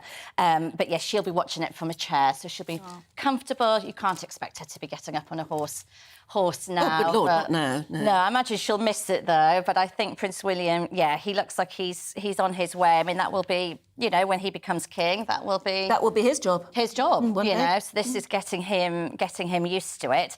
And I thought he looked brilliant. Yeah. And this is taking place on Thursday. Trooping of the Colour is on Thursday. I mean, it's going to be packed out. It really is. It's going to be wonderful. Is the balcony moment on Thursday as well? Yes, I believe it's following the Trooping of the Colour and the parade and everything. That's when we're going to see him on the balcony. Yeah, then we're going to see it, And isn't it true that apparently the Queen is planning a moment, whether it's on the balcony or not, or whether it will be a formal photograph, of the four of them, of the line of the throne? Yes. Herself, Charles, William and George. Yeah, it's to show, again, the lineage, that is the line continuing, and it's making that very, very clear that she is going to be handing on the baton to Charles, Charles in turn to Prince William, and then William to George, Prince William to George. George. Yeah. And I think that's a really beautiful moment. It'll be a wonderful between, photograph, the four of them.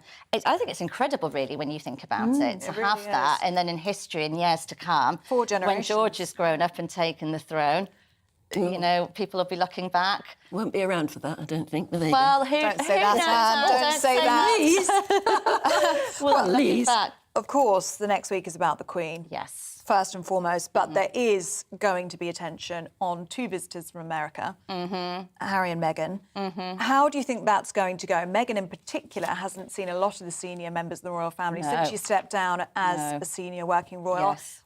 But attention, do you think? What are we expecting? I think it'll be a little bit nervous for Meghan. She's going to obviously feel those nerves. It's the first time she's been at an official royal ceremony since obviously stepping back when we had Mexit, as it was called, back in 2020, March 2020. So we've not seen her, with all the royal family in this sort of situation, and she obviously chose to step away from that. So, yes, she is obviously going to understandably feel a little bit nervous, and you would do, you know, like how are people going to be?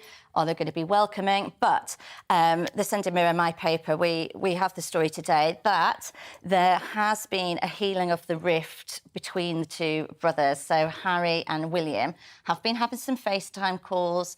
They've been exchanging some WhatsApp messages. There's been a bit of thawing of relations, and they're building back their brotherly relationship. But there's been no talk so far between Prince William's wife, the Duchess of Cambridge, and Meghan, the Duchess of Sussex. Well, of course, so far they've not spoken. We might not ever see them together anyway, because I mean, Harry and Meghan aren't working royals. No. So they're not going to go to any official functions, They're going are to be going to St Paul's. St Paul's. Yeah, so that's on the Friday. But they could arrive at different moments in different cars, and again, we might not see them together. I think we will. I think the seating arrangement, you know, the Queen has been very, very firm on this. She said to both William and Harry, you have to sort this out. You're brothers. You need each other, especially when William comes on the throne. He's going to need his brother. She knows how her own father suffered, obviously with what happened with Edward's abdication. So, you know, she wants them to come together and be unified. And I think she said there's going to be no nonsense. She doesn't want any trouble. The problem with that, though, forcing them together, is that the photographers will end up getting a sort of awkward type photograph, won't A little they? bit when they came together for Princess Diana's memorial. Yeah. Yes, you could see the tension then. You really could. It was palpable. Yes, and then also after Prince Philip's funeral service, when Harry walked away, him and William did exchange a few pleasantries, but there was certainly that tension between the two brothers then. But I think these phone calls, you know, these FaceTime sessions, I think is the start of the healing process and bringing the brothers together. And Harry has been reaching out to a lot of his old friends in London, which is another thing. You know, I feel like he's trying to build those bridges back with people maybe that he's lost touch with while being over in California. Either that or Netflix have told him to. Well, the Netflix cameras have been banned. They're not allowed anywhere near. That was a question we had yesterday, didn't we? Yes. Yeah, but banned from they can't be banned from public they've not spaces, applied for any... No, they can't be... Yes, I mean, obviously, if they come and, you know, they can film them doing private things, that's up to Harry and Meghan, whatever the deal is. But Netflix have not applied for royal accreditation. That has been confirmed. They've not been given royal accreditation, but they've not even applied for it. So I think they know their place. I think on this, Harry doesn't want to do anything that's going to upset his grandmother, the Queen, and has probably put his foot down and said, no. You know, I think on this one, he knows duty, family, first and foremost. Well, that's the right call, I think. Over money. So, What about Meghan and her dad? Yes. So there's just so much going on, isn't it? Yeah. It just keeps coming, which is obviously great for me. So this is, obviously, we know Thomas Markle, Mr. Markle, a friend of GBNews', sadly had a stroke this week and has been in hospital, seriously ill.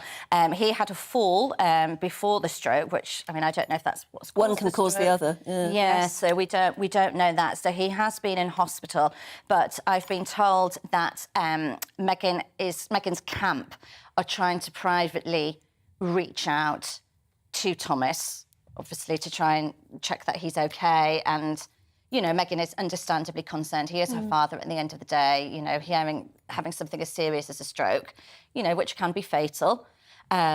You know, I think has been a bit of maybe a wake-up call. We're being leaked that she is trying to sort of reach out in some way. Yes, but she doesn't want it to be going through the rest of the family. So obviously with the half-sister and the half-brother... Yes, because they've always got something to say, haven't they? Yeah, she wants to try and keep it private. And, you know, it's ensuring that if she does send a message to Thomas, that it's not going to get out into the public domain. But apparently she is said to be very concerned. That's what Meghan's camp is putting out there. And she wants to try and, you know, make sure her dad is OK. Good. It would be nice for a time of reconciliation, wouldn't it, for the Queen's Jubilee? That's what she wants to do. It was in the papers yesterday. She wants to extend an olive branch out to Harry and Meghan. I think, though, my understanding is that the royal family are somewhat relieved that Thomas won't be coming over now because he was going to. Yes, well, he was going to be staying with Lady Colin Campbell, Georgie, at her castle at Castle Goring. That was the plan, and he was going to obviously be out and about and doing various things. But according to my source, the royal family are.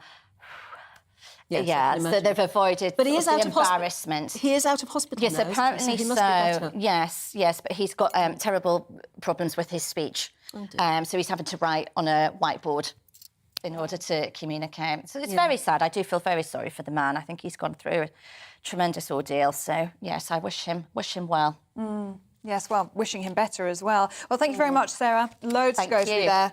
And thanks for coming on. Yeah, and do stay with us because we've got plenty more to come, including why Wales is clamping down on second home ownership. Well, looking ahead to today's weather, and the UK is looking cloudier than yesterday, with showers developing for many areas.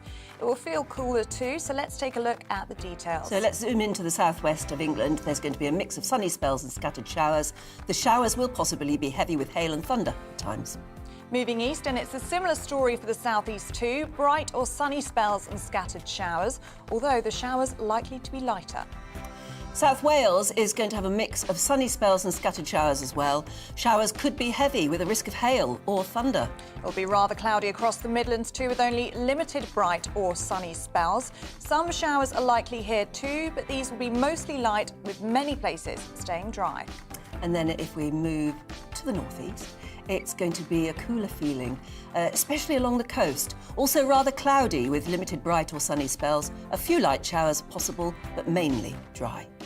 And as we head to Scotland, a similar story in the south of the country. Also rather cloudy here with a few bright or sunny spells. Mostly dry, but an isolated shower is possible. And there'll be more in the way of sunny spells as we move to Northern Ireland, where it's going to be mostly dry, although an isolated shower is also possible. And with the national picture, showers tending to ease through the evening, with clear spells developing for many areas. Winds remaining mostly light, and that is how the weather is shaping up for the rest of your Sunday.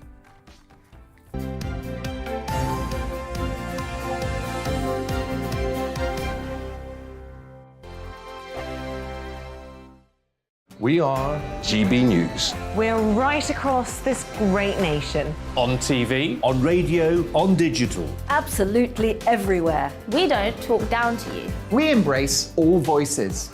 With honest and civilised conversation. We're not part of the establishment. We're one of you. And we're only getting started. Join us on GB News, the People's Channel. Britain's news channel.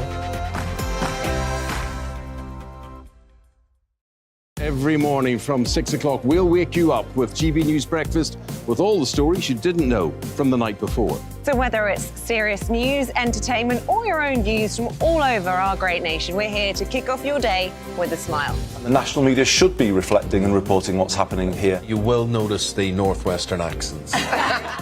Whether you're with us on TV, radio, or online, every morning, it's breakfast from 6 a.m. Hope you can join us. Join us for Ministry of Defence, the comedy panel show that's just like the news, in that the left fights the right and it doesn't really seem to matter who wins. We cover the big stories. It was in fact a troop of baboons and not angry vegans. I like that. And the really important stories. Fat naked cow gets stuck in swimming pool. It's a headline in a lot of local newspapers. Yeah. We're on the same team, Nick. Yeah, but I'm just helping you. Join us for Ministry of Defence, Saturday nights, 8 o'clock on GB News.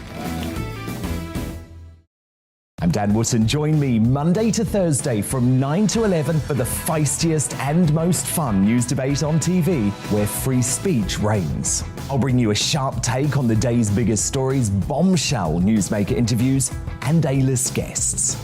And I guarantee you, no spin, no bias, no censorship, and no reason to go to bed. That's Dan Wootton tonight, Monday to Thursdays from 9 on GB News.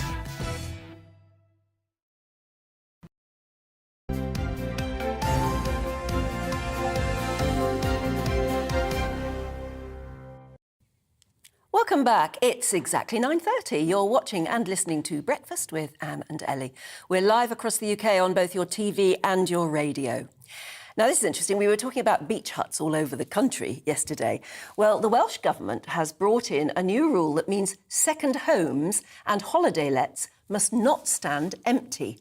They must be let for at least 182 days each year, or people are going to have to pay more expensive council tax. Some would say this is a really good move. Yes, let's speak to Andrew Davies. He's the leader of the Welsh Conservatives. Good morning to you, Andrew, and thank you so much for joining us on your Sunday morning then. How much is this a big issue in Wales? Well, good morning, both. It is a huge issue because the communities that are affected by, obviously, the lack of homes is obviously pushing young people out of those communities. And then, obviously, there's a great deal of resentment building up in the communities because young people can't find the houses to live in. But taxing people out of existence, in effect, is not the way to do it. What you need to do is increase the housing stock in those communities and also create quality jobs that pay decent wages so that people ultimately within the communities can buy the houses that have been built. And regrettably, here in Wales, we've had systematic failure in the property market where the housing requirement for Wales is about 12,000 houses a year and only about 5,000 to 6,000 houses a year have been completed in recent years. Yeah, I mean, so basically you're saying, yes, it is a problem, but this isn't the way to deal with it. And it is a problem. I know that, I mean, there are parts of Wales that are so beautiful, you can understand people wanting a holiday home. But the trouble is, if there are too many of them, the place goes dead in the winter, doesn't it? Well, and the other key issue here is by the Welsh Government moving up the number of days required for occupancy to be undertaken in these self-catering properties, is that basically they're making them unviable because many of the properties only have like a 4 or 5 month season. So to try and get 180 days out of those 4 to 5 months occupancy to qualify is virtually impossible. That way, the businesses will end up having to shut down, and that'll be a loss of employment in the area and a loss of use of the buildings, as well as many of the properties have planning conditions on them which only stipulate that they can be used for holiday accommodation or self-catered accommodation and can't be turned into residential accommodation. So the whole policy is a knee-jerk reaction to the Welsh nationalists who are in all but coalition with the Welsh Labour government here, and it's a regrettable response to a problem that does need more thought and more positive action about building more houses and delivering more quality jobs within these communities. And Andrew, there's also an issue here about threatening the Welsh-speaking culture, isn't there? Because if you get loads of people outside of Wales buying up property and then leaving them vacant for large parts of the year, it is threatening those people that are traditionally Welsh and speak Welsh. Well, to be fair, many people who tend to move into the community, especially on the western side of Wales, are the most proactive in learning the language and hopefully building a base for the language to springboard across the whole of Wales, because we do want to see a bilingual Wales, but taxing people out of existence is not the way to do it, as well as putting restrictions on the ability for self-catered properties to operate. And this 180-day rule that they're bringing in actually economically is completely illiterate, and we'll see many businesses having to shut down, regrettably. So your answer would be build more affordable homes, the sort of homes that would be attractive to young people who get plugged into the community and revive a village instead of killing it off. Exactly. I mean, it's a twin-track approach because obviously you need to create the quality jobs as well that pay decent wages, because obviously to secure a mortgage, you need to have a decent job that pays a regular wage. And regrettably, the economic policy hasn't been linked up to the housing policy in many of these communities. And so you have a double whammy going on of not enough houses coming to the market in the first place because they're not being built. And secondly, not enough decent jobs are being created, especially in the western extremities of Wales, where these pressure points tend to exist, to keep young people there because they can't find decent employment to pay a decent wage. You're leader of the Welsh Conservatives. Do you think Boris has survived Partygate now? Is it all over? Well, we know the House of Commons obviously are continuing with their investigations, so I think it's wrong to say it's all over, but the government is getting on with the job of governing with the proposals that it brought forward this week, you know, £15 billion building on top of the £22 billion to help with the cost of living pressures that all households are facing across the United Kingdom, whether you're in Wales, England, Scotland or Northern Ireland, and also supporting the Ukrainian government in their fight against Russia. And so what's important now is the government reorientates itself to get on with the day job of delivering on the mandate that the people gave it in 2019. It's an interesting time to introduce a change to the Ministerial Code as well, isn't it? A lot of cynics will say it's all about the timing here. Well, I'm someone in the Welsh Parliament who sat on the Standards Committee that we have in the Welsh Parliament for some 3 years, and I've been a passionate advocate that whether you're in government or whether you're an MS or an MP, you should be regulated and overseen by an independent commissioner. And whether it's a Labour government as we have here in Cardiff or Conservative government in Westminster or nationalist government in Scotland, I believe the Ministerial Code should be run by an independent commissioner rather than the leader of the government of the day, in which case in Westminster the Prime Minister here, it's the First Minister, to create to make sure that there's genuine transparency and independence in the interpretation of that ministerial code. Andrew, just before you go, we need to ask you, what is your favourite old school sweetie? We've been talking about that all this morning. Sweeties as in sweets, obviously. Cola Sweets, cubes, yes. Which you like, sorry? Cola cubes. Yes, sweets.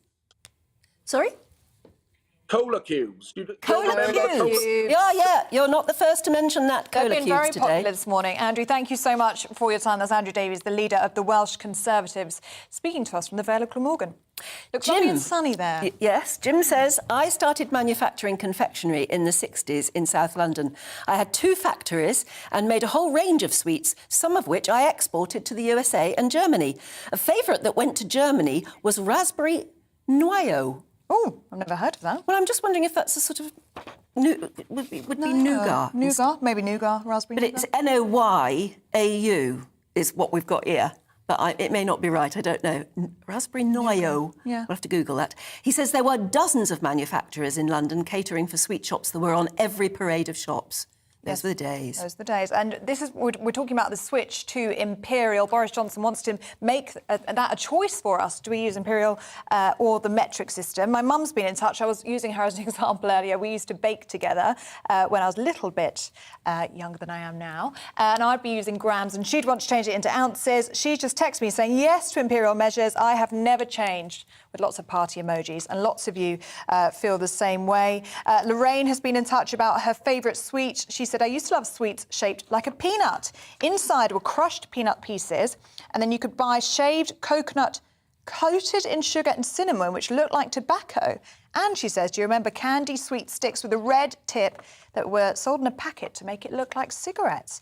As a 7-year-old, we would mimic our parents smoking with these, and no one would bat an eyelid. This wouldn't be allowed today. No, sweet cigarettes, they were lovely. They had little red tips.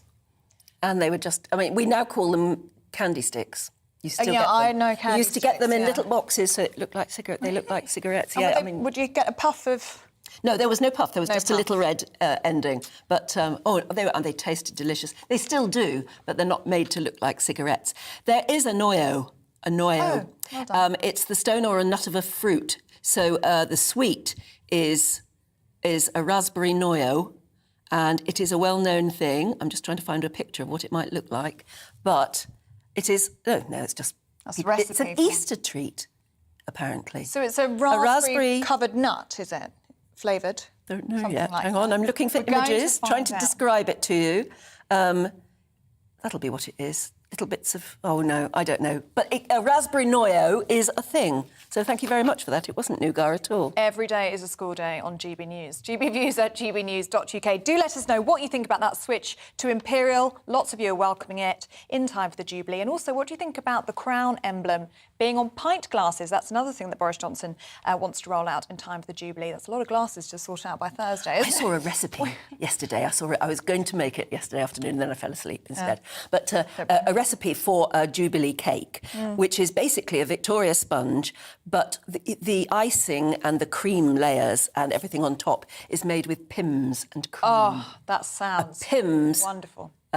Victoria sponge. I just thought that sounded wonderful. I'll see if I can get one for next weekend. More British.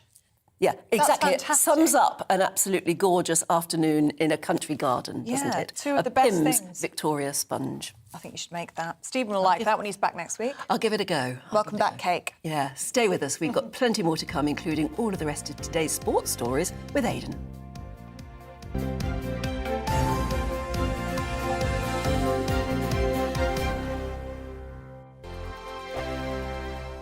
We are GB News. We're right across this great nation. On TV, On radio, on digital. Absolutely everywhere. We don't talk down to you. we embrace all voices. With honest and civilised conversation. We're not part of the establishment. We're one of you. And we're only getting started. Join us on GB News, The People's Channel. Britain's news channel. every morning from 6 o'clock. We'll wake you up with GB News Breakfast with all the stories you didn't know from the night before. So whether it's serious news, entertainment, or your own views from all over our great nation, we're here to kick off your day with a smile. The national media should be reflecting and reporting what's happening here. You will notice the northwestern accents. Whether you're with us on TV, radio, or online, every morning, it's breakfast from 6 a.m. Hope you can join us. Join us for Ministry of Defence, the comedy panel show that's just like the news, in that the left fights the right and it doesn't really seem to matter who wins. We cover the big stories. It was in fact a troop of baboons and not angry vegans. I like that. And the really important stories. Fat naked cow gets stuck in swimming pool. It's a headline in a lot of local newspapers. Yeah. We're on the same team, Nick. Yeah, but I'm just helping you. Join us for Ministry of Defence, Saturday nights, 8 o'clock on GB News. I'm Dan Wootton. Join me Monday to Thursday from 9 to 11 for the feistiest and most fun news debate on TV, where free speech reigns. I'll bring you a sharp take on the day's biggest stories, bombshell newsmaker interviews, and A-list guests. And I guarantee you, no spin, no bias, no censorship, and no reason to go to bed. That's Dan Wootton tonight, Monday to Thursdays from 9 on GB News.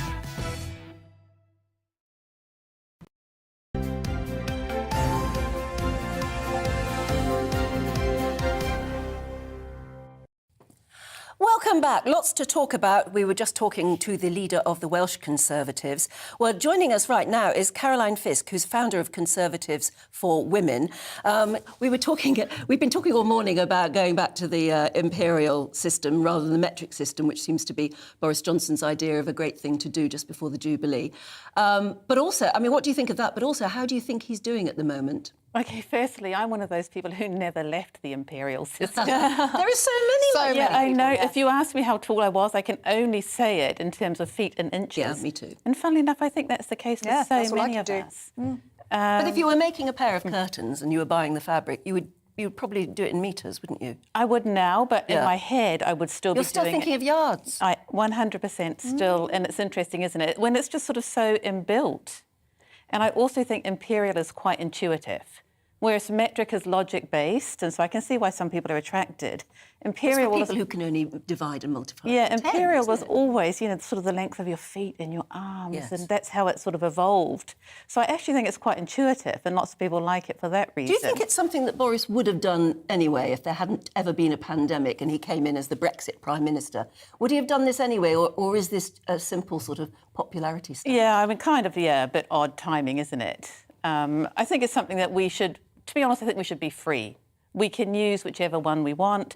Market traders can use whichever one we want. We can't go back to an old world where, you know, these two different systems don't coexist. So it might be confusing for people, but we've all got to be allowed to use whichever one we want. Well, you say confusing, but everybody getting in touch today is saying, well, they use both anyway. Exactly. So let people just use both. Let shops use both. One of our viewers made the point that when you buy petrol, you buy it in price per litre.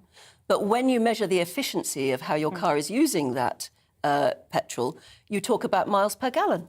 Absolutely. So we all use both to different degrees, and let's just keep doing so. Yeah, and that's what Boris Johnson's saying, isn't it? Is that you're free to do either, but it's now you're not legally obliged, or traders aren't legally obliged just to use the metric system. You can use imperial, so that's what's changed. That's great. I wanted to ask you about the comments made by Andrew Davies we just were speaking to.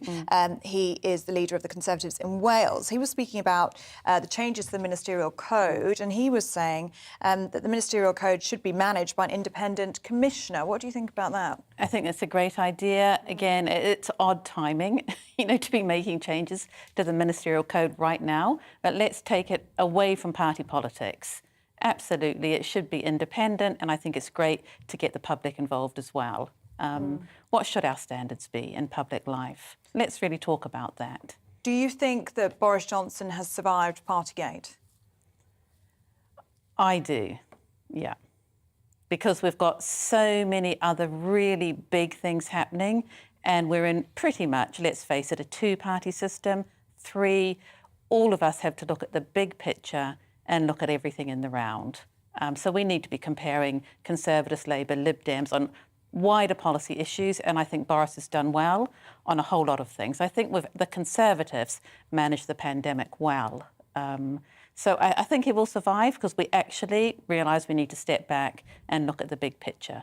And he's popular and he's got, you know, charisma, and I think lots of people really like him. He connects, and I think, you know, if he's sensible and sort of does things well, we'll move back to seeing that. Yeah, because we are sort of mid-term, aren't we? Yeah. When historically, governments never do that well mid-term, and all sorts of little problems come up. And very often, a good government will get its act together in time for the next election. But it's also about helping families who are suffering from the cost of living crisis as well at the moment. Do you think we're doing enough? Again, we're in a very constrained situation, and we need to look at it in the round. We've got the biggest public debt since the Second World War, and we need to remember that, and we need to think about our children and grandchildren who will be paying that off if we keep spending beyond our means. So again, we just need to look at everything in the round and do what we can, but not pretend that we can get something for free and not pretend that somebody won't be paying for it later. So I would like any intervention to be targeted very much at the worst off. I'd like, you know, universal credit to rise, help for pensioners and fuel poverty. But I think people who are better off, you know, have to carry some of the burden. It's interesting, isn't it? Because Boris Johnson's come in for a lot of criticism, front page, I think, of The Observer, from his own backbenchers and even former leaders of the party, saying you're trashing Tory identity. You know, this is no longer a Tory government. We're acting like socialists. I think that's absolutely right. I think what the Conservatives always do is stand back and look at the big picture and the well-being of the economy, the tax burden and the debt burden. There is literally no free lunch and money does not grow on trees. I know these are obvious things to say, but we must always remember that. And what we spend now, somebody will be paying for in the future. But that's the sort of academic long-term issue that you could argue only the rich can argue. You know, if you're too poor to heat your home or eat your food, you can't even take that long-term view. It's all very well for Rishi Sunak and, frankly, probably the majority of the cabinet who are extraordinarily well-off people. But if you are on the breadline yourself, you can't take that long-term view. And that's why I say the Conservatives. Again, I think we've got a good record. We've got to focus on the worst off in society. And I'm pretty sure almost every Conservative MP would support increases in universal credit and clearly targeted assistance for the worst off, but not for the rest of us. You know, I personally don't think middle-class households on good incomes should be getting assistance because we should focus on the worst off in society and everything we can should be targeted to helping them. And yet everybody is talking now about the squeezed middle class, aren't they? Well, I think the middle class, you know, the truth is there is a squeeze. We can't get magic away the squeeze. So if anybody's going to bear the squeeze, frankly, it needs to be the middle class and the well-off. We should be helping the poorest. Yes, but do you think we've got ourselves, for some reason, into a system where there's a much bigger gap between the well-off and the poor now? I'm not sure that there is. It seems to me the rich are very rich. Yeah, but there's all, you know, how people therefore think, well, we can tax them. But they're actually a very small number of those super rich. So sort of thinking that that's a solution, well, let's tax them. It's a drop in the ocean when you look at the huge, wider base. So no, there's not a magic solution of just taxing the super rich more. That will raise a very small amount of money. Conservatives for Women. You've been there long.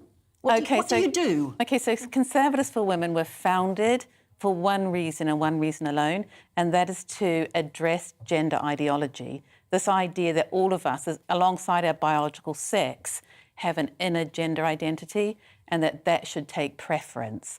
So that if a man says, well, actually, I'm a woman inside, that he should therefore go into a woman's prison or into women's changing We were talking about that earlier. Or women's sports. And so we were founded to say, this is wrong. Biological sex matters, and it matters very much for women.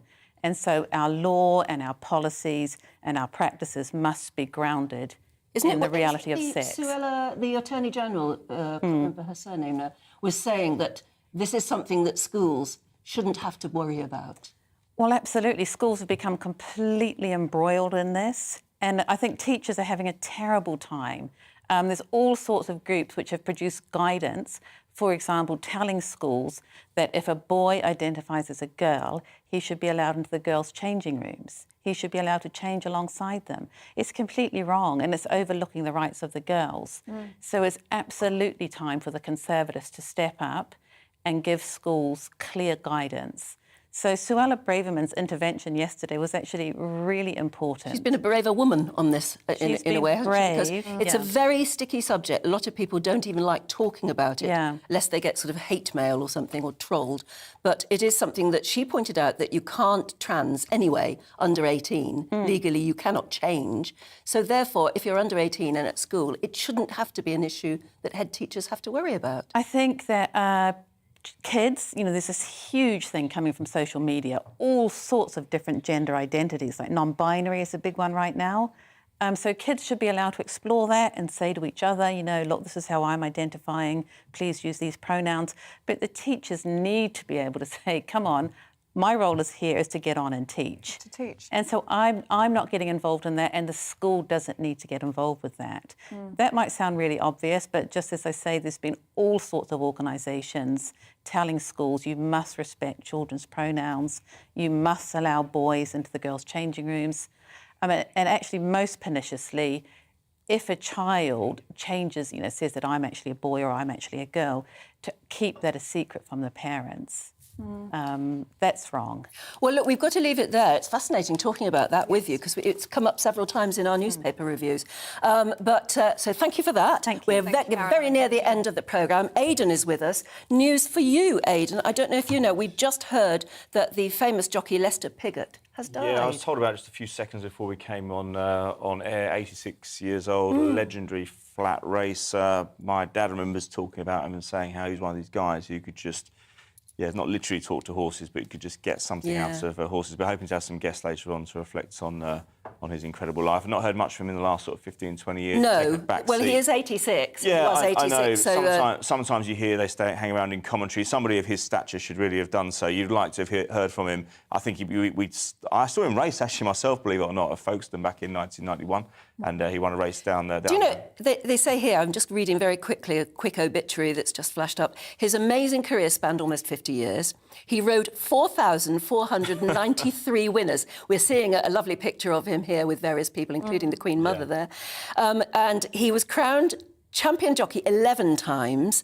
His name became synonymous with the Derby, which he won a record 9 times. No, it's an incredible career. It's funny, you'd hear him talk on interviews sometimes. He was barely coherent. He couldn't really explain what he was doing, but once he got out on top of the horse and when he got out onto the race course, he became literally a different beast almost. He just managed to get winners out of these horses. And as he said there, his record, his numbers speak for themselves. I think there's only a couple ahead of him. Yeah, he courted controversy, it says here, off the racetrack with a complex personal life. And famously, he was jailed for tax evasion. Yes, he was. But he was still a national hero. Ken Dodd's about him, wasn't That's right. That's right, yeah. Exactly. But no, absolutely a national hero. But again, one of these guys, he didn't really suit the televisual age, because he put him in front of a camera and he wasn't comfortable. Wasn't a television star. He loved the sport. He came into it because he loved the sport, not just because he wanted all the trappings that went with it, because he had an excellent record. But as you say, when he stepped away from competition, you didn't really see him anywhere else. Yeah. We've only got about 2 minutes left. What's up today? Today, well, we talked about we're having reactions to the Champions League. We've gone through all the trouble and everything that happened before, and it's still being discussed now. But we've got the Championship playoff later today as well, the richest game in football that could be worth £170 million to either Nottingham Forest or Huddersfield Town for a place in the Premier League. Nottingham Forest haven't been in the Premier League for 23 years. Of course, a historic club under Brian Clough in the Lester Piggott era, funnily enough, winning back-to-back European Cups. So it'd be great for them to be back. And we've also got the Monaco Grand Prix later on today. Of course. With Lewis Hamilton was finished down in 8th yesterday. George Russell, his teammate, finished ahead of him. It was a Red Bull and Ferrari lockout in the top 4. Yesterday, he's been blaming the car, Lewis Hamilton, the last few weeks. It's very much a hangover from that blowout he had at the end of last year. Well, it wasn't a blowout in the technical term. It was more the fact that he just feels hard done by in the way he lost out to Max Verstappen. But he's smarting from that. He's been blaming his new car for all sorts of things in the last sort of 2 months or so. Yesterday it was the track, bumpy track, and he's praying for rain today. And there are some black clouds gathering over Monte Carlo today. But let's hope the whole thing is policed better than Yeah, absolutely. Big event. Yes. Yeah. And we're hoping to have some guests reacting to Lester Piggott's death. Yes, absolutely. OK. Aidan, thank you very much. Thanks, you've been great this morning. Yeah, absolutely. And that's just about it from us. Do stay tuned, though, because coming up next is the political correction. Well, looking ahead to today's weather, and the UK is looking cloudier than yesterday, with showers developing for many areas. It will feel cooler too, so let's take a look at the details. So let's zoom into the southwest of England. There's going to be a mix of sunny spells and scattered showers. The showers will possibly be heavy with hail and thunder at times. Moving east, and it's a similar story for the southeast too. Bright or sunny spells and scattered showers, although the showers likely to be lighter. South Wales is going to have a mix of sunny spells and scattered showers as well. Showers could be heavy with a risk of hail or thunder. It'll be rather cloudy across the Midlands too, with only limited bright or sunny spells. Some showers are likely here too, but these will be mostly light, with many places staying dry. And then if we move to the northeast, it's going to be a cooler feeling, especially along the coast. Also rather cloudy with limited bright or sunny spells. A few light showers possible, but mainly dry. And as we head to Scotland, a similar story in the south of the country. Also rather cloudy here with a few bright or sunny spells. Mostly dry, but an isolated shower is possible. And there'll be more in the way of sunny spells as we move to Northern Ireland, where it's going to be mostly dry, although an isolated shower is also possible. And with the national picture, showers tending to ease through the evening, with clear spells developing for many areas. Winds remaining mostly light, and that is how the weather is shaping up for the rest of your Sunday. Join us for a special GB News event. The celebration of the Queen's Platinum Jubilee. From pageantry here at the Palace to the parties in your street. We'll bring you 4 days of unforgettable moments between the 2nd and the 5th of June. Join us live up and down the country as we share your memories of Her Majesty's extraordinary reign. Send us your stories, photographs and videos at Jubilee at gbnews.uk. Come and celebrate with us on GB News, the People's Channel.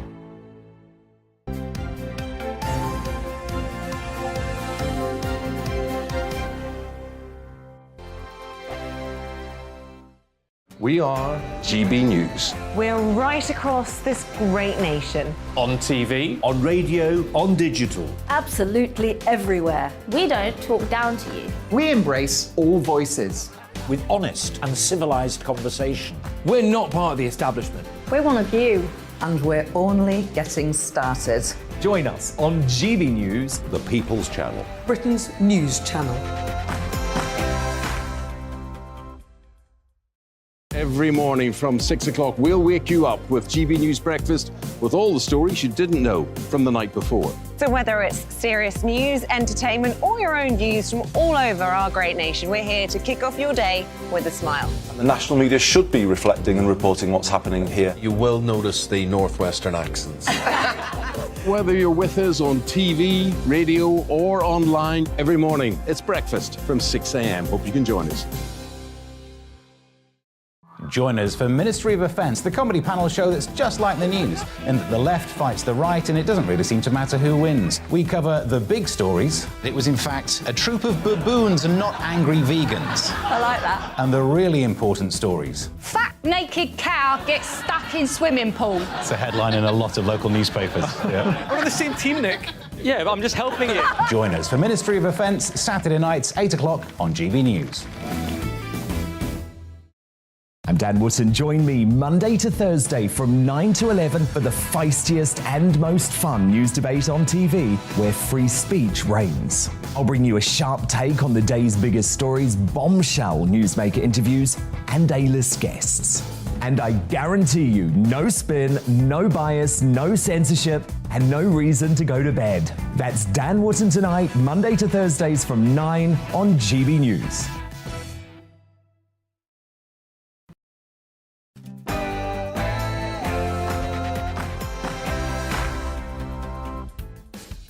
Good morning, you're watching and listening to GB News. Coming up on the political correction, we're looking back on what proved to be a turbulent week for the Prime Minister after Sue Gray published her much-anticipated report into lockdown parties. We're also talking about Tony Blair, Ricky Gervais and the royal family in the 21st century. All of that plus plenty more after